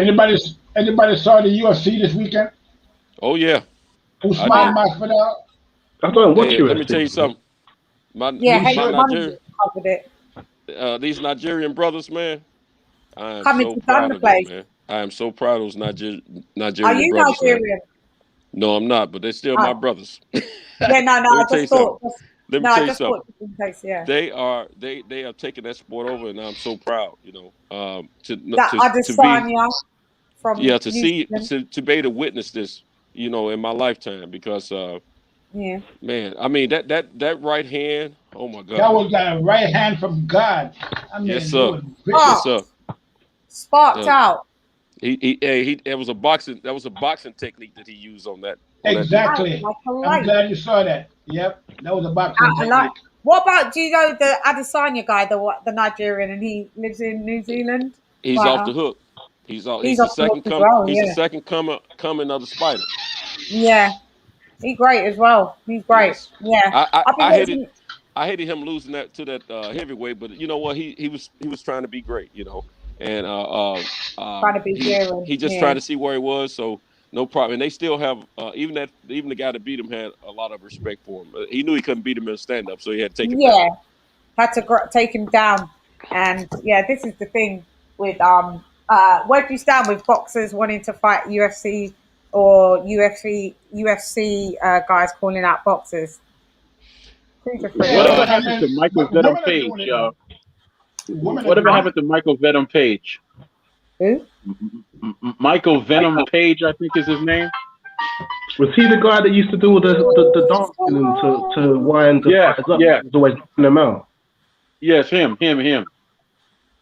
Yeah, I saw a clip on YouTube of his taunting and knocking out fighters, and then I saw him get knocked out, and he came back and got enough in. I'm not sure recently though. That was just a YouTube clip of him doing his thing. Yeah. I've never seen him fight live. I don't know why I thought he was big in the UK. But, you know, I don't know why I thought he was big. He might well be. I don't follow MMA, to be honest. He might well be in the MMA crowd. Yeah, I just been following it on Big Up H Money. Salute every time. Like I go on his lives when he covers like the Bellator stuff and that, and I've just been catching up and watching some bits and pieces there. I've got a bit into it, a little bit into it. I like it. It's not too bad, but it's not better than boxing. Only women boxers are going into MMA and fighting in MMA by MMA rules. The men boxers are not doing that. None of them. I haven't seen none of them do that yet. I mean, right now, Clarissa Shields getting ready to go and fight MMA. Amanda Serrano is already fighting in MMA. Yeah. I think her sister is also fighting in MMA, but none of the men have done that yet, which is strange. I think because the women get more money in MMA, so it's a lot more attractive. Yeah, and then there's also I think the women are. I think the women can focus a little bit better than the guys because they're not making as much in boxing as they can in MMA, but the guys can go over there and make still more money, even though they're not going to go over there and do any better. Women, I think they concentrate on, like Clarissa's really training. I think it's too soon, but I think she's really training for this, and taking it serious. This MMA fighting, she's going to go both ways, you know. But get the fights where she can get them. If there's stuff in boxing, she'll do that. If she has to scoot over to MMA, she'll do that. Like, but she's supposed to make more money in MMA than she's making in boxing. She's supposed to have like they pretty much I think telling her $3 million over the course of time. She hasn't even made $3 million in boxing yet. I don't think. No, I think her highest purse was $360,000. Right. And that's the thing. I think that the women fighters in America overall have more personality and the more marketable than the fights we have in the UK. I mean, even Katie Taylor, the most advertised fighter, her personality isn't spectacular, it isn't engaging, but they've still been able to boost her profile. I don't know why they don't give the women fighters in America the same attention, because some of them girls out there, they can talk that smack talk, they look good, Right. they've got everything that that can be marketed. I just don't know why they're not pushed the way they should be. It's See, the mentality. Over here, we have a situation where we don't just have systemic, I can't even get my word, systemic racism, but we also have sexism over here in this country. Yeah. Really, it's worldwide, but when it comes to sports, it's greater here in the United States than I think what you guys are experiencing over there when it comes to boxing, for sure. Because I talk about this occasionally. I see how I get the UK stations sometimes, and I look at boxing when I don't have anything else to do. Sometimes I can fight the replays of UK fights and stuff like that. But I look at Sky Sports and I look at Box Nation and BT1 and stuff like that. But let me tell you, the promotions for females is much greater there. As far as I'll just say the UK promoters are doing a better job promoting the women than the US promoters, and I think on purpose. These guys over here are not putting the money behind the women as they should, and I think it's a disservice to the women. I hate it personally because I understand that some women don't have the polished techniques of guys when they're in the ring and they don't have the knockouts. But if you keep them handcuffed by allowing them only to go 2 minutes instead of 3, exactly. And if you keep saying that they are less than the men, then that's what's going to happen. If women are fighting against women, then they should be able to compete against each other fully, And if men are fighting against men, they should be able to compete against each other fully. Yeah. Even with the 2-minute rounds, Amanda Serrano has 40 fights and 30 knockouts. I mean, how she's not getting promoted more? I don't understand it. Exactly. And Barack, what's her name? The one that lost to Jessica. Breakers. She was world known, but she got less respect. She got less advertisement here in the States than she has around the world, in my opinion. So it just don't make any sense, Clarissa Shields, as decorated as she is, they don't give her the kind of support that they should, and it's sad. Let me tell you something. I heard you guys. She doesn't have the knockouts, and I heard you guys speaking about her punching techniques with her. And I think her biggest flaw with not having those knockouts effects is she's still. I think her mentality is still on the. Not saying she's fighting like an amateur, but her mentality is still on the amateur level. Where she's trying to put a lot of punches in a short period of time. You're right. She's not concentrating on sitting down on punches. And I think once she flipped that script and think a little different, the knockouts will come. But that's a trainer's fault. That's a trainer's fault. That's what. And those other females that have those knockouts, they haven't always had the experience of the Olympics and things like that. Because the women, they just started fighting in the Olympics a few years ago. So those ladies, they had to get it out of the mud and get it, the way they live. So it's but nevertheless, if a fighter is good enough to put on a good fight, support them. Let me tell you something. The WNBA, which is women's basketball, they didn't make much money when they first started that league, but the money has gotten better over a period of time. Has it? Because I was saying this, I'm not sure if it's built up. And one thing about them, the guys are supporting them more than what they probably would have many years ago. Yeah. So it's a little bit better. They're getting a lot of national sponsorships and stuff like that. Get television time, but they're not getting the kind of television time I would like to see them get, like the national television time on these big networks like the men do. But I love watching women play basketball because I just think they are more passionate. They focus more on what they're playing. See, us guys, we like to look good. We like to show off. The women, they want to look good, but they trying to concentrate on their technique and shoot, get that ball in the hole. Yeah. So I love watching women. And you like women's boxing as well. Yeah, I love the boxing. I love boxing. MMA. I love MMA. I love basketball. Bowling. I don't care for bowling. I can do that myself. But as far as football, you know, they getting our attention with the women not even half dressed. You know, they got the little I bikinis don't on watch and that, shoulder brother. pads. I do not Yeah. watch that. I can't know. Well, I don't That's too sit up and painful, man. I don't That's take too it serious, painful. and I don't sit up and watch it Yeah. and look for it on Sports Center. But at the same time, if I'm scanning my television, I see a boo boo, I'm gonna look at it. It's not my daughter, you know. I like women. How you doing, Lisa? How you How you doing, doing, Lee? Lisa? What's good, Lisa? Lisa's there. Hey, But girl. I just think they need to respect the Hey, women's sport girl. a little better than what they're doing. Hey, Lisa, what's up, Lisa? Hey, what's up, my brother? You got it. You got it. You got it. Sentos Yeah. in the building. Hey, they already reamed me out, Lisa. They already reamed me out early. I had to get them up off of me. You No, know what I'm saying? no. I'm enjoying listening to you talking Yeah. No, about he said that women's. he said that we got, what are you saying, that we ran you out? Yeah, they already reamed me out about Wilder. They accosted me into a conversation about Wilder, which I wasn't planning to Not do. me. Don't Oh, Come over I there. missed They it. reamed me you out. missed it. So, Lisa, Why we've you been putting on on your 4 smooth hours. radio voice now, brother? You know why you putting on the smooth radio voice, bro? Why? Oh, this is me, bro. I got my earbuds in now. It's And plus, funny. it's two women on here now, but Lisa won't let me see her. But my girl, she over there brushing her hair. I'm looking at her, you know. Everything that Stroke, Center said stroke, about stroke. women's boxing was 100% on point in the United There you States. go. Yeah, Everything I you love said. to watch the women fight, man. I think Yeah, it's. I'm gonna be Yeah. honest with you. I wish I had the money and the time. I would love to get involved with women's boxing from a financial standpoint of it, and so I'd Yeah. would like to I. help promote Me it. and you both.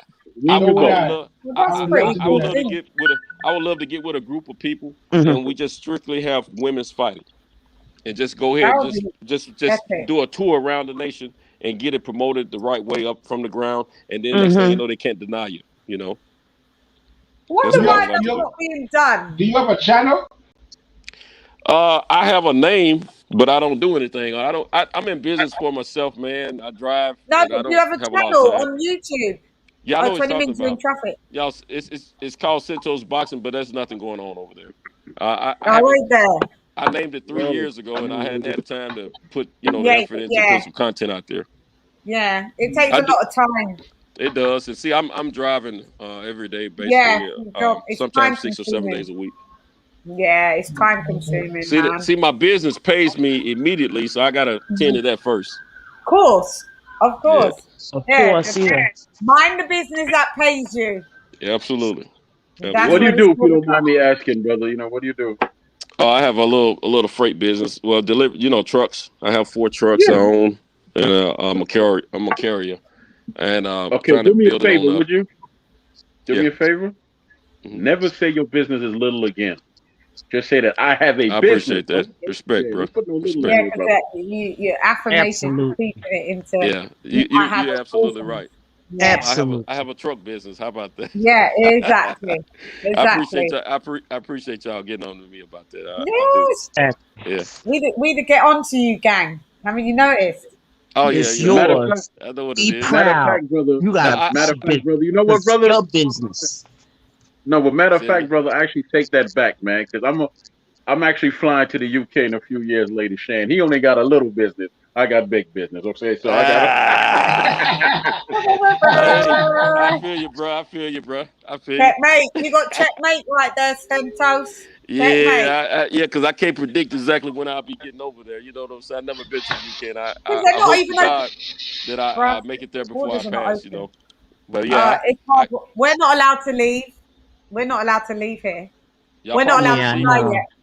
Yeah, we're Okay. not allowed to fly out yet unless it's like mitigating circumstances and you've got to Oh prove no, it. I was Yeah. supposed to come over there because I have family over there, and I got a cousin over there I want to see. And Harold Graham is my cousin, but I never met him. I never Who? met the man, The Harold boxer, Graham. Harold Graham. Yeah, he's Really? my cousin, but I never Yeah, met him. the I've never boxing. met him. Yeah, Yeah. Is he still alive? I had an auntie. I had an older auntie who passed away, and she knew him and knew his parents and all that, but I never met the man. Right? Where's he from? London or out of London? At this point, I'm not even sure. I'm not even sure, ladies. Man. Yeah. I'm Yes. not sure, but I'd like to connect with my And where do family. you live? Me, I live Baltimore. in.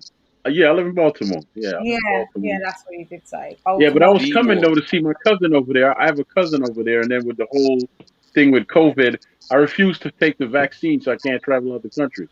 I Even haven't though got you, the yeah, vaccine either. Have they already? No, stopped I the got show? tested already. I'm negative for the COVID, but they still not letting me travel out the country. Yeah, I know that. Have they gone nationwide with that, where they won't allow you to travel without the vaccine? I'm not 'Cause, sure. Yeah, exactly. Yeah. You can't leave this country without getting a vaccine. I can't. So I can't go to. I had plans on Really? going to Nigeria. I had plans on going to the UK and all that, but that's not gonna happen. You can't leave unless you've got the vaccine. I didn't know I they could had fly overseas. finalized that. I thought they were still working on it. I I'm not don't. sure if it's Honestly, maybe mandatory, I'm but speaking out of turn. Maybe I'm speaking out of turn, but I'm pretty sure you can't fly out without taking that vaccine. What did you say, Lisa? Wow.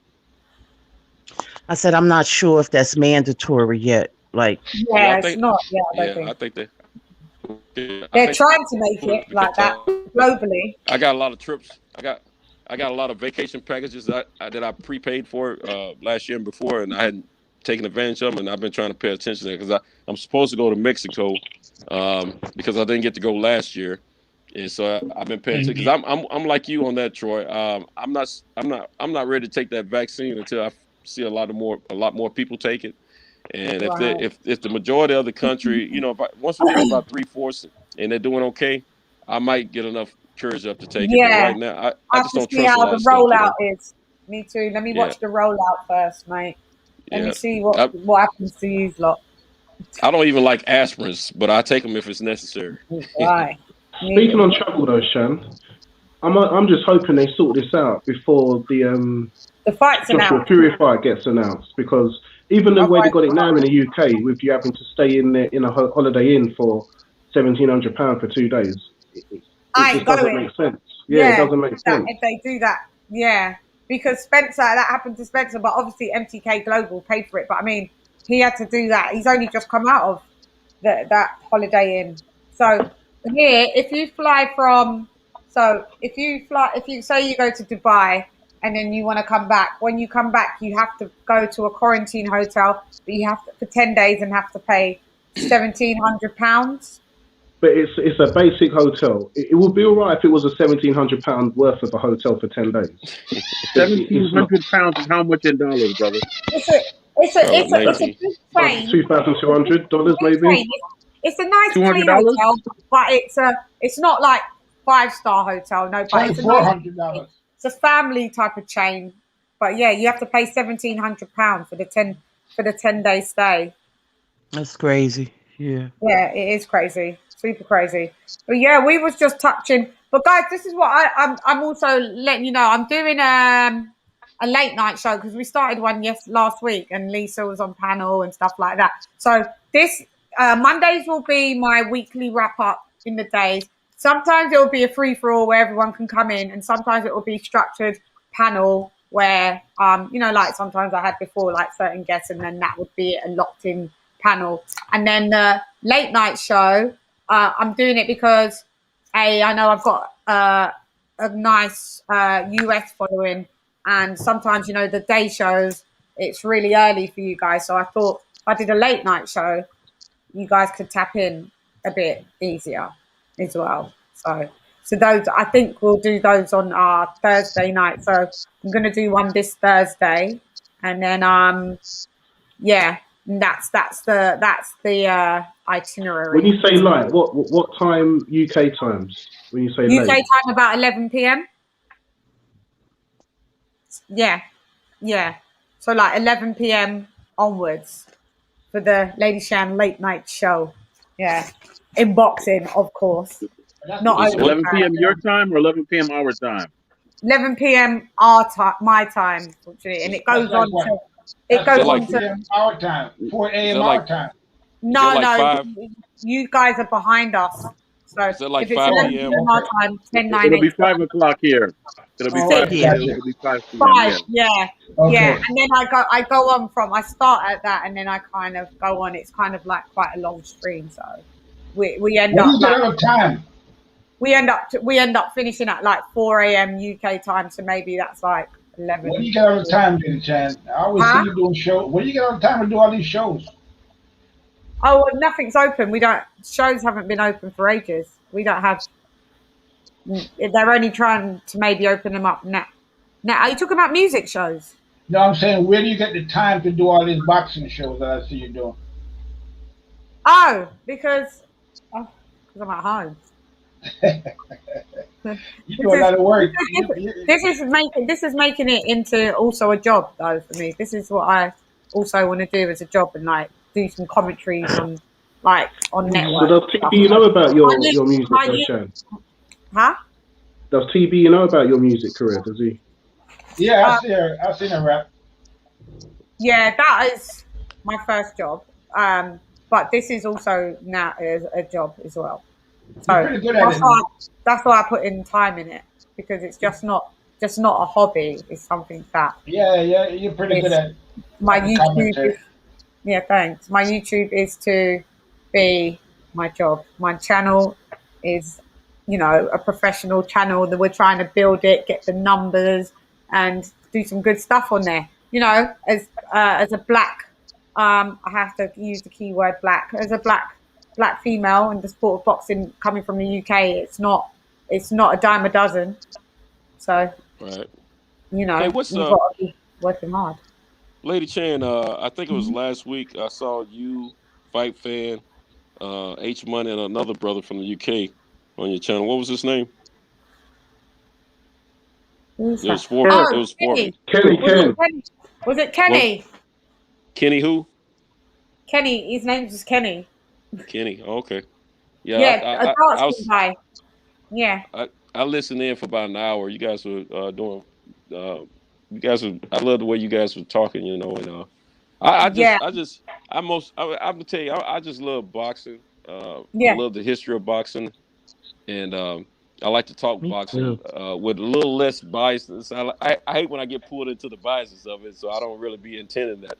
But at the same time, I was telling some of the cats on this side over here, I wish that we all could remember that we're fight fans. We're not the fighters themselves, and we're gonna like certain fighters. That's natural. But I think to me, the battle should be fought against the conglomerates of boxing, who's not giving us the fights that we want to see. I think we as fans need to learn to come together and go against the conglomerate, the promoters, the fighters themselves, as well as the organizations and the sanctioning bodies of boxing, because they are the ones that are keeping us from seeing what we want to see and what we know we should be seeing in these fights. These guys are making a bunch of money, which we know that. I'm not trying to count their pockets, but I think they're doing us a disservice, and I think that's why the MMA brand is flourishing throughout the world, because of the fact that they're providing their fans with the fights they want to see, and it's not a whole lot of politics in it. And I think when boxing sees that and they start giving us that, we're gonna end up always taking second seat or third seat, to these organizations, because they keep it's a lot of BS out here when it comes down to these fights. They can make as much money giving us the fights we want to see as they can when they're trying to keep all the division going. And we got to remember as fans, when we're out here on the internet, we're talking our stuff to one another and beefing with one another. These promoters and these fighters and these sanctioning bodies, they're taking that stuff and running with it. And they're using it against us to keep it the way they want it. And I just want to see the day that we all come together and fight against them, because we're fans and we love the sport and we're not going anywhere, but we're being cheated. And I will never not believe that until I see something different. From a lot of the fights that we want to see, we're not considered. And anytime I'm saying anything, believe me, it's not personal. I just, if I feel like I know something about boxing, I just speak on it. But every now and then it get a little biased, and I don't mean for it to go that way. But I'm more or less about the boxing industry and the sport itself, But I'm a fan first of boxing before I am a fan of an individual fighter. Which is refreshing. I agree with brother. I agree with him, because a lot of times you get on these panels and people just, it goes to the left. You start talking about, I'm gonna see you with this, that, and the third. Just a bunch of it's a joke that don't need to be said, right? Yeah, it's easy to do because we're so passionate about what we believe in, Nah, but then you have to love but you have to have the understanding that this is all talk, man. It ain't reality. Right. I mean, you could get passionate. Like, listen, I don't really care for what Drew Titan says, but I was on the panel with him, and I was going back and forth with him, and at the end of the day, we showed each other's respect. But I still told him that I think, I thought his interview with Sugar Hill was a bag of garbage, right? But it was Yeah, it I'd was all like to. respect nevertheless. You're being very generous. Okay. And then Yeah. And then it was Tay, the other dude, Tay over there. He's all right too. We had our back and forth, and What, Tay I Jones? told Yeah, Tay I Jones. told him it was the pointing that I'm Whose sorry, that's my channel was phone. you I told on? Whose channel was you on that? Monty Brown's panel Oh, with Tay money, Brown. money. Yeah, And I told Tay, look, I'm gonna come to Alabama by myself, and I want you and Wilder to fix me some smoked turkey neck, some beans, and some biscuits. Now we pointing your damn finger at me when I get out there, right? Well, That's Tay So, Jones. Tay Jones lives in Atlanta. He's yeah. That's what he his said. That's what he said. yeah. His He's a brother boxer. played football here in Nashville years ago. Pac-Man. He's a Adam boxer. Yeah, but Jones. you know what? It all comes down to you being a human being. Because like I said to old boy here, Drew Titan, I don't agree with nothing you have to say. But I can respect you, but you can either do me a favor and buy some tank tops that fit, brother. And I turned it into a joke. I turned it into a joke after that because I'm not gonna leave. I ain't gonna leave on no angry note with nobody. Because No, honestly, I like to do we the shouldn't do that. what I'm You know, saying. I did a live, and it ended up that Blue Blood was on my live. I've got some episodes more to put. Me and Blue was talking for about an hour, and then other people, and Lisa was on the panel. Fight Fan was on the panel. We were talking, and then Kurt came on the panel. He was a counterpunch. Kurt came on, and he didn't look so happy. But then they had like a really good conversation for another maybe It was productive. It was a 40 minutes. productive exchange. And I don't agree with a lot of what the LDBC with the Wilder thing, but Blue was a nice guy. Like I personally like him. And then he said he was going to come back to the channel, so I'm still waiting for him to. He's supposed to come back on the live the other day, but he didn't. He was like, I'm sorry, you should have nudged me, and I had so much to do. It was on a Saturday, and then I was like, no worries, we'll hook it up and we'll do it again. So this is what I'm saying. Like, it's only that on the Wilder thing, everybody goes, nah. yeah, But and that's everything else is unfortunate. quite cool on. And that's unfortunate. That's why I hate to get in those battles about that. I just try to speak fair. But I tell you, all the LDBC is not not all idiots. not all are bad guys. I don't consider anyone out here on any panel bad person.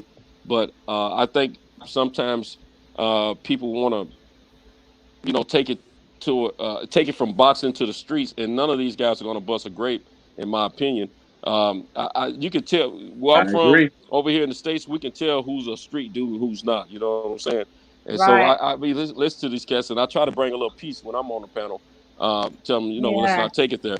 But because I mean, I can get ignorant if I want to myself, but it ain't who I am. You know what I'm saying? Yeah, we all can. That's not who I am either. I don't understand why people bother get ignorant on these panels. It's stupid, man. It's just crazy, and that's what bothers me the most because the majority of us are people that look like us, and that really bothers me a lot. It's okay to have a fun, like we had a healthy. So there's a lot of people that look like me that you argue with. What you're trying to say, brother? So there's a lot of people that look like me that you argue with. Well, you're an exception because I don't know a lot looking of at people. I ain't like looking at the rest of the guys. I've seen them, but I see you. But now what I'm saying is, we got the same paint job. We have the same paint job, and we don't need to be talking about. Not saying you guys. I'm saying some of the panels I've been in, and they talking about the streets and all that. But I'm gonna say like the LDBC. I registered with them about 3 years ago, and it started off. Turn that music off, man. It started off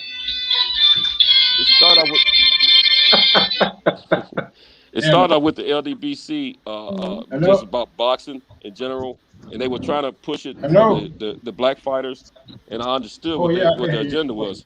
But then it got a little bit, off the grid about a lot of nonsense, and that it shouldn't be. It wasn't about boxing always, and so the guys with the panels want to want to dictate the narrative of what we should be talking about. Now, I don't disagree with everything they say, and I don't agree with everything they say. Just like I'm gonna tell you a prime example. Shelton Moore, that's my dude. We love boxing. We love we're Shelly. similar. We're similar in age. We don't agree about everything about boxing as far as certain fighters, but we'll agree about the sport of boxing. And just like you guys on this panel right now, you ladies and you guys, we don't agree about everything about certain boxers, but we'll agree about the sport of boxing. See, that's what I respect. And like I said, I'm a registered LDB fan, but I'm not with all that bull crap. You know what I'm saying? Yeah, I ain't with you all can be that talking about LGBT and not racism. be deluded. You can I still want be to leave the LGBT racism and out. still be I cool. want to leave the anger and hatred out. I want to just talk about the sport itself and show be the a fan passion of the and love for sport, the not of sport. the man. Right. And then because I'm gonna tell you, Toe with the sport.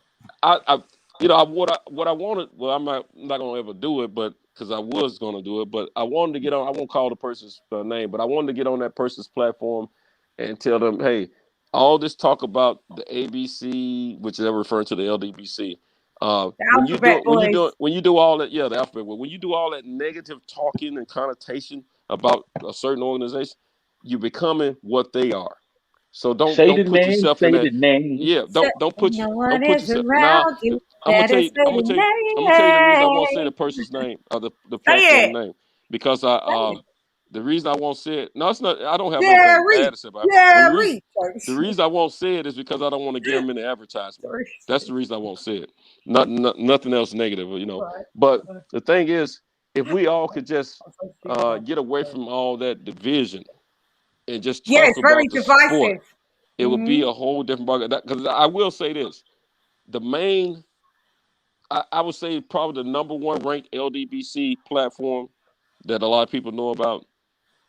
When I don't go over there every day like I used to, but when I do, I don't hear a lot of negative connotation about this person's platform and that person's platform. They just talk about Who's the number what they one? talk about. Who are you talking about Who's now? number Who's the one? number one over there? Well, as far as the LGBC, Yeah. it's probably going to be Black Fight Fans. His platform is Okay, probably well, going to be the top LDBC he's page. cool. Who, He's Trill? cool. His boy is not that's cool my dude. though, but he's That's cool. my dude. But Yeah, he's cool, but he's his a boy fan. ain't cool. Now a lot of people don't like 78. Now 78. I haven't spoken to 78 Sports. He's the orchestrator, but 78 will tell you real quick he don't want to talk about other platforms. He'll tell you that real quick. So that's but I'm not saying they do everything right. That I'm the last person to say that. They do a lot of wrong. They do a lot of wrong. You agree with some things and disagree with some. But they gotta. To me, they need to keep it boxing, and we all need to keep it boxing. And we can. It's okay to have a healthy debate about who we feel is a better fighter, who will win, and all that kind of stuff. Yeah, because we are really going to chop it up with Wilder with you, love. We had a great time doing it. Yeah, but there's more. There was other. Yeah, we went in, but then we was like, "No, let's get out now." Yeah. I saw the hyenas coming in to nip at my tail. You know what I'm saying? So I had to go and change the narrative. Look, man, I didn't come over here to talk. You know what I'm saying? Because I was losing that battle. You know what I'm saying? And plus, I want to let you know how I was enjoying you brushing your hair. Fight Guys was on your side. Fight Fans was on your side still.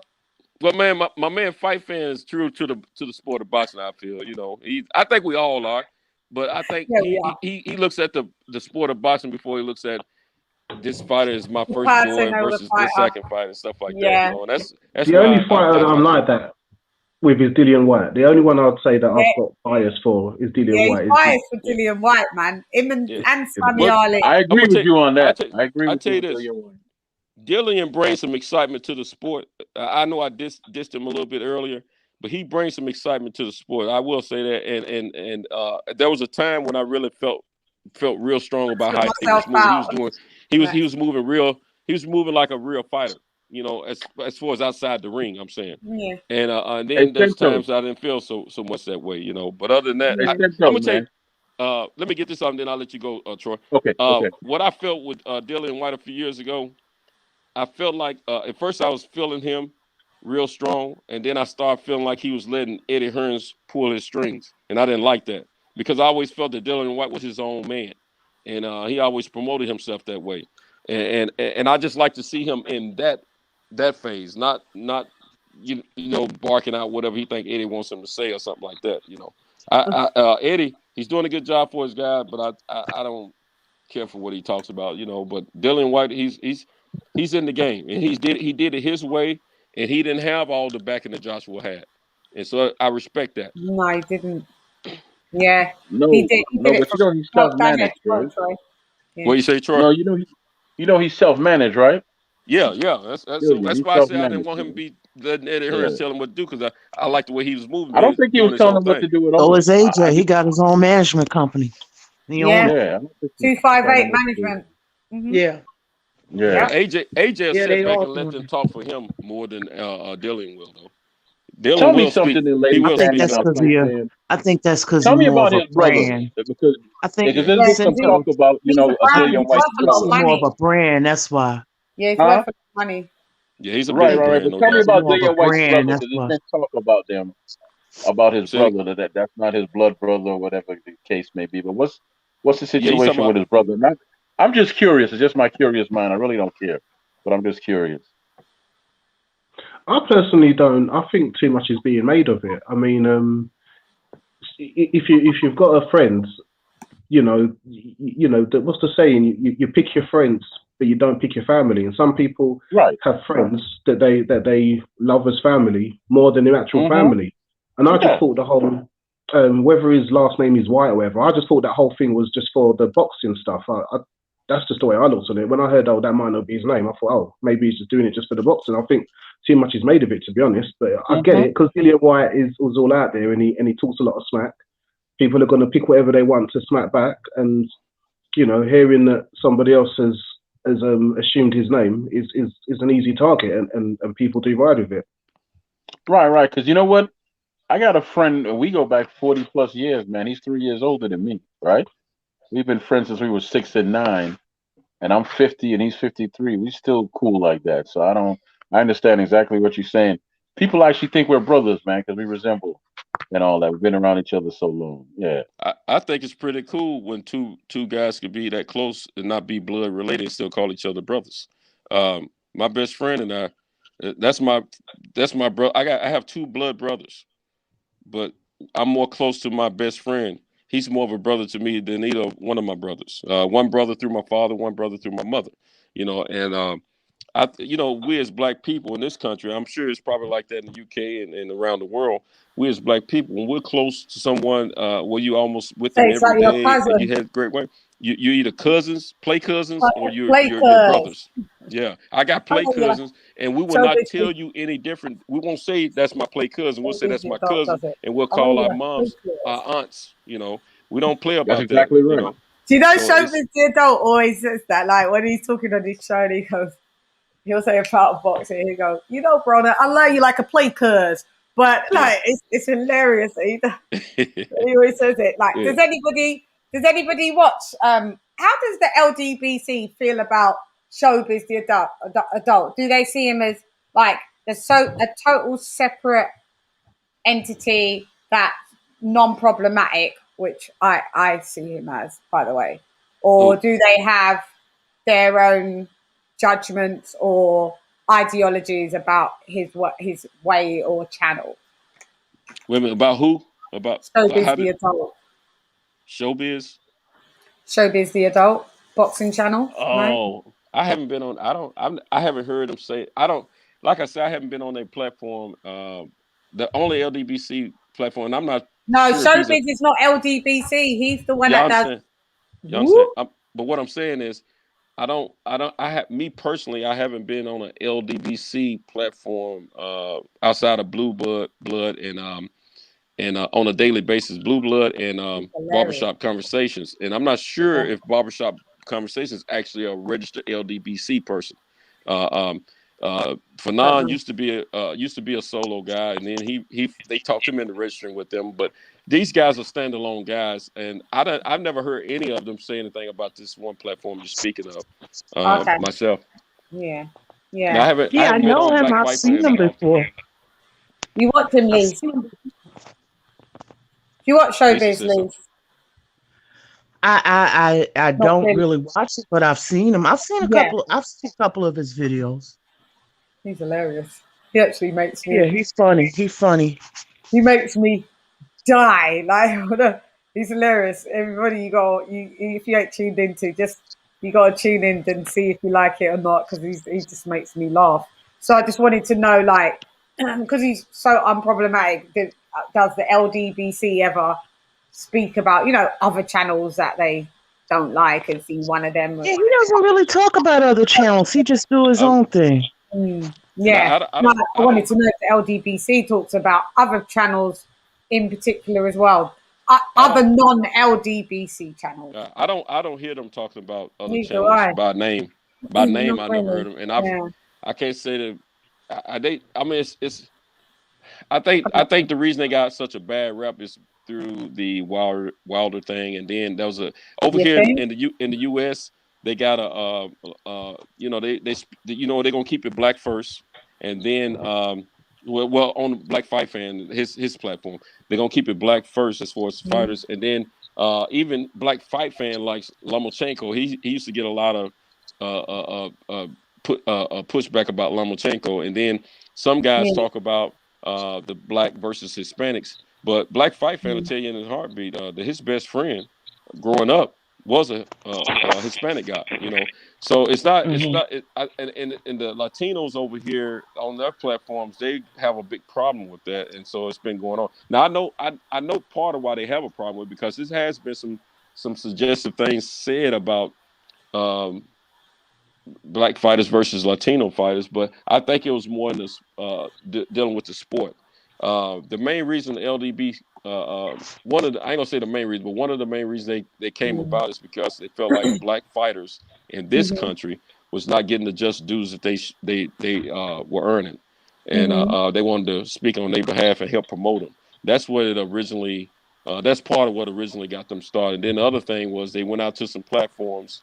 And there was a lot of racism, and not just fighting, but racism in general. If you said anything about it. So they created the LDBC, and now it's taking now the guys have gotten so big now. I mean, it's they're doing a great job. I mean, but at the same time, well, it depends.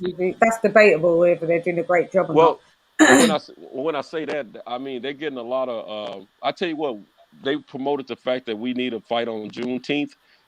For those of you that don't know what Juneteenth is, it's a holiday where that was created for black people, where the black slaves in the state of Texas were the last to know that they were free, and so they celebrated on June 19th, which is called Juneteenth. Now they got a fight coming up on Juneteenth because of that push that they did. Then they pushed for fights to be in the cities like Atlanta. That happened. There might be a Juneteenth belt, because Mauricio Suleiman was on Fred the Barbershop the other day, and Fred the Barbershop gave him the rundown and said he's going to try to make a belt. He's going to try to make a belt for Juneteenth in the future. Yeah. Oh my God. But it's which I don't care nothing about all those belts. I can forget. I thought that was kind of weak, but he said he doesn't charge. Now he did say this. He said they do not charge sanctioning fees for those, like the Aztec belt and the Mayan belt and all that kind of stuff. Oh, those belts. So those are just trophies. Okay. So if that's the case, he makes a hell of a lot of money off of all the intrin diamond. Man, now see, that's what we should be fighting about. That's what we should be fighting them about, stuff like that, because that's ridiculous. It's too many belts. It's too much confusion. I'm gonna tell you, they had a lot to do with the confusion with Dillian White in the past, as well as Brazil. They had a lot to do with what's going on currently with Teofimo Lopez and Devin Haney. That's bullcrap, So it's just bullcrap. I wish Devin Haney never would have accepted that belt. I wish they would have just let them fight for a vacant belt, and then they couldn't say some of the things they're saying now, But it's just a lot of bullcrap that's unnecessary, and it's all about money. It's all about money. That's all it is about. Greed, money, greed, greedy. What was you going to say, Troy? Nothing, actually. I'm enjoying the conversation. Oh no, I thought you went to say something and then you got etched out. But okay. Well, but guys, I'm wrapping up. I've been on for 4 hours and 30. Got actually something to do that I've been waiting to do for like an hour and a half ago. I thought you promised me a one-on-one after this show, after the panel was over. No. Damn. Well, who said no? You better throw in a super chat or two for that, bruv. a super chat. Oh yeah. Well, you know what? I got to get my account unlocked. I'm glad you said something about that. I got to get my account. Some kind of way got me. Don't worry, I messed up. accept Cash App as well. We're trying to get a new laptop for the show, so Cash App if your super chats don't work.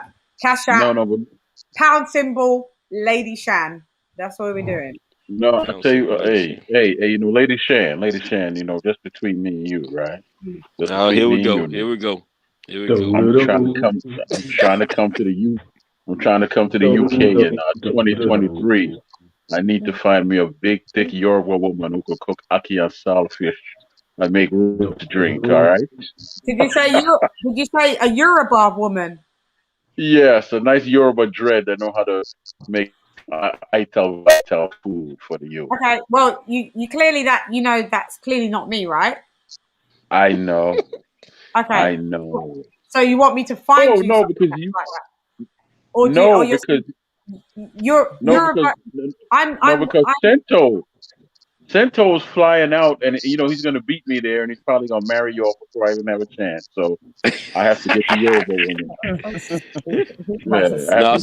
woman. She's actually safe, man. She's a beautiful girl, but I'm married, man. I just like to flirt. Oh, you are? Bit, but look at you on here. You spitting all that game, and you're married. Hey, I still look at women, man. I look at all women. Ain't no shame in my I game. look at Hey, that. how you doing? Hey, but listen, you know, I enjoyed the panel, you know, Lady Shan, Thank you. you know, and I really enjoyed you brushing your hair. Yes, I did. Yes, indeed. I second that. Go ahead and say it, Lady Shan. Lady Shan, go ahead and say it. Remember you were on counterpunching. You were like, you know, sleeve tone. That's your sleeve. Well, she's stroking that hair, man. Yeah. Remember when you said that? What did I say? Remember when you said that? Huh? What did I say?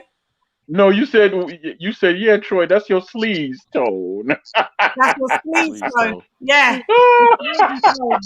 Like, Lisa, they've been on to me. They've been on to me all day. It's been hilarious. It's been I missed it. Man. Yeah, it's been a pleasure having you all. I had to listen to the playback. You're always you got to go to playback. You're always welcome, Sentos. You're always welcome, Troy. You're always welcome, TBE. You know, we already got Lisa and Fight fans. We're always here. And big Fight, and Fight fans. Notification bell, you know, so you don't miss it. Usyk is gonna beat all the heavyweights. Fight fan, he's gonna beat all the heavyweights. Hey, just a little FYI. I like the panels more when there's women in the panel. You like that? I know, but there's only always me and bloody Lisa that always comes. I don't know. No, but I'm sure you have friends that like boxing, right? No, I don't actually. No? Do you have any cousins, aunties? No? Okay, this is gonna sound far out. You have any gay friends that like boxing? And if I do, they're guys. Yeah. Right, but I'm saying you have any gay friends that like boxing? Because gay friends don't win it. Okay, well, take my picture and show it to all your friends, and they'll come to your next panel. Where's your picture? Right there. Tell them about. Let me see this picture. Wait, let me see this. Yeah, go ahead. She said, "Let me see this." No, man, your eyes are closed. You can do a better picture than that, Troy. Come on. I'm sure you can make it bigger. No, but I mean, at least you can look at the camera when you're taking photo. Oh yeah, you know, I was trying to be. That's my Mac Daddy vibe. It's not working. I go, guys. She done told y'all she gotta go, and y'all still holding her. It didn't work. Yeah. It didn't work. Hey, all right, y'all. Lady Chan, thank you for allowing me to be with you guys. And it was a pleasure. Figures, man, it was great to chop it up with you. Always a pleasure, guys. Yeah, guys. And, Troy, always a pleasure, my man. And Lisa, you know what it is, sister. Yeah. I love always a pleasure, Sentos. Always. Great salute to everybody. Salute. Troy over there trying to Mac Daddy. I hear him. Yeah. With that Barry White. No, I'm going. With that Barry White baritone. I hear him. Right. Y'all represent us over there in the UK. I had fun all day. So, I'm signing off. Hey going, it's Leah the Shan rep, none less. Come box with Shan. Gun! Rah! Salute to everybody on the chat. Thank you. And thanks Do that stuff, Lady Chair. Yeah, I know you do that's it right. again. Do that stuff. Now,